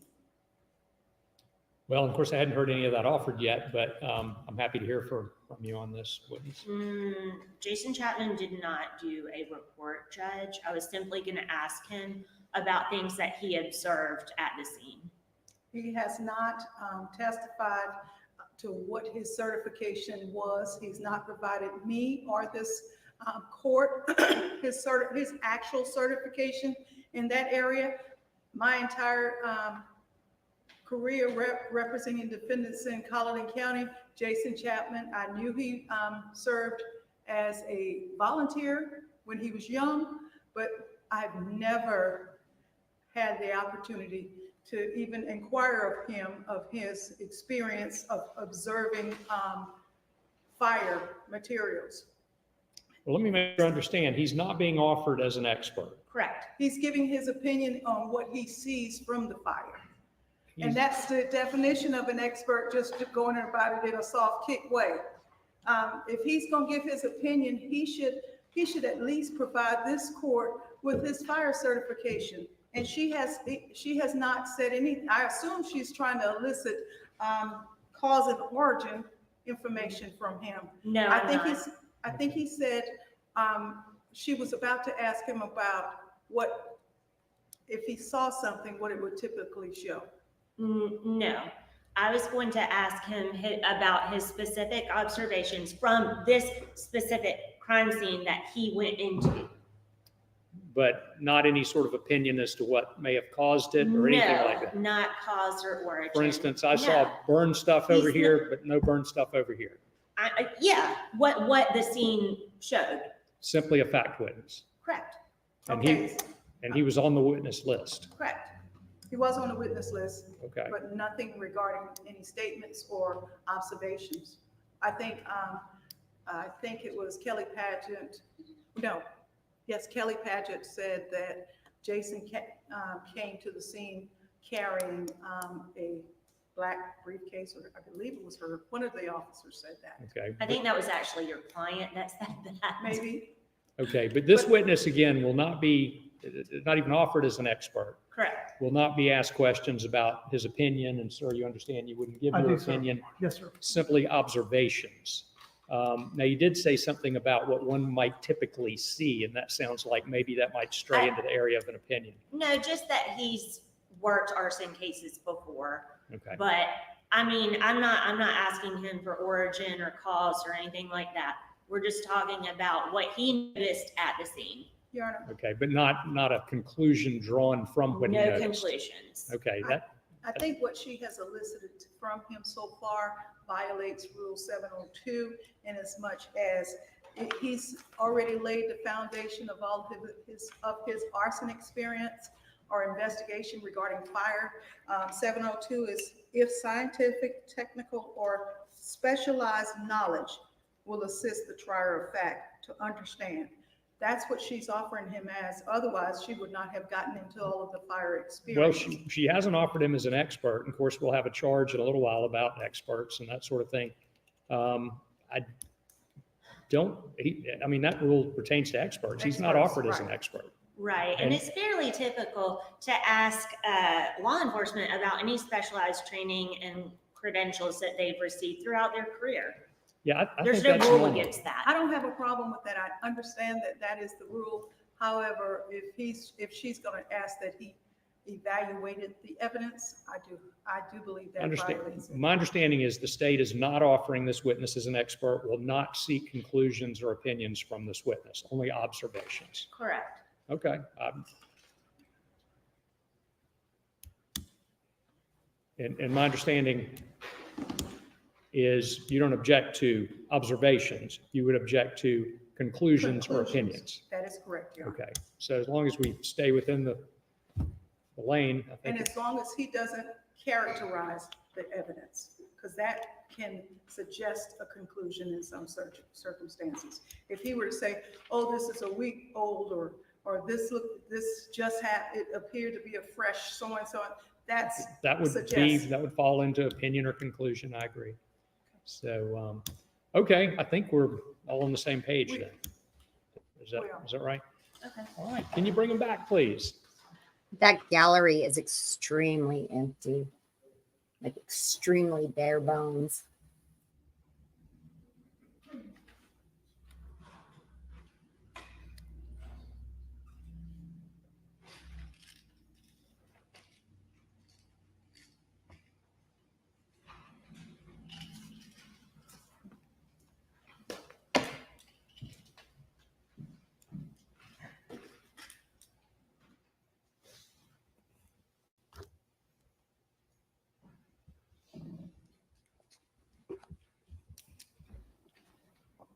Prosecution better hit the ball out of the park with this next witness.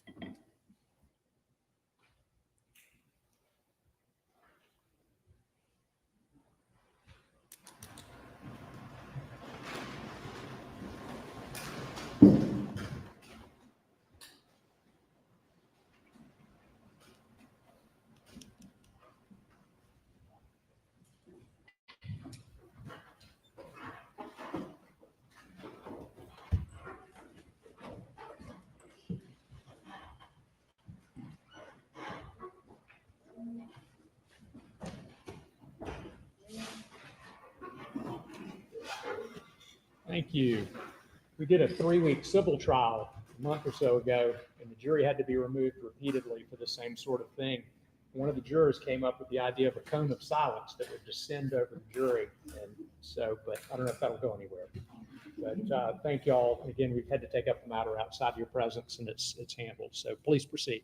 Thank you. Captain Chapman, I think you had just finished talking about your various credentials, special training, and your experience in law enforcement. So let's move on.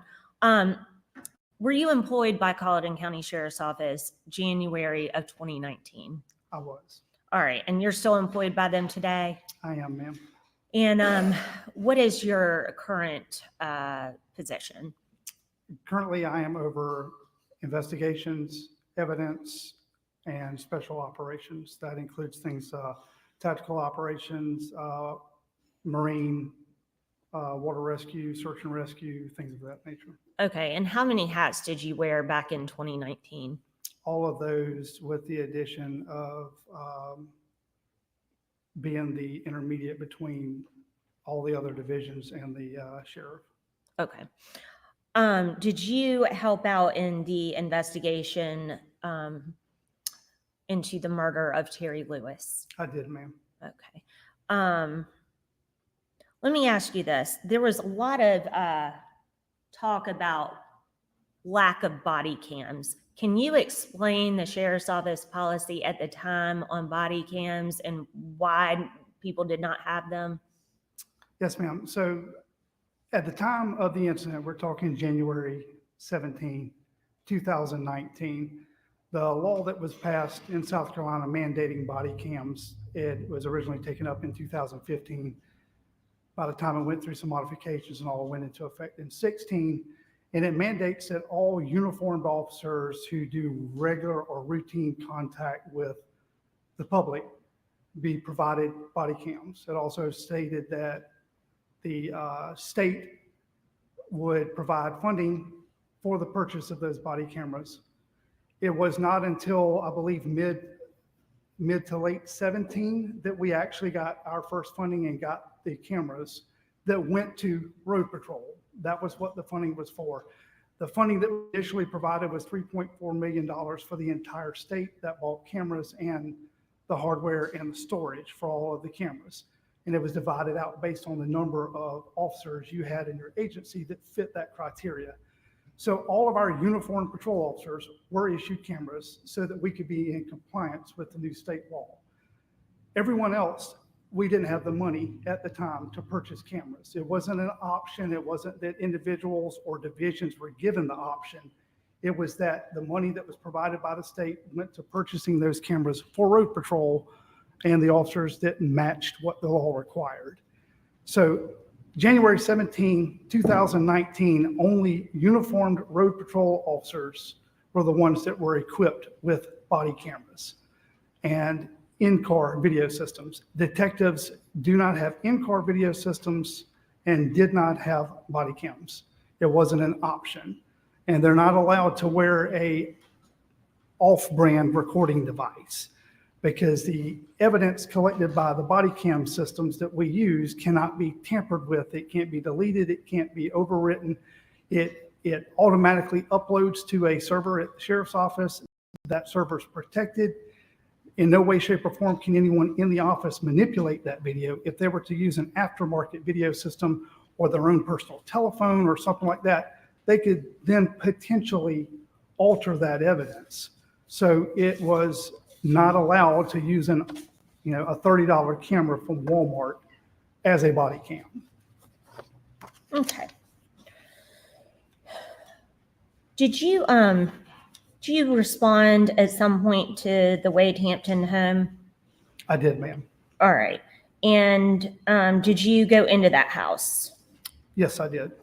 All right. Did you assist with the execution of the search warrant?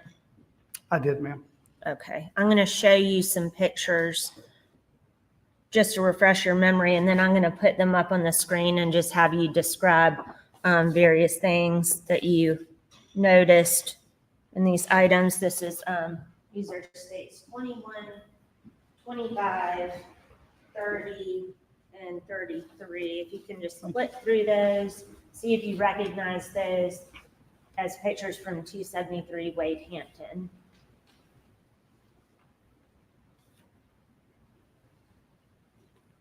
I do, ma'am. Okay. Thank you. You're welcome.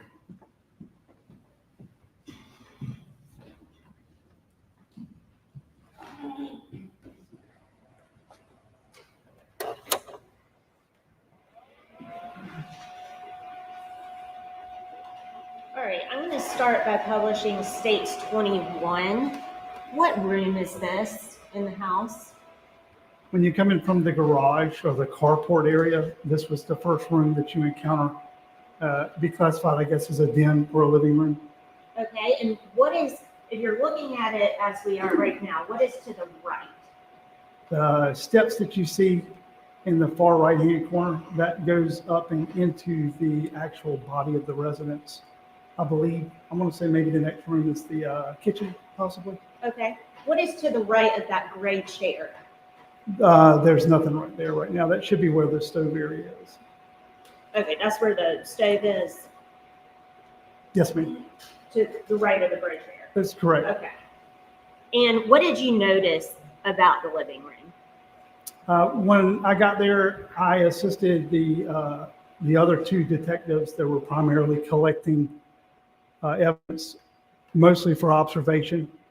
And there were discolorations on the floor that had wet spots. Can't tell you what the wet spots were, but there were discolorations on the floor. There was also melted material that was strewn around the room. There was some of that melted material that was visible on some of the furniture. If I'm not mistaken, I believe like the TV stand had some strewn across it. Also the actual stove itself, or fireplace, if you want to call it, had some of that on it. And some charred or burnt remnants. There were also some bloody, what appeared to be footprints, and some blood in some random places on some of the other furniture. Did you notice any charring or singeing on the floors? There was some. And characterizing singeing. Has to be stricken. Did you notice Attorneys, any please disregard the question. damage to the floors? There was visible damage.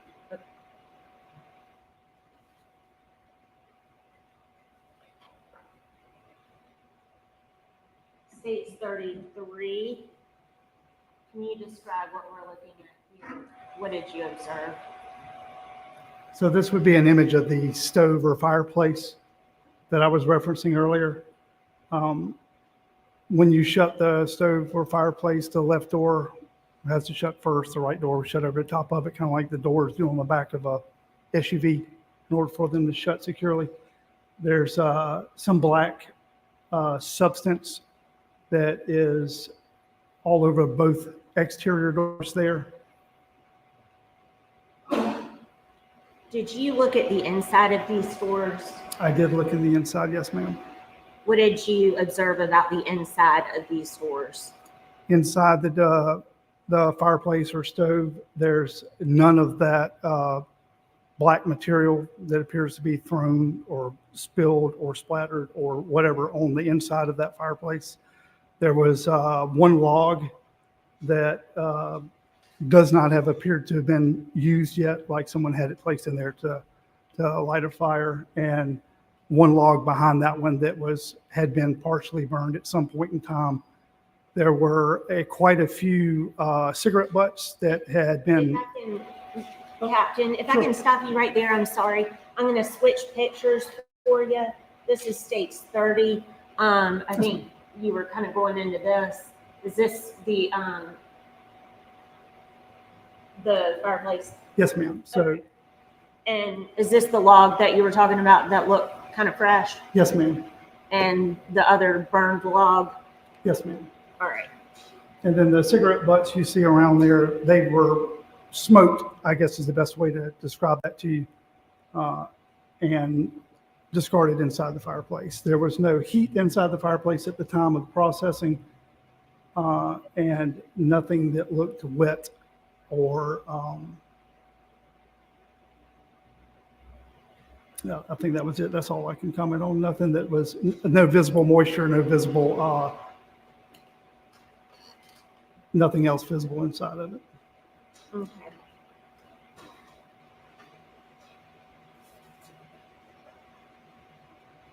All right, and then this is states 25, and I don't know if you had any additional observations with this one, or you may have covered them all. And that's just a backed off picture of the same item that we were discussing earlier. There's, again, you have some type of black substance on the outsides of the doors. The black substance doesn't appear on the inside of the doors. No heat located or detected inside the stove or fireplace at the time of processing that one piece of wood that was not burnt, one that was, and multiple smoked fire butts or cigarette butts inside.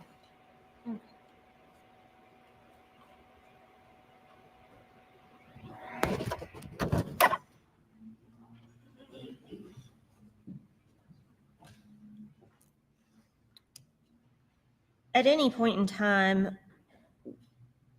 was burned clothing belonging to Terry located during this investigation? No, ma'am. All right, and did you locate any portions of the couch that was found? Yes, ma'am, I did. What did you locate? On, I believe it was the 25th, Okay, following further investigation by the detectives that were actually working the case, I was advised of a particular vehicle route and a possible location for additional evidence that may have belonged to the couch that had been located the 18th, the day after the incident. So I went and searched the area of McLeod Road, and I actually located 2 additional cushions and 2 blankets.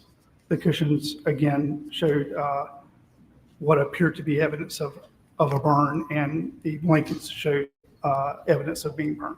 okay. There was also, I believe, a simple Bic lighter that was located along with those, and they were simply in the ditch line off the shoulder of the road off McLeod Road. Okay, beg the court's indulgence.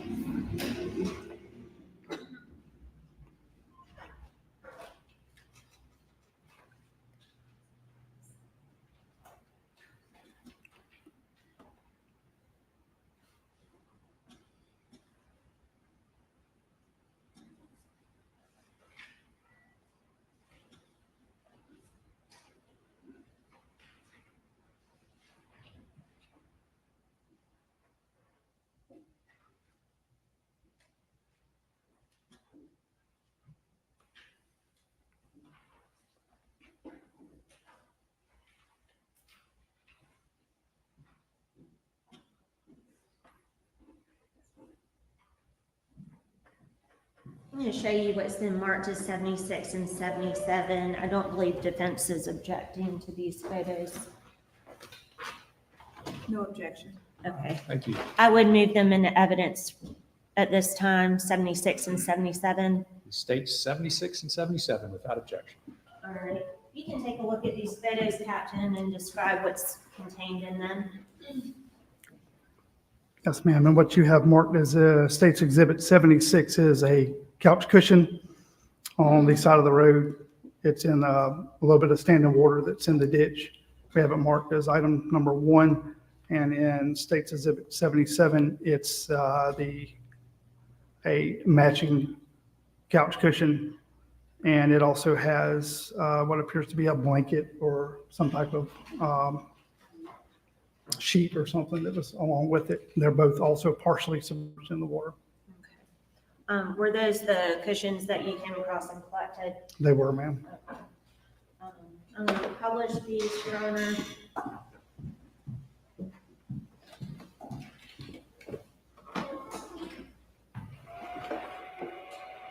This is 76.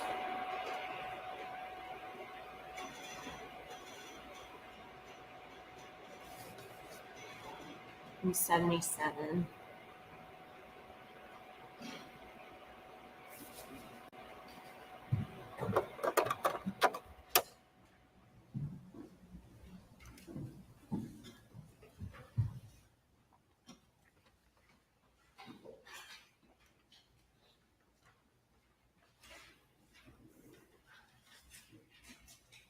Thank you, Captain. That's all I have. Please answer any questions, Ms. White.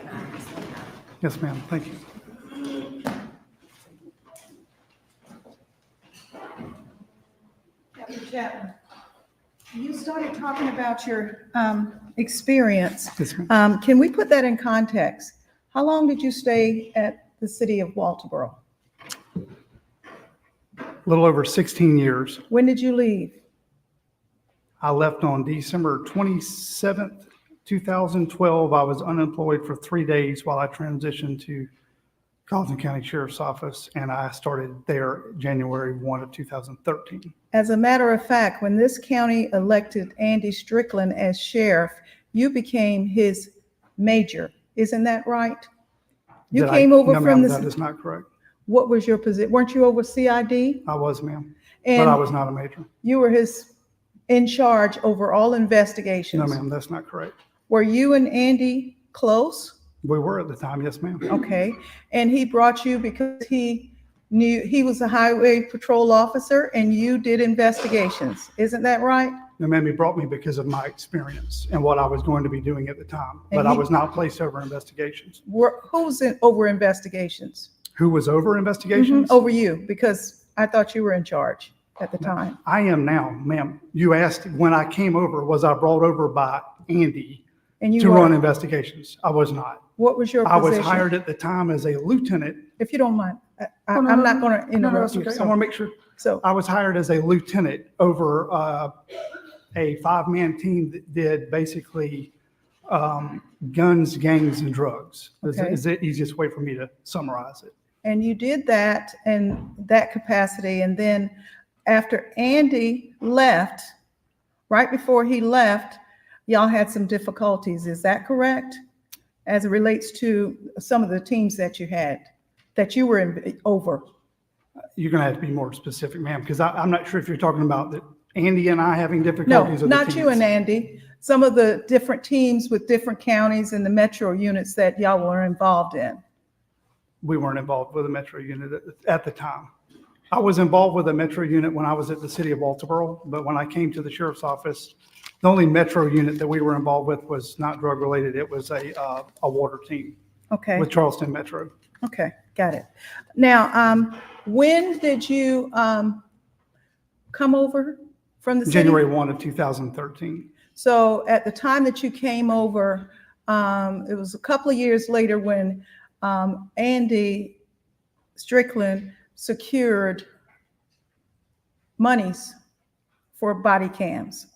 And then you talked about the securing of money and Right. how we got a certain amount of money, but you didn't tell the jury about the federal funds we received after a lot of the cop-involved killings, did you? Did we see what? I can't comment on something I don't know anything about, ma'am. Okay, I'm not in charge of anything to do with finance. okay, got it. Were you in charge on the day that this accident occurred? Was I in charge Yes. of, Were you the highest ranking person that came to the scene over there at Wade Hampton? the sheriff was the highest ranking. He came to the He scene? came to the initial scene at the hospital. Oh, no, I'm asking Wade Hampton. Okay. When you arrived I would have been on, the highest ranking officer, yes, ma'am. and so what does that mean to a layperson? Means you're in charge of handling how the investigation goes, doesn't it? Not necessarily, ma'am. Well, I'm what just did it there- I was mean to there you all? assist. What do you mean to you all? On that particular day, what did it mean for you to be at the scene? Okay, Ms. Matthews, I'm not trying to be smart. What I'm trying to get from you is a specific question. What does it mean for me to be on the scene? What was, I'm the- an officer. There was a call. I responded to the call. I'm What- not sure what you're getting at. what was the plan of, I wouldn't, and I No, apologize. that's okay. I just want to make What sure I was answer the- exactly what you're asking. Can I ask one thing? I think our court reporter's having a hard time because y'all are talking over each other. Just I apologize, Your Honor. That's right. What was the plan once you got there and you were in charge? Who was responsible for what duties? Okay, so because I am in charge does not mean that I was ordering anybody to do anything. Captain Stallings was temporarily over investigations at that time. I was taking a position that supervised over Captain Stallings. So Captain Stallings was actually the one that was handling all of the investigation. I was there as an experienced investigator to lend assistance. It wasn't that I was there to instruct or do anything. That's why I did not collect any evidence. I didn't personally handle any evidence. I simply went along with the group that was processing inside the residence and offered my expertise as in what I thought something may be, what items probably should have been collected, what items were collected. But I didn't touch, manipulate, or do anything with the crime scene at all, other than lend my expertise. Did you walk through the house? I did. Did you see 3 dogs? I actually called dispatch and requested animal control to come and get dogs that were in the residence. Is your response yes or no? Did you see I- 3 dogs? Ma'am, let me Did- finish. If you're going to ask me a question, slow down. Let me answer the question. I called animal control. When they advised me there were dogs inside the house, they were opening the blinds and looking through the kitchen window. Did I see 1, 2, 3 dogs? I don't know how many there were, but I notified dispatch that I was advised that there were 3 canines in the house. Did I see all 3 of them? I don't recall if I saw 3, but there were dogs in the house. Animal control came and got them.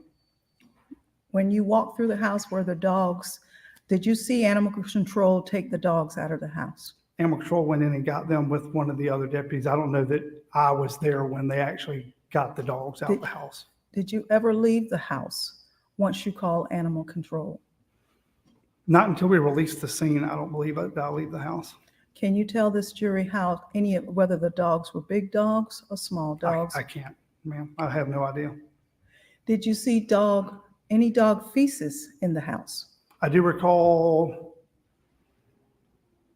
and I can't say, ma'am, with certainty of exactly which room it was, but I believe there was a back bedroom possibly that had dog feces on the floor. Did you see any urine in some of the photographs that y'all had? As I spoke earlier, there was some fluid, something wet on the floor in the living room that we were in. I can't testify whether it's urine, water, or what it was. Is it fair to say, since you're now saying that Angela Stallings, who was also investigations but dispatch from her testimony, is it fair to say that whatever she did in her capacity as an investigator, she would have, you as her superior, you would have reviewed? Not necessarily. You would not. Not necessarily. No, ma'am. I'm going to go out on a limb here Yes, ma'am. when I ask this question. Were you not trained over your multiple years of investigation that documentation is vital to any investigative report? Yes, ma'am. Did you prepare a written report so that you could accurately describe what you saw on that day and what happened on that day for this jury 5 years later? So I did not personally write a report because I did not manipulate, collect, or process any evidence. I accompanied the other detectives. It was very clearly documented by their photographs and by their supplements. Having not done anything other than make observations, I did not write a report. Okay, thank you. Yes, ma'am. were you advised in any time in talking to any of the other officers, or either talking to your boss, Andy Strickland, who, by the way, was at the hospital for some of this investigation? Did he tell you that Leanne Kellum was his tenant? No, ma'am. You never knew that? No, ma'am. Okay. This happened on January 17th, 2019. And Craig Lewis was incarcerated at the Colleton Detention Center until February 19th, 2019. At any time during the time that he was incarcerated, did you or any of your officers, since you had already Mirandized him, did you go to get a statement from Craig Lewis to discuss what happened? I never Mirandized anyone. I didn't conduct an interrogation or an interview on anyone. I believe you were referencing one of the other detectives. I personally never went and talked to Mr. Lewis, but I was informed that If you would not say you what you asked me. No, so you- I asked you, Ma'am, you asked the question. Don't say what you were informed. I simply asked, did you go to talk to Craig? I didn't ask what anyone told you. Did you go and talk to Craig during that month that he was at the jail? I did not. Did you instruct in your supervisory capacity any of the deputies, investigators, or people under you to go and get a statement from Craig? I was not over the investigation simply because I am the commanding officer of the other captains. I did not instruct anyone to do anything in the investigation.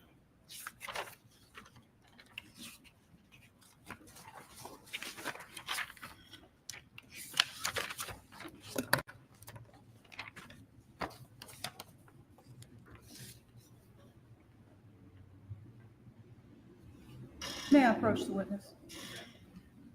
I'm going to show you what I previously marked as Defendant's Exhibit Number 7. Do you recognize that photograph?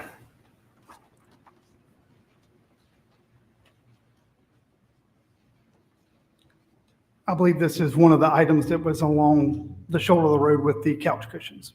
Can you identify it the way you did in direct, what that was? It was described as a blanket, Okay, thank you. a blanket or some type of throw blanket. Your Honor, sheet. remove number 7 into evidence. Any objection to defendant 7?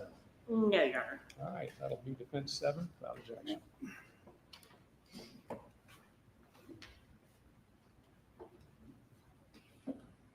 I'm going to give this machine a try.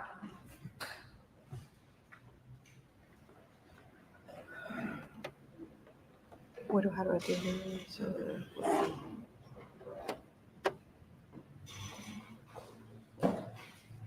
I see it on.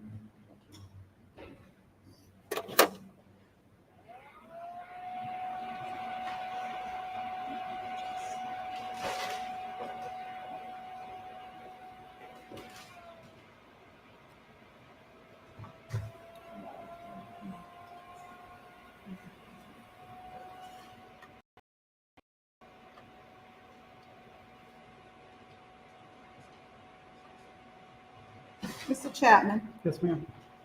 on this photograph where I have pointed to in that blanket, is there any white cotton? Did you look at it and see whether or not there was white cotton coming out of that blanket? I can't testify to what the material is, but in that image, it does appear to be some type of white cotton type material sticking out there. Was this blanket collected by the Sheriff's Department? I am pretty sure the blanket and the cushions were collected. Was this blanket ever tested by SLED for any fire, incendiary material, or anything of that nature? I did not submit anything personally to be tested, so I do not have any knowledge if it was submitted or not. Thank you. You're welcome. There has also been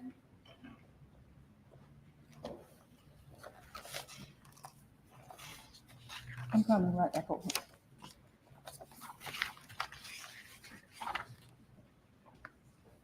I think your attorney might have presented to you one of the photographs like this one, but that's a bigger view. That would be the state's attorney, not Captain Chapman's I'm sorry. attorney. I have no objection.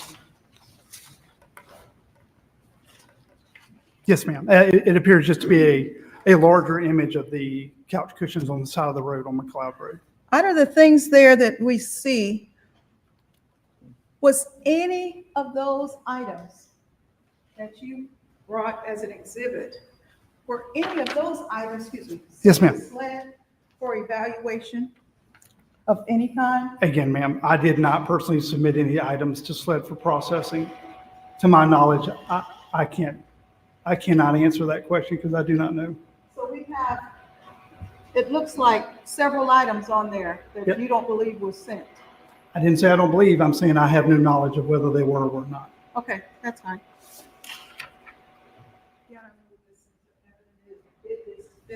Exhibit number 8. If it helps, the state is fine stipulating that those items were not sent to SLED in all candor to the court and for the jury.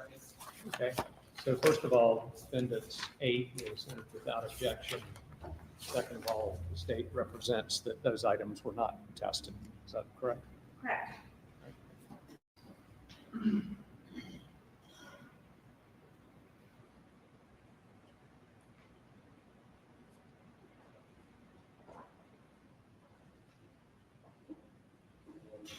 Other than the items that we've talked about, the sofa, Yes, ma'am. the cushions, the blankets, the items collected from the home, what else was collected that was large?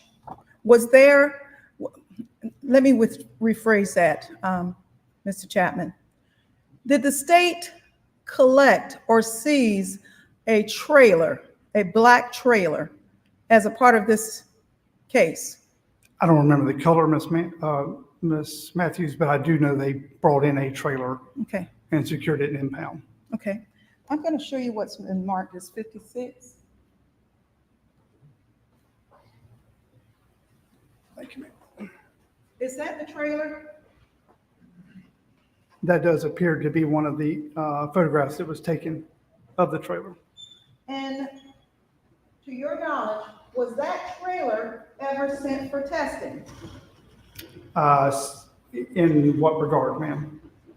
I mean, what kind of testing? I'm not sure. Why was it seized? You would have to ask the officers that seized it.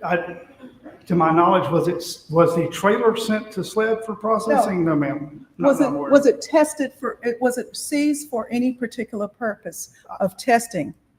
I can't attest as to why. To my knowledge, the only reason that the trailer was maintained in impound was because it was allegedly used in the crime.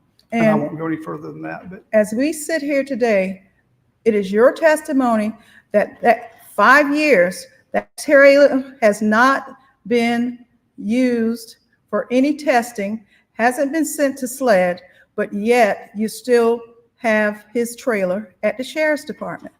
it is policy of the sheriff's office that any vehicle, which if you look at South Carolina law, a trailer is actually classified as a vehicle, that any vehicle used in the commission of a accused homicide, that vehicle must be maintained until the trial is complete. So do I know that this trailer is still in our impound? Absolutely, it sure is. I did an inventory the other day and it still appears in our impound lot because, as you see today, we're here in trial. So it's maintained like every other vehicle that was used in a reported homicide. And that trailer was seized from Kansas City. I do believe so, yes, ma'am. And nothing was submitted for testing or testing by officers of the Colleton County Sheriff's Department locally on anything from Kansas City. I can't attest to what was sent off from Kansas City, ma'am. The fireplace you talked about, doesn't it appear to be surrounded by ash and cigarette butts? I remember there being some white powder around the base of it. I don't remember there being any cigarette butts around the base of it. Okay. The fire log, Yes, ma'am. when did you arrive at the scene? I can look at this piece of paper here and tell you exactly, but it was some 15, 18, 20 minutes after the initial call was given out. Well, let's go to that. Okay. 15, 18 minutes after the initial call, that would have been around 2:30.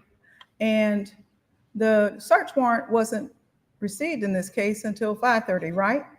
If you say so, ma'am. I'd have to look at those numbers to tell you. I don't know what time we were dispatched. I just know that after responding to the hospital, it was about 15, 18, or 20 minutes before I got to the scene from the hospital. Isn't it correct that at least 5 or 6 hours had passed by the time you went into the house and say you felt a lull?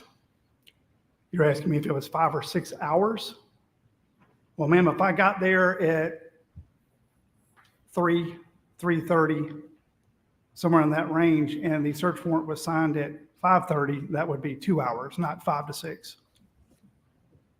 You investigated in some regards this matter? Did you see where Terry Lewis was at the hospital at 12:14? When I look back at the report, I could see what time after they got additional information that they had come in earlier in the day.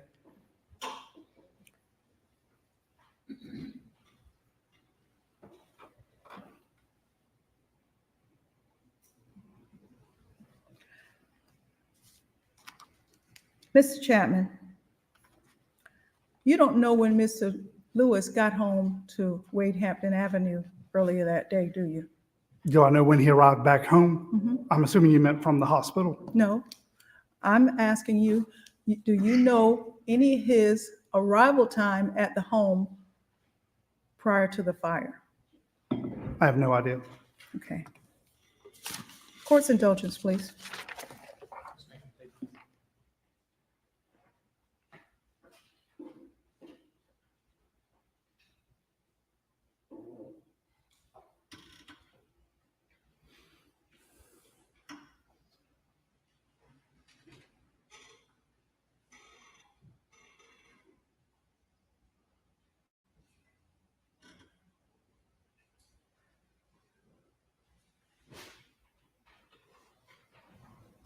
In your investigation in the past, have you had the opportunity or experience in measuring footprints? I have. Did you measure the footprints in this particular case? I did not collect, process, or manipulate any evidence. So no, ma'am, I did not measure anything. Prior to coming here, did you realize that Angela Stallings said, who you say was in charge of the investigation, that she didn't write a report either? Prior to coming here, did I know that? Yeah. When you were preparing for this trial, which y'all say my client committed murder on, did you look at the fact that someone under you did not even write a report, and you're telling us that she was in charge of the investigation? She was in charge of the investigation. Thank you very much. You're welcome, ma'am.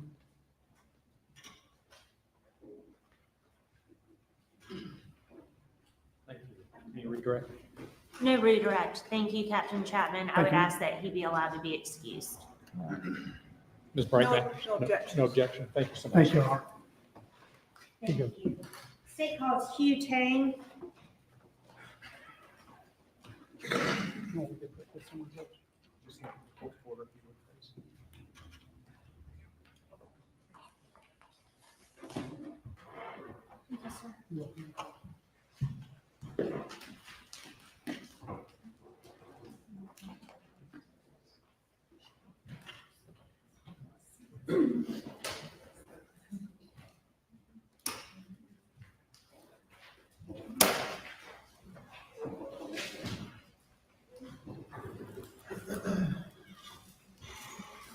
Agent Tang, if you can step this way to be sworn. Raise your right hand.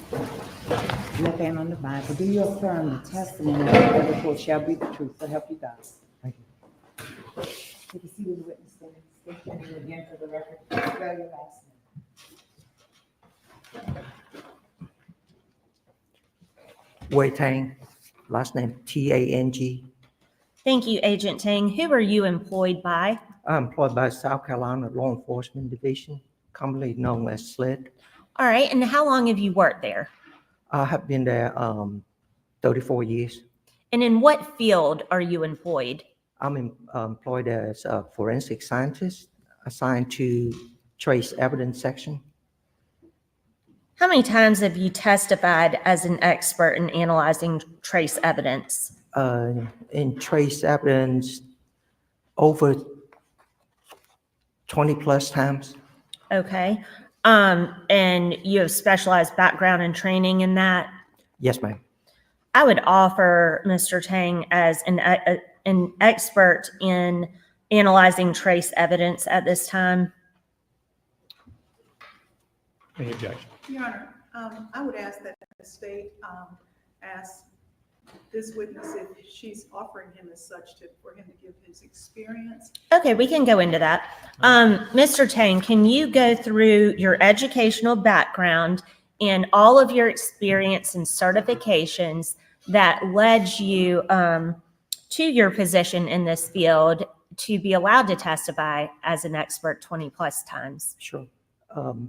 I received a Bachelor of Science with major chemistry from University of South Carolina. For my first 10 years, I was assigned to drug analysis section.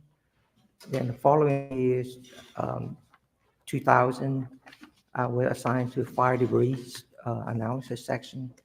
And around 2003, 2004, fire debris section and trace evidence merged as trace evidence. Okay, so you've been analyzing fire debris since the year 2000. Is that what you just testified to? Correct.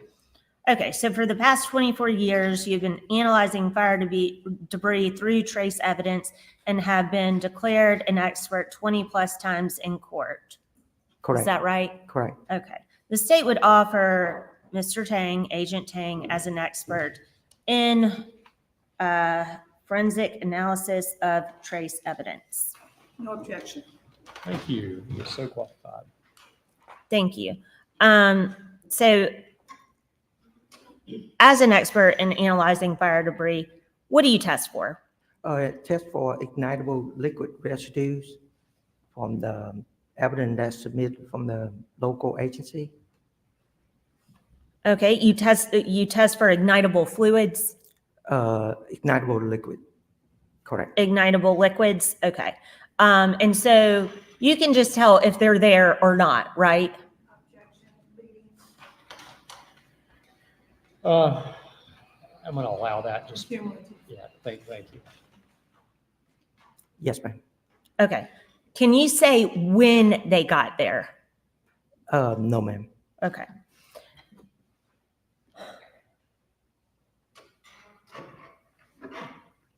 Is it possible for there to be an ignitable liquid used that burns off during a fire?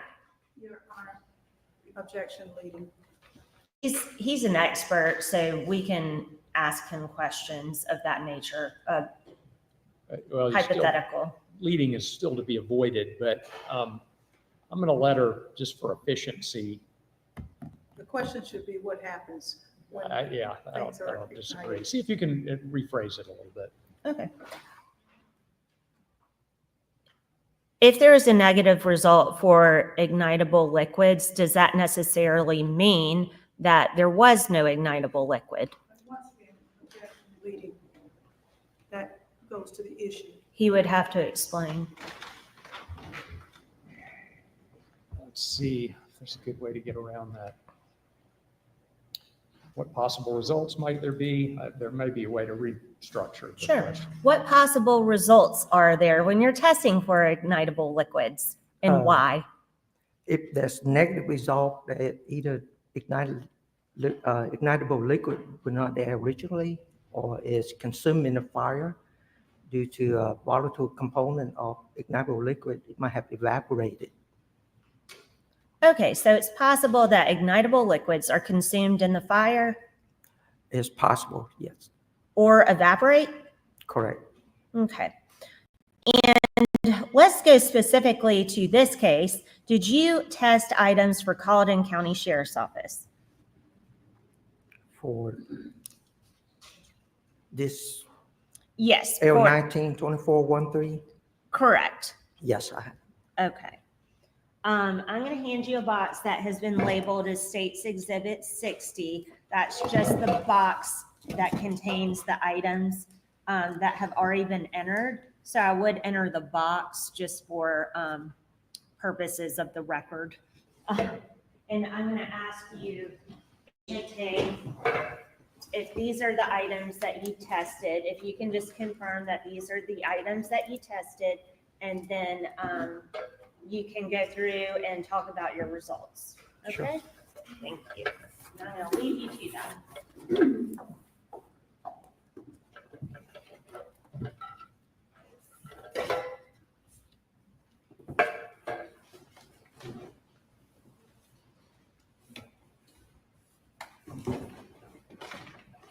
Yes, ma'am. Okay. Go ahead and tell us if you tested anything that tested positive for an ignitable liquid. Item 4, one can contain powdery material and fire debris. The result is medium petroleum distillate found.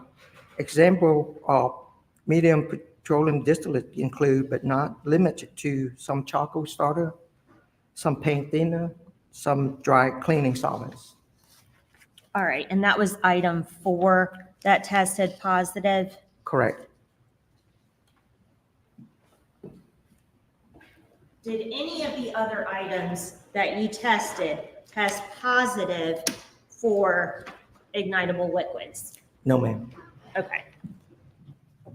Now, going back to item 4, can you tell when that ignitable liquid was deposited in that fire debris? No, ma'am. And regarding the other items that tested negative, is that conclusive for not having an ignitable liquid? Based on our testing, no ignitable liquid found. I'm sorry. Okay. But does that mean that there was never an ignitable liquid? Asked and answered. And also leading again, because she just asked, is that conclusive? And he repeated his answer. Right. I think he was You're on to the confused. next question, but you're objecting over the past question or the She question? rephrased it and asked the same thing. She asked, is it conclusive of no ignitable liquid? And he read his report once again, and she said, but that, then she asked him to explain in the other way, which means she's asking. I'll just withdraw because I'm a little Perfect. confused Thank by you. defense. Thank you. All right. Okay, let's not make this any more confusing. Thank you, Agent Tang. Please answer any questions that the defense may have for you.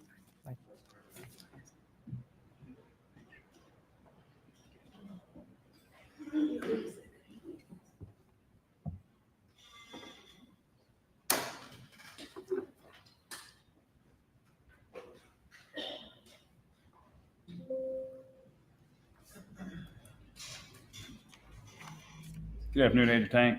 Good afternoon. We've heard all this evidence presented here from you that was given to you for testing and what you've tested. Hypothetically speaking, in your expert opinion, would it be unusual for ignitable fluids to be found in an area where they're frequently used? If have legitimate reason for a sample to be there, I don't see why not. After course, indulge, Your Honor. No further question, Your Honor. Thank you. I would ask that Agent Tang be allowed to be released from his subpoena. No objection. No objection. Thank you so much, sir. Thank you, John.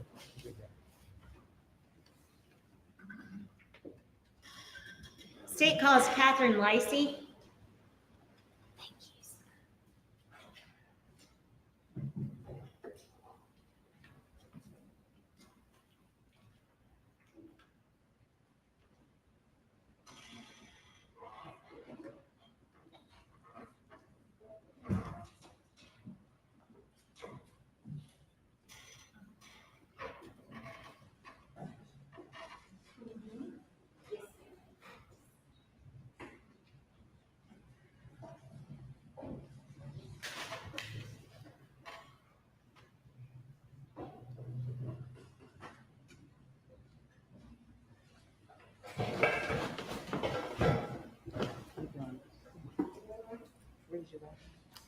Do you affirm the testimony about to give the court in this trial shall be the truth, so help you God? Yes, I do. Take a seat in the witness stand. State your name again for the record. Spell your last name. Catherine Leisy, Leisy. Good afternoon, Agent Lacey. Good afternoon. Who do you work for? I work for the South Carolina Law Enforcement Division, more commonly referred to as SLED. And what do you do there? I am a forensic scientist assigned to the DNA casework unit, and I'm currently assigned to the team that works homicides and other violent crimes. Okay. How long have you been at SLED? A little over 18 years. And can you describe your educational background and special training in forensic sciences? I have a Bachelor of Science degree in genetic engineering from Cedar Crest College in Allentown, Pennsylvania. Once I was hired by SLED, I received in-house training by other court-qualified analysts in all the different types of tests and analyses that I'm required to perform. I had to pass competency tests before I could begin actual casework on anything that was submitted to the laboratory. I'm also required to perform proficiency testing multiple times a year to show that I am following protocols correctly and also that those protocols work as we anticipate that they will. I'm required to participate in continuing education on an annual basis that consists of keeping up to date with current readings, as well as attending seminars or conferences that help keep us up to date with the most recent available technologies in forensic DNA testing. I also have approximately 4 years of experience at a private DNA testing facility that was known as Orchid Cellmark prior to my time at SLED, and I performed the same types of test analyses there that I do at SLED. Okay, and about how many times have you testified as an expert in forensic DNA analysis? I have testified, I believe, on over 150 occasions at this point, and that's in counties throughout the state of South Carolina, as well as jurisdictions in California, Massachusetts, New Jersey, Florida, the District of Columbia, United States Federal Court, and a United States Military Court Martial at Fort Jackson. Thank you, Agent. At this time, the state would offer Agent Lacey as an expert in forensic DNA analysis. No objection. All right, thank you, so qualified. Thank you. Agent Lacey, did you test a number of items in this case that we're here for today? Yes, I did. All right. I'm going to hand you what has been entered as state 69 and ask if you recognize this item.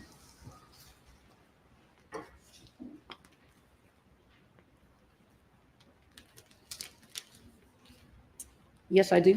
What is it? This is what was identified as a blood spot from Terry Lewis, and this would be an item that we would use to develop a known DNA profile from an individual. That profile can then be compared to evidence-free profiles. Okay, and so were you able to develop Terry Lewis's DNA profile from this blood spot? Yes, I was. Okay.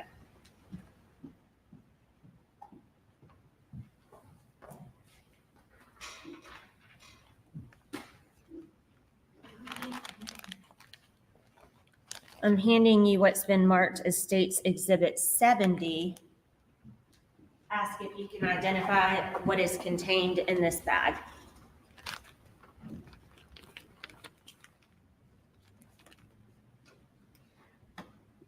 This heat-sealed pouch contains a set of swabs that were sent to the laboratory. They were submitted as swabs from floor.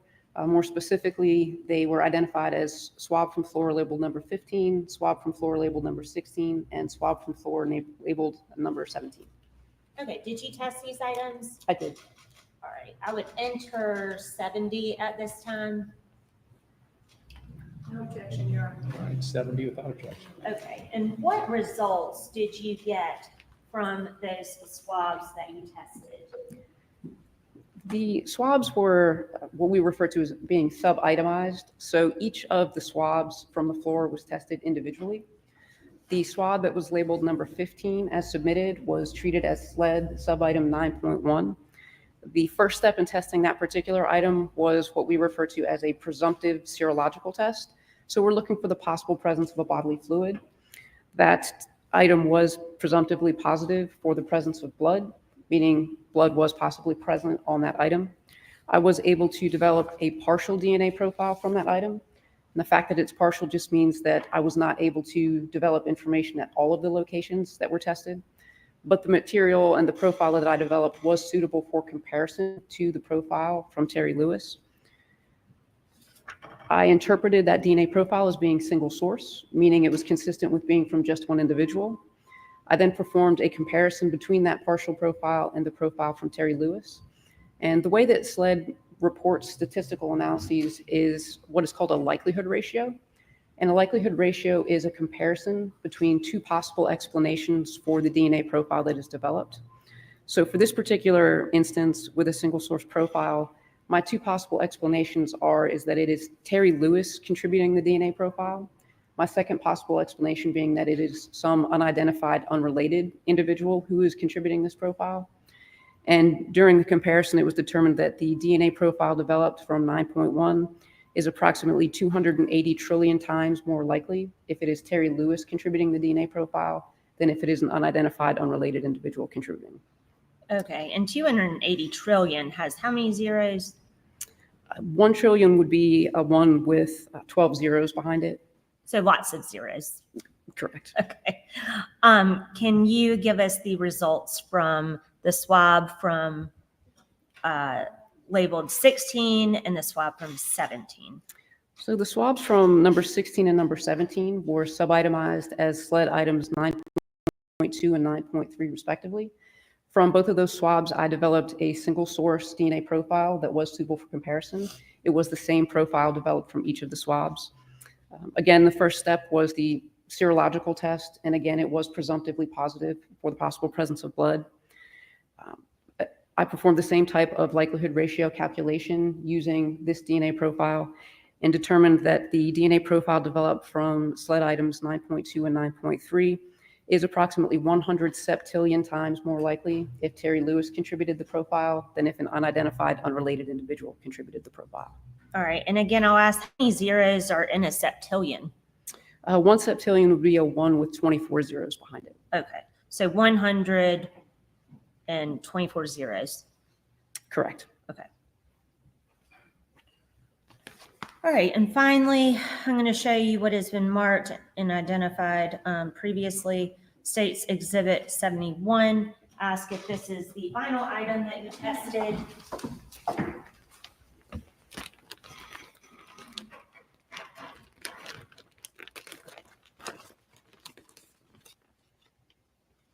Yes, it is. Okay, and what is it?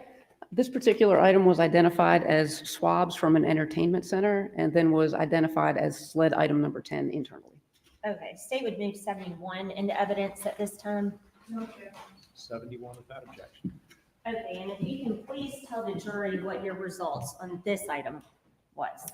For the set of swabs from the entertainment center, the serological test was negative for the possible presence of blood. I did go ahead and attempt to perform DNA analysis on the item regardless, but no DNA profile was developed, which indicates there was either not enough DNA present to develop a profile, or if there had been DNA, it had been degraded or broken down to the extent that I couldn't develop a profile. Okay, thank you, Agent. Please answer any questions defense may have for you. Yes, ma'am.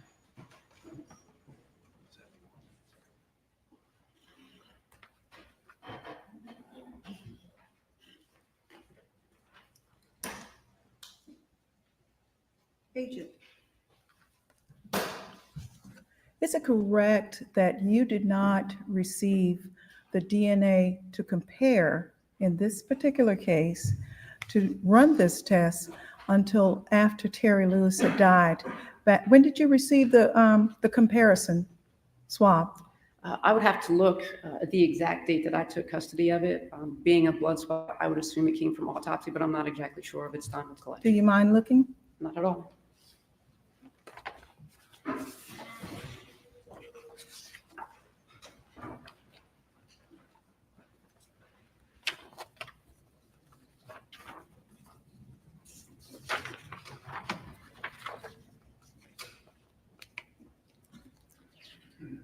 So the blood spot identified as being collected from Terry Lewis at autopsy was submitted to the laboratory on March 11th of 2020. It was then stored in our secured evidence control department until I took physical custody of it on September the 13th of 2022.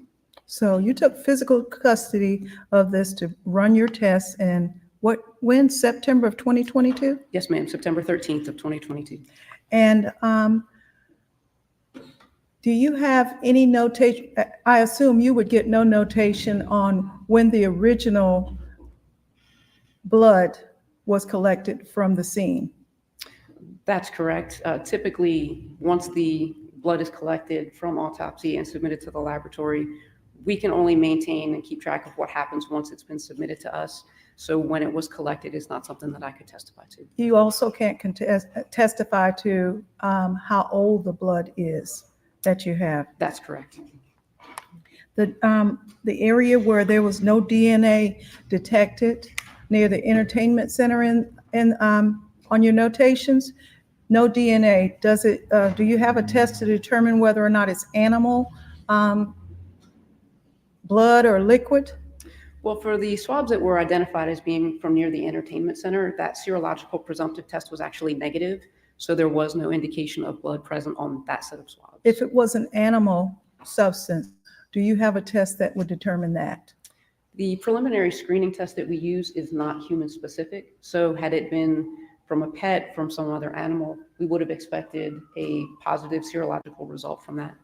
Did you take any tests of any liquids in any of your? No, the only items that I received were the blood spot from autopsy, which is essentially just a sterile filter paper that has blood poured on it and is then allowed to dry, as well as multiple sets of swabs that had fluids potentially that were collected and then dried before submission. I did not receive any physical liquids. Thank you.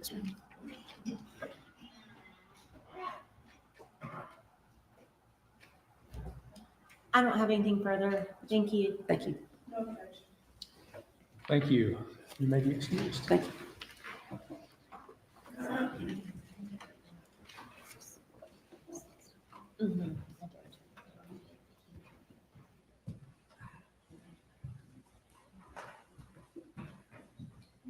That was the state's final witness, so the state rests its case at this time.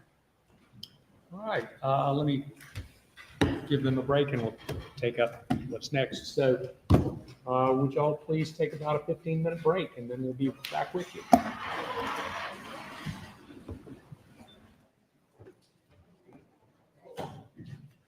This has got to be a joke.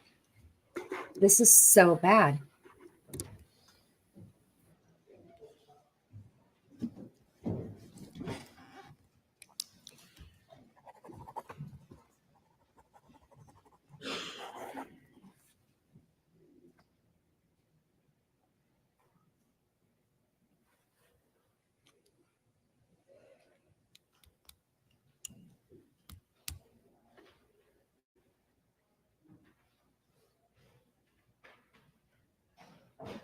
Suppose I should have told them 30 minutes, but anyway, maybe not. Do you have any motions at this time, Ms. Bright Matthews? Yes, I do, Your Honor. I'm happy to hear them. The defense would move at this time for a directed verdict.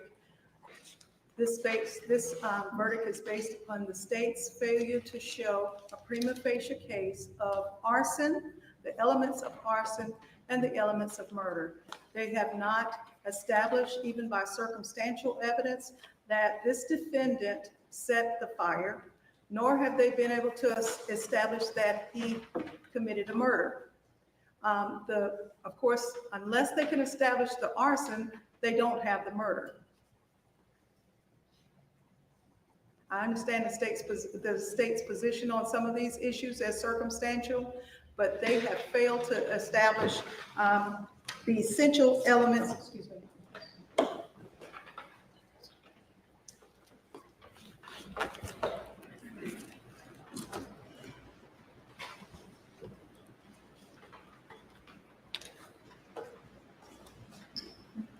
The essential elements of murder, that there was an intention to kill, that he did it with malice aforethought. They have failed to establish that the arson was an actual act intentionally by Craig Lewis. We have received no information or nothing from the stand from the state on any of this. None of the officers, no experts, no one has even been able to put Craig at the house at the time the fire started. And on that basis, the defense would move for a directed verdict. Thank you so much. Thank Yes, you, Your ma'am. Honor. At this stage, of course, the court is concerned with the existence of evidence, not the weight of the evidence, and the facts are taken in the light most favorable to the state. Regarding the arson and the murder, this is a circumstantial case. However, the defendant actually places himself at the scene of the crime. He is with Terry Lewis when he states that she tries to light a fire and it blows back on her. This takes place the night after a domestic incident that was witnessed by her daughter, Leanne Kellum, where allegations of cheating were alleged by Mr. Lewis, where he says she now gets nothing. Well, what better way to ensure she gets nothing than to kill her? He does not call 911 for help. All of the cleaning that he is doing when police get there, the fact that he cleans himself up before taking her to the ER, the fact that Terry's clothing is not found, there's missing evidence, there's circumstantial evidence that he has manipulated the scene, removed a burned couch, cleaned up fire debris, and gotten rid of Terry's burned clothing. It is the state's theory, and we do have circumstantial evidence that Mr. Lewis, in fact, did either light Terry on fire or light the couch on fire. The couch is burned where Terry habitually sat on the left side. If you look at the scene, the story that he tells makes no sense. There is burned, what appears to be burned clothing, debris, or what have you on the outside of the doors of the stove. There is nothing on the inside. Had the doors been open, it would have been there. Presumably the doors would have had to have been open for there to be some sort of blowback explosion. Not to mention, there is no charring, burning of anything around that fireplace. There's a gray chair that is right next to the fireplace, on which a bucket sits atop. None of that is burned. There's actually a photo, an unframed photo, a paper photo to the left of the fireplace that's not burned at all. And somehow Terry is burned all over her face, all over her chest, all over her legs, and primarily on the right side. Now, if she is sitting on the couch where she typically sits, or if she is laying on the couch where she typically lays, that would be the side that is exposed to someone that could possibly light her on fire. The arson statute indicates that a person willfully, maliciously causes an explosion, sets fire to, burns, or causes to be burned, or aids, counsels, procures a burning that results in damage to a building, structure, or any property specified in subsections B and C, going down to subsection C, which is to include personal property. Personal property would be that couch. For it to be arson first, serious bodily injury to a person or death results. We do have serious bodily injury that actually did result in death, and that is pursuant to South Carolina Code 16-11-110. As you well know, for murder, malice can be formed in an instant. I do think that we have ill intent and malice, evidence of that occurred the night before, as well as lighting someone on fire. While this is certainly circumstantial, Man, she's reaching. the defendant places himself there. There's nobody else there that could have done this besides Terry herself. And that is refuted by all of his actions that take place prior to and after this incident. Thank you. Thank you. Anything else? Oh, she's nervous. Right. Thank you so much. I believe there is the existence of evidence, circumstantial, but definitely the existence of evidence that support going on with this. And I respectfully deny the motions on both arson and murder. Did y'all want to take a quick break before we start? Yes, I have my first witness on the way. Okay, and then I can go ahead and go through the colloquy with Mr. Lewis about testimony or not. Do you Yes. want to do that before, or would you like to take a break now? I would like, we can do it, it doesn't matter. It's whenever the court wants to do it. Well, why don't we, since we've got a few minutes before we can begin anyway, if you've got someone, we'll just do it right before we bring the jury back in. So suit everybody. So we'll take a quick break now. If you would let the jurors know that they've got a few extra minutes. Okay. Thanks. She was reaching.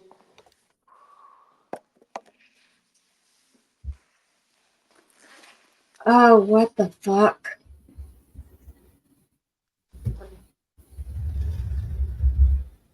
They This put is- on, they put on no witness that doesn't have some kind of flaw.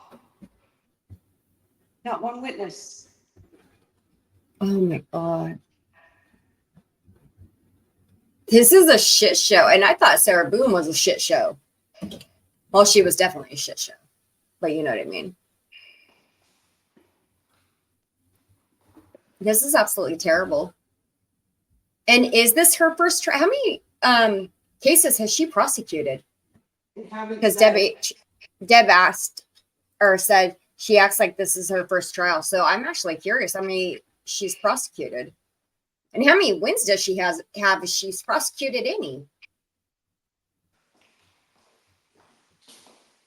No, she doesn't sound like that at all. It's, oh my God. So 2 SLED. 1 states, oh, I didn't get the samples until 2020 and I didn't do anything to them until 2022. Right. And then you got another one that tested about igniter fluid, which just fell apart at the end. It's like, oh my God. Yeah, this is I can't see them coming back with a guilty verdict. I'd be shocked if they do.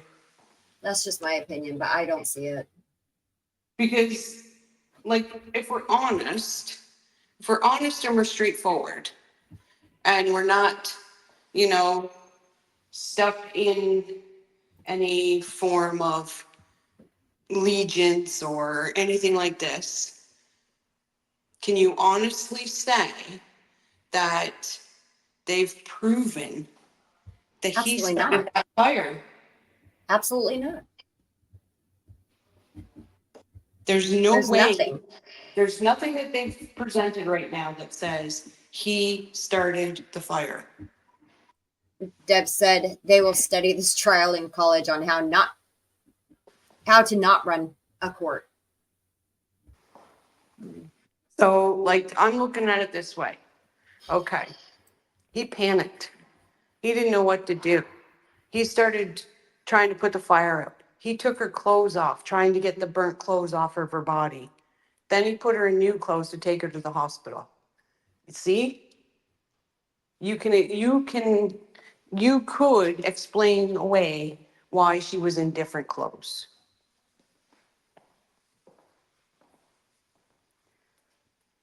Because the state has not proven anything. In his stress, in his moment of anxiety and stress, he was doing whatever he could to put the fire out, get the burnt clothes off of her body, and get her as quick as he could to the hospital. That explains that away. Why she was in different clothes. I can explain the couch away, why it wasn't in the house, because anybody that smelt a couch burning before, it's toxic. Yeah, but And look that- at where you dropped it off. Well, that's the thing. But. So now if they're going to then- throw on littering. Oh, man. But that you can't explain away, but you can explain why the couch was no longer in the residence. Now, her daughter and the defense have all said she's a heavy smoker. So the reason my couch went up was because the person I was in a relationship with at the time fell asleep with a smoke in his hand. And my couch went up in flames. I'm so grateful you said that, because I was scared for a second that you were going to say you fell asleep with a cigarette in your hand. I was like, Michelle. Oh, God, no. Absolutely not. He fell asleep with a cigarette in his hand. He was working midnights, and he sat down on the couch, had a cigarette, and when he got home and fell asleep, woke up to the couch in Wow. flames. So that can be explained away too. Could. It could, but sorry. I'm so stuck on how bad the prosecution is. I'm so stuck on, like, how is she not asking I have 1,000 questions I would have asked. I have 1,000 questions I would have come back on a rebuttal to ask. She's just letting everything go. What I need you to do is pull up chat though, because in this where I'm in right now, I can't see chat at all. Oh, I read you the last one, and I read you a few of them. High school cliques holding a reunion with a mock trial, Deb H said. Oh yeah, I wouldn't doubt that Georgia, when she does her mock trials, she doesn't get a hold of this one. But They honestly, I can come up with these explaining things away because the state did not do their job. Right. That's why there's going to be reasonable doubt. Yeah. Deb H said they did nothing. They are just wasting money and people's time. They are not taking anything seriously. No, I agree, Deb. I agree. This was pathetic. Like, I've never seen anything like this before, ever. YB said the prosecution is also very corrupt and tainted with corruption in this case, just in her opinion.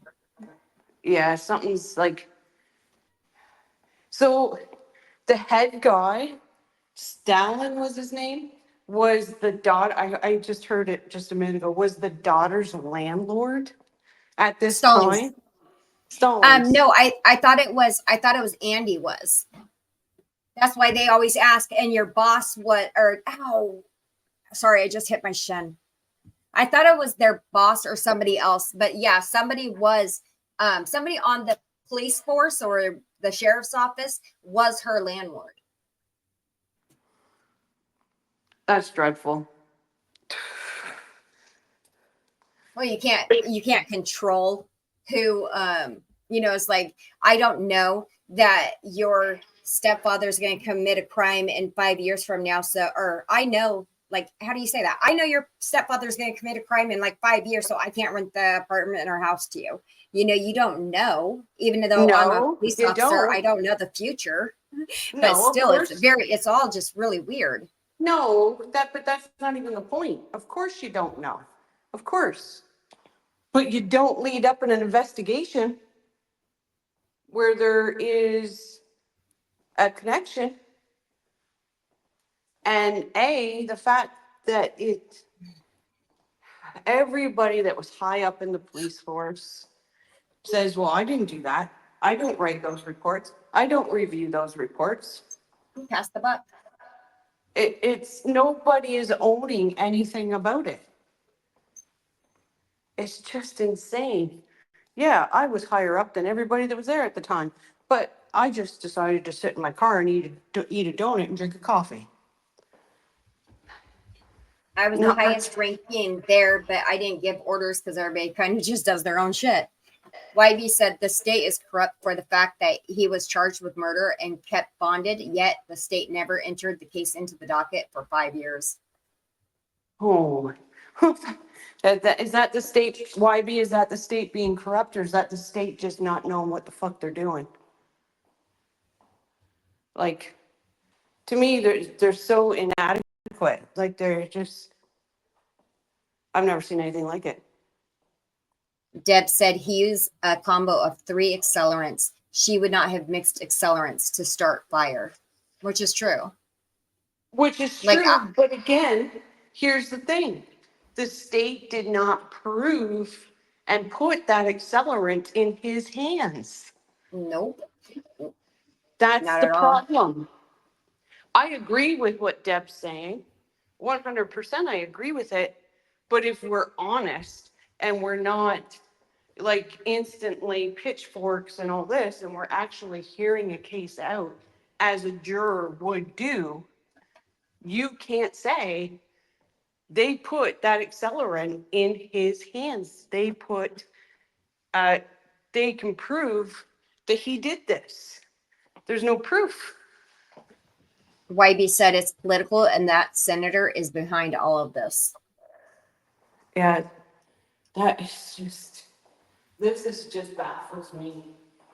And where the hell is the recording of the victim? Why did the prosecution not bring that into evidence? Thank you. Mr. Lewis, at this time I'm going to explain to you certain of your rights. If you do not understand anything I say, please let me know. If you want me to explain anything in more detail, please let me know. Do you understand? Yes. We've now reached the stage of the trial where you may present your defense. You have the right to claim the protections given to you by the Fifth Amendment of the Constitution of the United States. This amendment states, in part, no person shall be compelled in any criminal case to be a witness against himself. This means that you cannot be required to testify in this case. You have the right to testify on your own behalf. However, no one can make you testify. This is a personal right, and no one can waive this right except you. If you decide to testify, you will be subject to the same rules that govern other witnesses, and you may be examined and cross-examined on any relevant issue in the case. In addition, if you have any convictions involving dishonesty or false statements or for crimes punishable by imprisonment for more than 1 year, and this court determines the probative value of admitting the evidence outweighs its prejudicial effect to you, the solicitor will be able to introduce your record to attack your credibility. If you decide to testify, this decision on your part must be freely, voluntarily, and intelligently made, with knowledge of the protections given to you by the Fifth Amendment and the consequences of your decision to testify. If you decide not to testify, I will instruct the jurors that they cannot give the fact that you did not testify any consideration whatsoever, and that there is to be absolutely no prejudice to you because you did not testify. It is left entirely up to you whether or not you testify. You may talk with your attorney, your family members or friends, or anyone else, but the final decision will be left entirely up to you. Do you understand what I've explained to you? Yes, sir. Do you have any questions about what I've explained to you? No, sir. Have you discussed with your lawyer whether or not you should testify? I'm gonna have to talk it over with my counsel. I understand. I'm not going to ask you right now whether or not you're going to testify. We're just getting this part out of the way. Do you wish to have any more time to discuss this with your lawyer? And the answer is yes. I think you just Yes, gave me, sir. Yes, which is fine. All right. Do you have any questions about the constitutional rights? No, sir. All right. Thank you so much. Counsel, is everybody happy with that? Yes, Your Honor. All right. All right then. Let's get the jury back.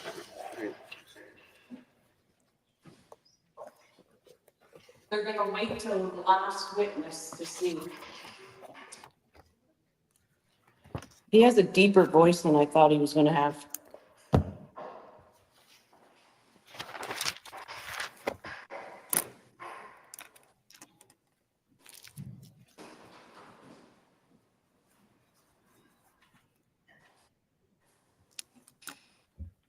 He's just magically appeared. Did you bring these in? No.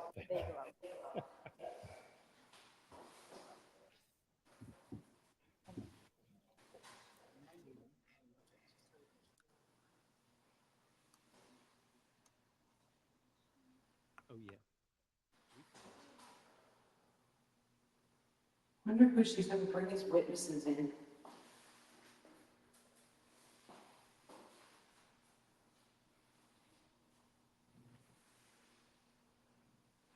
Definitely somebody to discredit the daughter.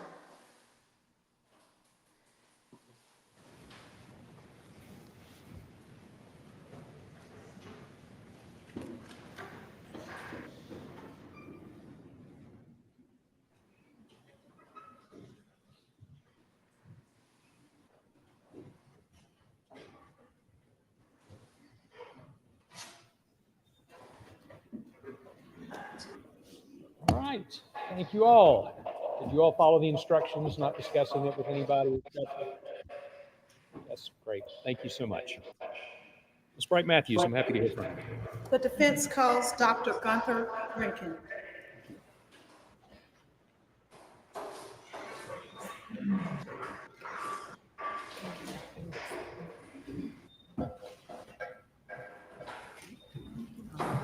You're gonna have to put your hand, put your stuff down.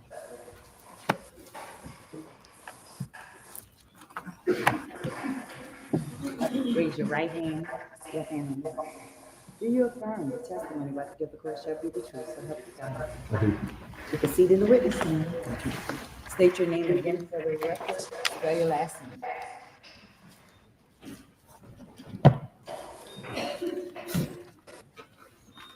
My name is Gunther Renken. Last name is Renken, R-E-N-C-K-E-N. Dr. Rankin, can you give us your brief professional training, education, and certifications? Yes, ma'am. I went to the Medical College of Georgia in Augusta, graduated in 2000. I did a family medicine residency there for 3 years, and then was board certified in family medicine. And I've been recertified in board medicine twice and practiced medicine here in Walterboro since then. And what is your certification in? Family medicine? Family medicine, yes. And where do you practice medicine? At Walterboro Family Practice. And how long have you been practicing there? 21 years. And have you ever been qualified to give your opinion as an expert specializing in family medicine? I'm not a professional expert witness, but I have given testimony here in this court several times as a family medicine practitioner. Yes, ma'am. You've been subpoenaed here today because you provided medical care and treatment to Terry Lee Lewis. Have you had an opportunity to pull her file from Walterboro Family Practice and review it? Yes, ma'am. And was she your patient? She was, yes. How long has Terry Lewis been treating with you at Walterboro Family Practice? My first appointment with her was in 2010. And since then, have you continuously been her family medicine doctor? Yes, I have. She had seen one or two of our other providers when I was out, but yes, for the most part, that's me. When was Terry Lewis's last appointment in your office? Yes, please.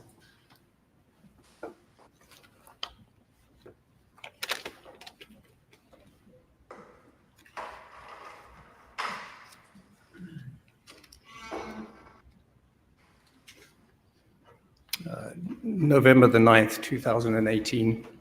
And since then, have you seen Terry at all since then? No. What did you list as her medical history at that last appointment? She had diabetes, hypothyroidism, bipolar disorder, depression and anxiety. Oh, I apologize. Headaches and constipation.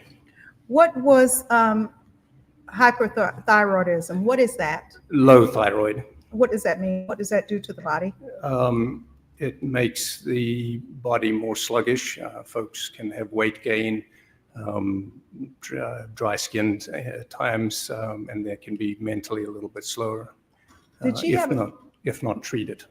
And you were treating it? Yes, ma'am. Okay. Did she have, you said she had depression.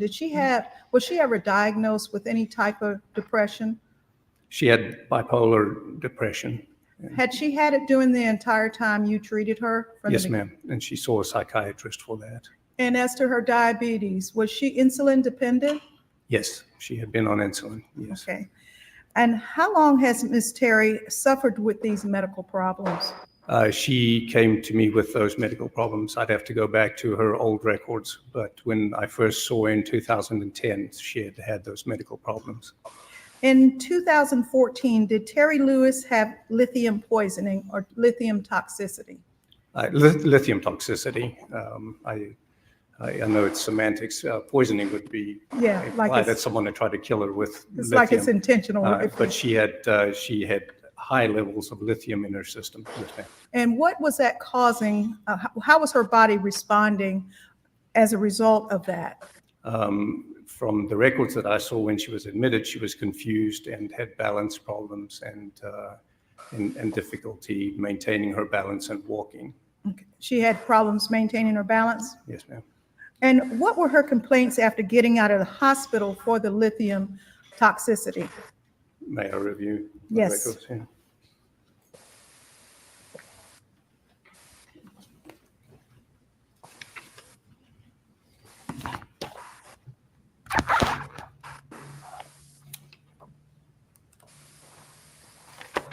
She had some low back and neck pain since falling after she had had the problem. And she'd been in the hospital prior to that for how long? 2 weeks. Okay. And the lithium, was she taking a form of lithium for her medical condition? Yes, ma'am. Lithium is a mood stabilizer, and she was taking that for her bipolar. I got it. Did you see Ms. Lewis on February 7th, 2012?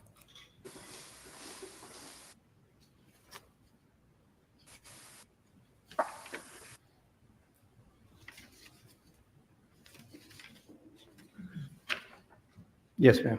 And what were her complaints at that time? She was in with a tremor and was having a lot of shaking and having difficulty keeping her balance. She had had trouble eating and drinking because of the shaking and was tired, and she had had difficulty driving. And this goes all the way back to 2012? Yes, ma'am.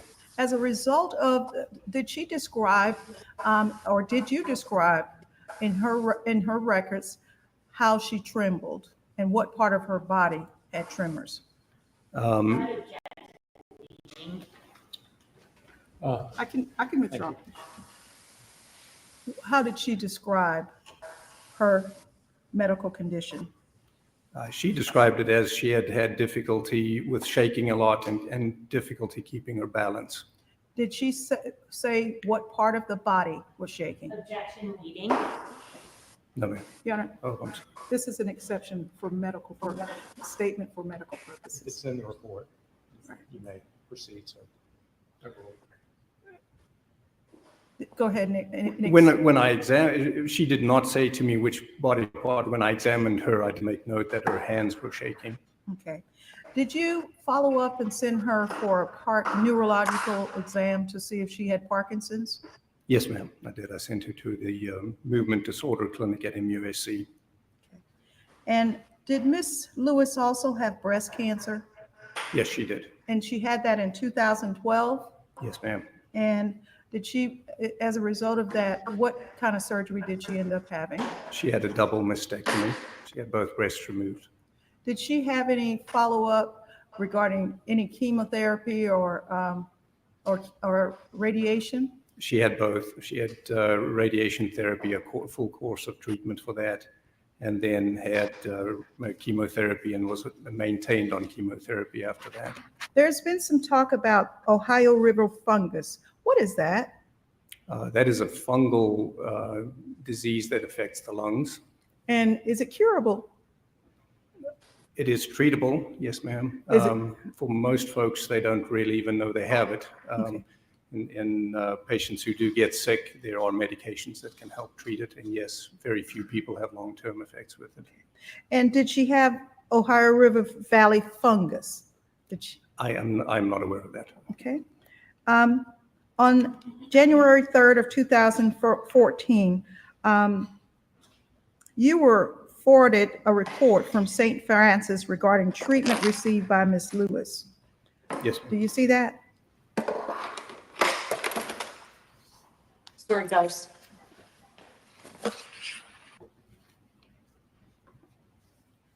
Yes, I have that, yes, ma'am. And what was Miss Lewis being seen for at Bon Secours St. Francis?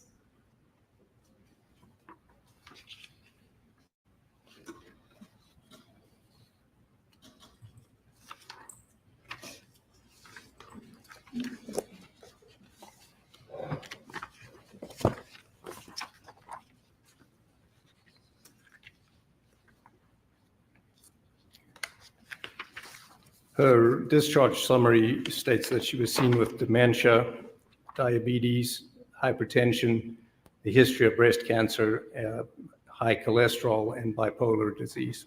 And at that time, they diagnosed her with dementia in 2014? Or maybe that's what she was released for? Yes, ma'am, that was the diagnosis, discharge diagnosis.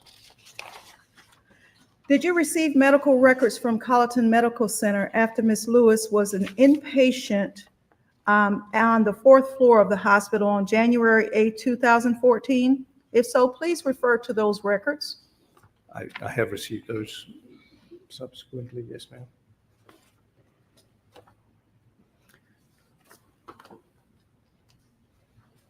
Yes, ma'am. What does those records reveal as it relates to any history, social history regarding abuse of this patient? Her abuse history, as listed by the admitting physician, stated that she had denied being a victim of physical, emotional, sexual abuse at any point in her life. Did Ms. Lewis's tremors ever resolve or stop? Not that I was aware of, not Please when I answer. was treating her. Excuse me? Not when I was treating her, no, ma'am. Please answer any questions Ms. Swanson has, please. Good afternoon, Dr. Rankin. Good afternoon. I believe we've actually been on a case before. Yes, ma'am. And I came out to your nice farm. Yes, ma'am. Yes. Okay, so you treated Terry Lewis when she was alive, Yes, ma'am. but not after, obviously, the life-threatening burns that she received, right? No, ma'am. Okay. I've seen her again. Okay. And she was being treated for her depression, correct? That is correct. All right. And the last time that she came to see you, it was just her litany of normal conditions that she had had for a long time. And that was November 9th of 2018, right? Yes, ma'am. That is correct. Okay. So any of these, you never diagnosed her with dementia, correct? No, ma'am, I did not. Okay, thank you. That's all I have. Thank you, Dr. Rankin. Thank you, ma'am. I don't have any redirect. All right. What? Objection to this witness being excused. No, Your Honor. Thank you. Thank you. Thank you so much, sir. Thank you, sir. Thank you, Dr. Rankin. I'm sorry, guys, I gotta cut in here, but if I was a state, I would have said, is it normal for patients that go through abuse in relationships not to report it? Are you kidding me?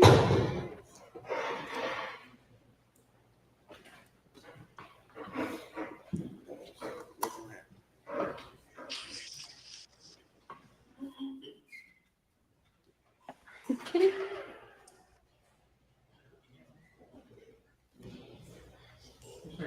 Your Honor, the defense rests. Oh, okay. Oh my God. What? What? We had a brief discussion earlier about it's only 3. Oh So my God.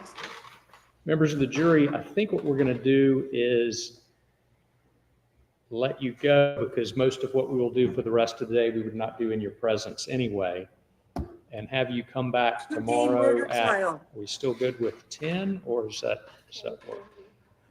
2-day work? murder You as trial. well? It's up to the court.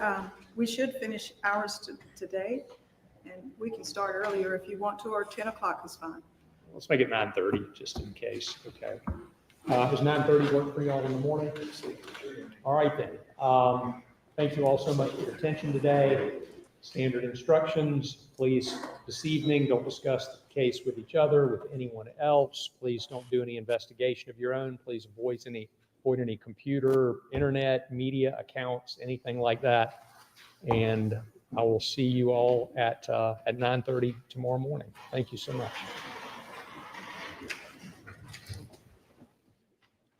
Two-day murder trial. Never seen anything like it.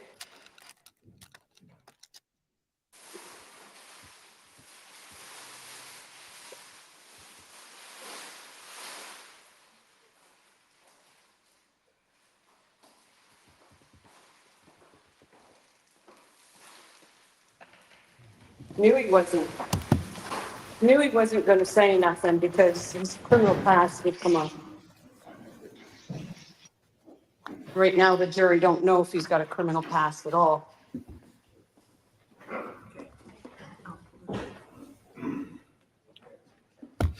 All right. Y'all want to take a 10-minute break and then maybe we can try to get together on charges? We can I did just send an email to Your Honor, the law clerk and the state from the defense proposed jury charges. Do you have them printed out that we can look at? We can certainly go print them. I was thinking we'd meet in the conference room here, try to sort all that stuff out here in 15 minutes or so. Does that work? That'll work.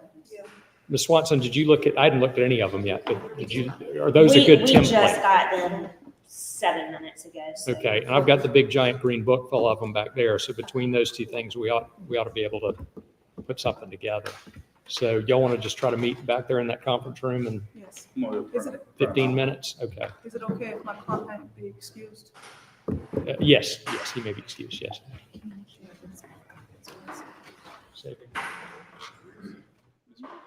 If you're making copies, Mr. Murdoch, if you're making copies, can you bring us both a copy?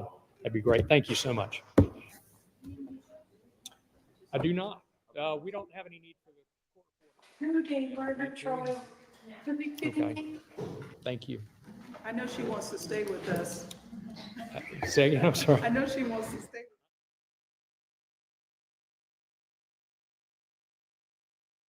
I don't have the words.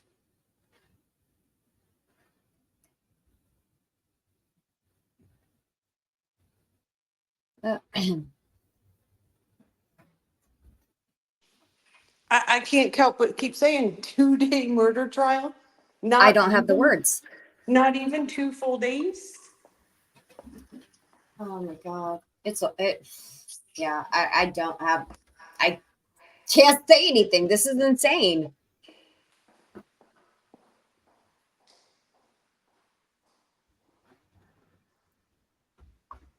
I don't see a guilty verdict at all. Not even kinda. Two-day murder trial. You can stop saying it.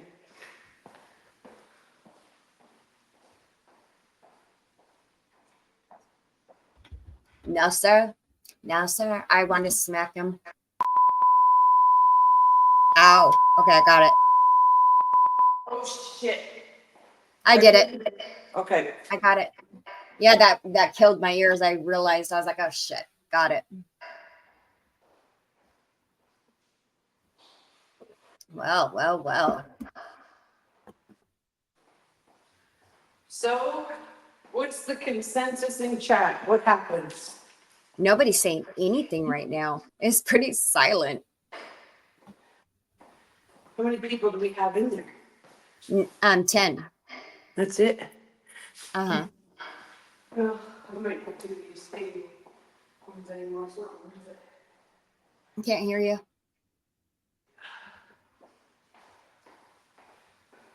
You know what's sad? Is YB said mad and burnt a sheet of cookies. Oh no, why? Oh no.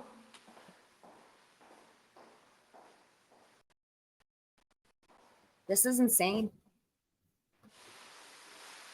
The prosecution's closing is going to be, well, we showed you what we wanted to.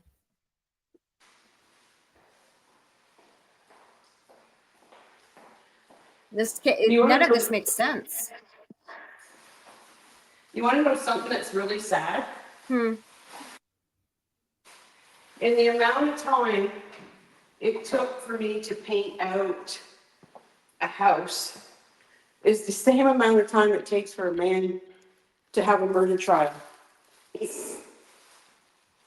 Yeah, well, craziness. Oops, sorry guys. You're trying to kill my eardrums today. Trying to get my stuff together so I can get the hell home. I don't see it guilty. I really don't.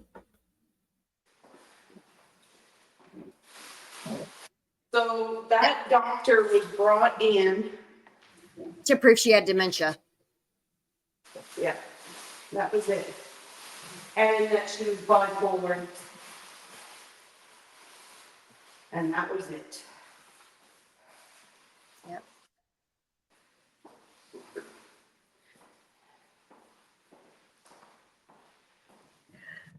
So if somebody on that jury knows somebody with this disease, which it is a disease, it's nothing to be ashamed of, and their family member or friend has manic moments where they can do really, really horrible things in those moments, they're going to look at it and say, it's possible. He was leaving her because she was cheating on him, and she went into a manic moment, threatened to burn the house down, and this is what happened. I'm telling you guys that the state did not do their job. And I know people don't like me saying this stuff, but as a juror, I just have to say as I see it. As a juror, I have reasonable doubt. Yep. Not saying now, I think he's guilty, yes. But did the defense poke enough holes to make you go, well, that makes sense? And the prosecution didn't fight that. Absolutely. Absolutely they did. That's why I can sit here and say, this is how it could be looked at. They screwed up big time. Weiss said this case is a good example of the corruption behind the scenes. No, I agree with her. But the thing is why would the state be corrupt in his favor? I don't understand. If his family was connected somehow. So in that sense, you have to look at it as, okay, they have to bring him to trial, but we'll do everything we can so he doesn't get convicted. Pretty much. That's honestly what it looks like, is what it actually looks like. Because the state did not fight for this. The state was not even bringing in their C game here. They did not fight for it. This looked like, I'm telling you, I don't know this state attorney, but listen, there's not one of us that hold our tongues when it comes to attorneys. And she is horrible. I would have won this case. She needs to She was find a new. bad. Yeah, she needs to find a new occupation. Because she was horrible. Well, considering that she went to law school, let's just pray she doesn't choose to be a professor of law. This was bad. That was worse than that. I know, but that's when the defense beats up every single one of your witnesses, and they only bring on one witness to ask a question about dementia, diabetes, bipolar, and the state doesn't even do a rebuttal. Nothing. They just like, yeah, we agree with them. That's all we need. Deb said, no, the state did not do their job. You are right. They truly didn't, Deb. She is a horrible attorney. I think the prosecution did more help for the defense than they did anything. Oh, because they only called witnesses that the defense could discredit. Tear apart. Exactly. Like, they didn't have one witness that they could discredit. They even Including the daughter. They even discredited the one sled agent and said, well, when did you get these samples? Like, why would you bring that person in if you know they didn't have those samples until 2 years after, or sorry, a year after, and they didn't touch them for 2 years after? You can't tell me that that doesn't give doubt that this evidence was tampered with. Like, oh Now my you God. can always sit there and say that because of the backlog, you can't see my air quotes, but because of backlog, that's why it took so long to do the testing on it. But it gave no excuse as to why it took so long to get it to them. Well, We see backlog problems.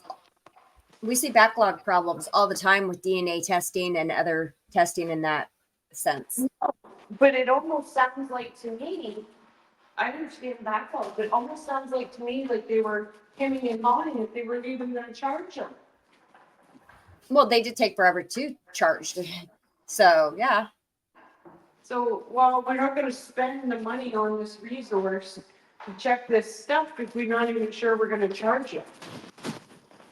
You know what I mean? That's what it looks like. Or if we don't even know if we want to win this case, then we're really going to sit on it. I just don't get it. I've never seen anything like this in my life. Although criminals out there in the world, South Carolina is where you want to go. Because they don't know what the hell they're doing there.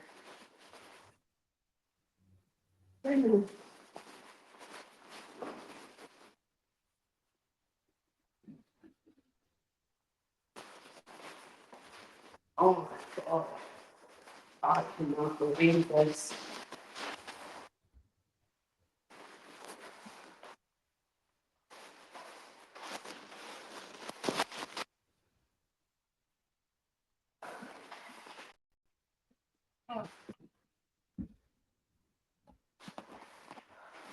So nobody's talking? Nobody. Oh, sorry. I was sending you a message. Wise said from the judge to the state, corruption, money, and jobs on the line.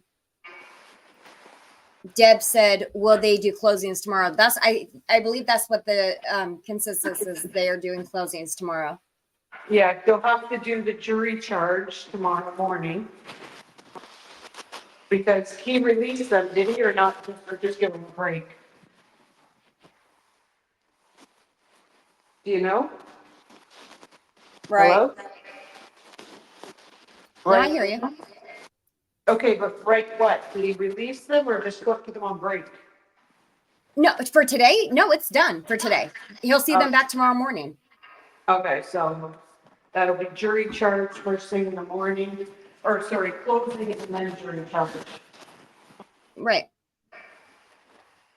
Sorry, I was sending you a message. Probably gonna have to come back and clean this up. But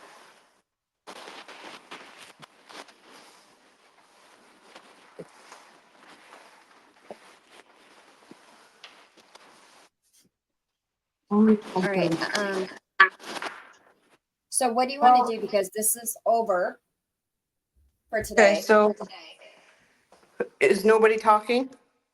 Not really. It's just not really. I've read the last ones that are up there.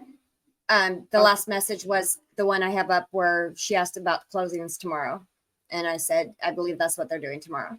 Okay, well, So, nobody's. I'm talking about you, Deb. If nobody's chatting, then are you able to end stream or no? Yes, I am. Okay. But everybody's listening, so you can go ahead and give your goodbye. Well, I'm just gonna give my opinion on this case. Oh, Deb wants to know also real quick before you do that. You are coming on later tonight, right?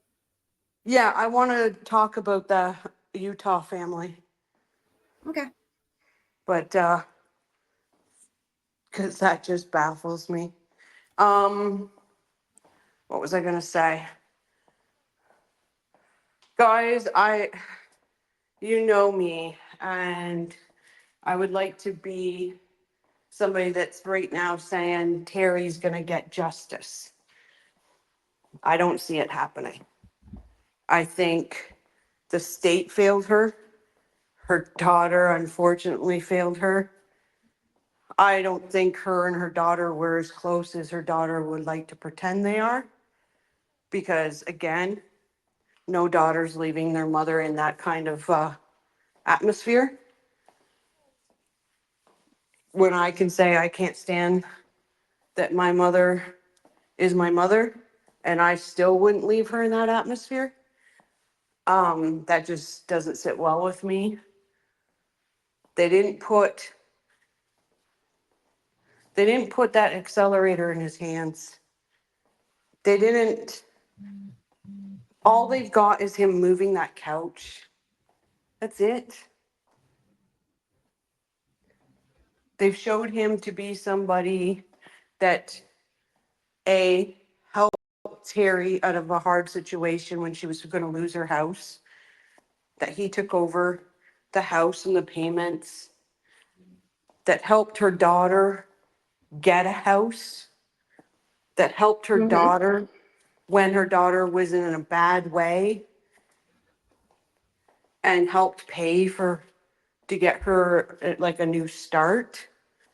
Like and this isn't just the defense that allowed this to come out. This was the state putting people on the stand that of course it's going to come out. They show that there was missteps and wrongdoings in the police department. Like Deb said, I don't see it either. She will get justice, just not on earth. And then said, and anyone here or lurking, hit the like button. Yes, please, everybody, hit that like. And if you haven't subscribed, subscribe. Thanks, guys. Yeah, so I can't pinpoint to anything that I would convict this man. The only thing that is a question is not that he removed the couch, because I understand why he did it. The only question is why did he dump it where he did? There's nothing, no evidence that was put in front of that jury that would say this man is guilty. Nothing. Weiss said the state failed this victim. I agree. They absolutely did. 100% failed the victim. And I'm sorry when I say this, and I'm sorry that Terry's daughter lost a mom. But in my opinion, from what I saw, there was no emotion anytime they said something about. Anytime they said something about her mom dying or anything, there was no emotion. I honestly think this child was an adult leech. She did break down. She did break down when the jury was out of the room. She did break down into tears. I don't know if possibly they had given her the same instructions that they give lots of family members to not show emotion, but that's a little different when you're on the stand. They don't usually give you that. I don't know what attorney would tell a victim on the stand to not show your feelings. Well, no, that's what I'm saying. But I'm saying, you know how like in the gallery, even the family is not supposed to show any emotion because the jury will see that or whatever. But if you're a witness, then it's a little different than just being in the gallery witnessing what's going on. It's hard to explain. So I don't know. I don't know the rules that this judge had going on in the No, but courtroom. I don't give a shit what she did in the gallery. That means nothing. But in front No, of that I jury, said, in front no, of I the said on jury, the stand. no, I She know, broke but what down you're on all, the stand.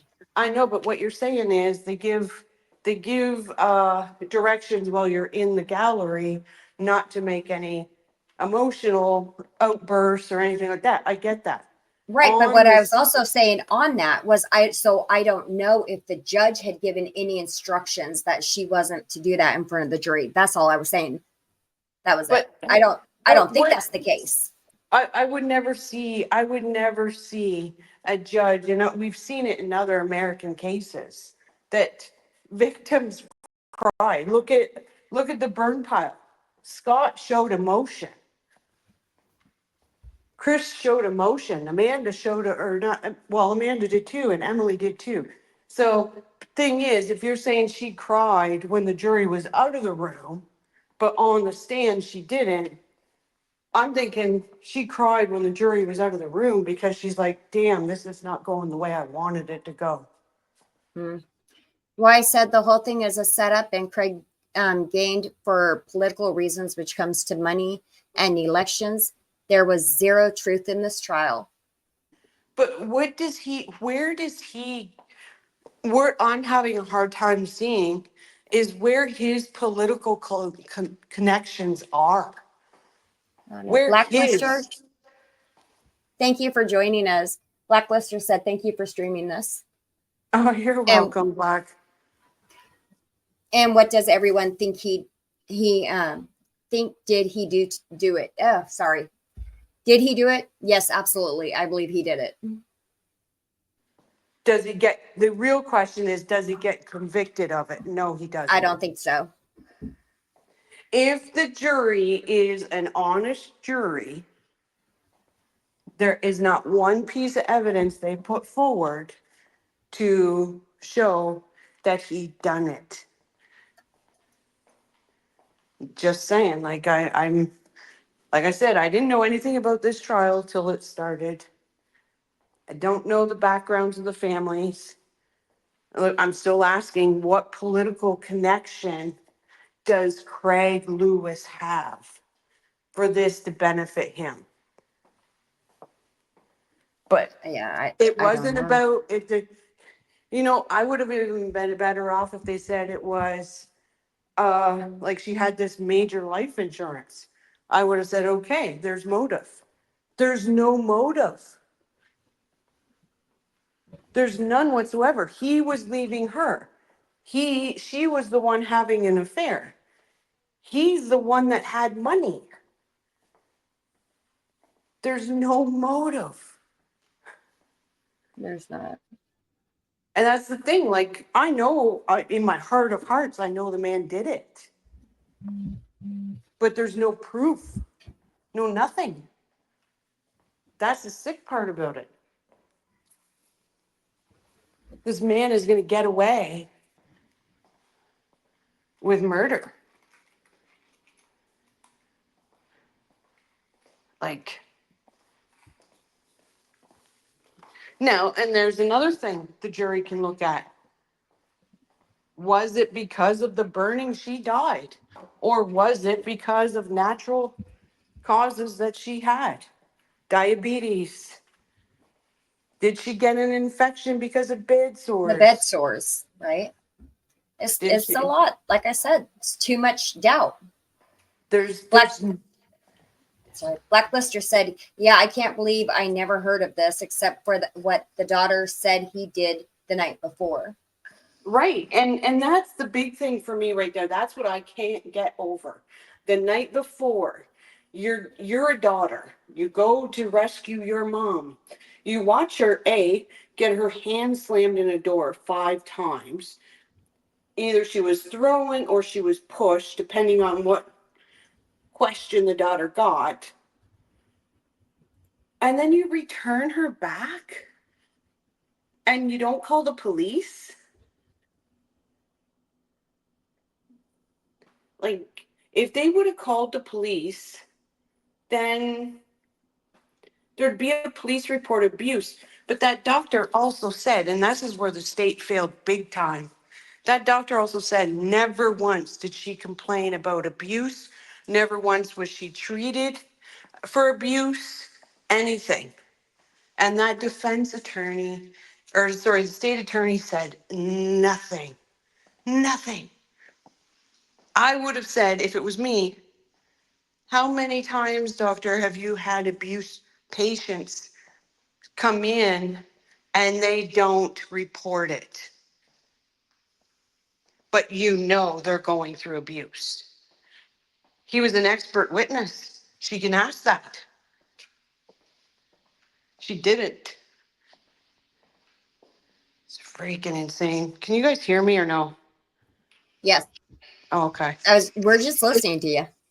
Like the Lister daughter- said exactly.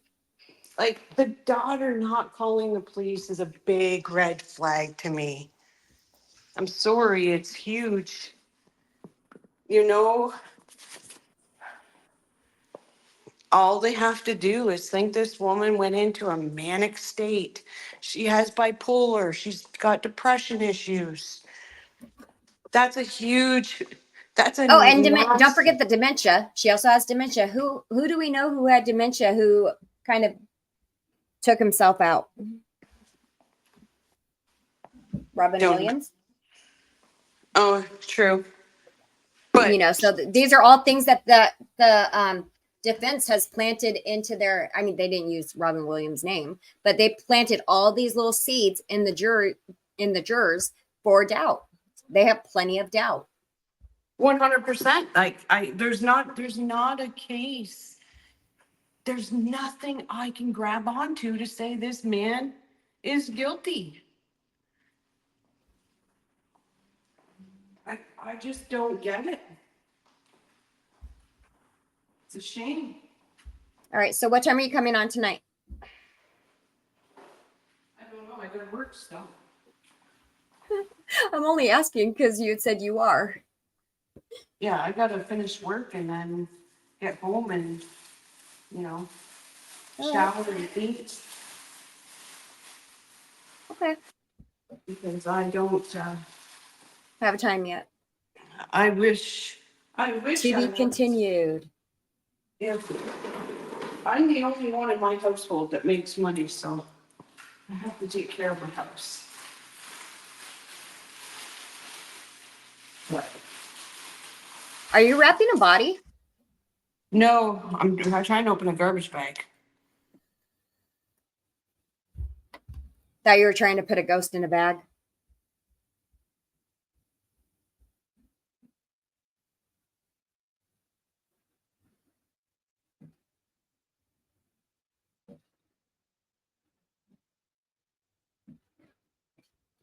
Did I lose Rochelle?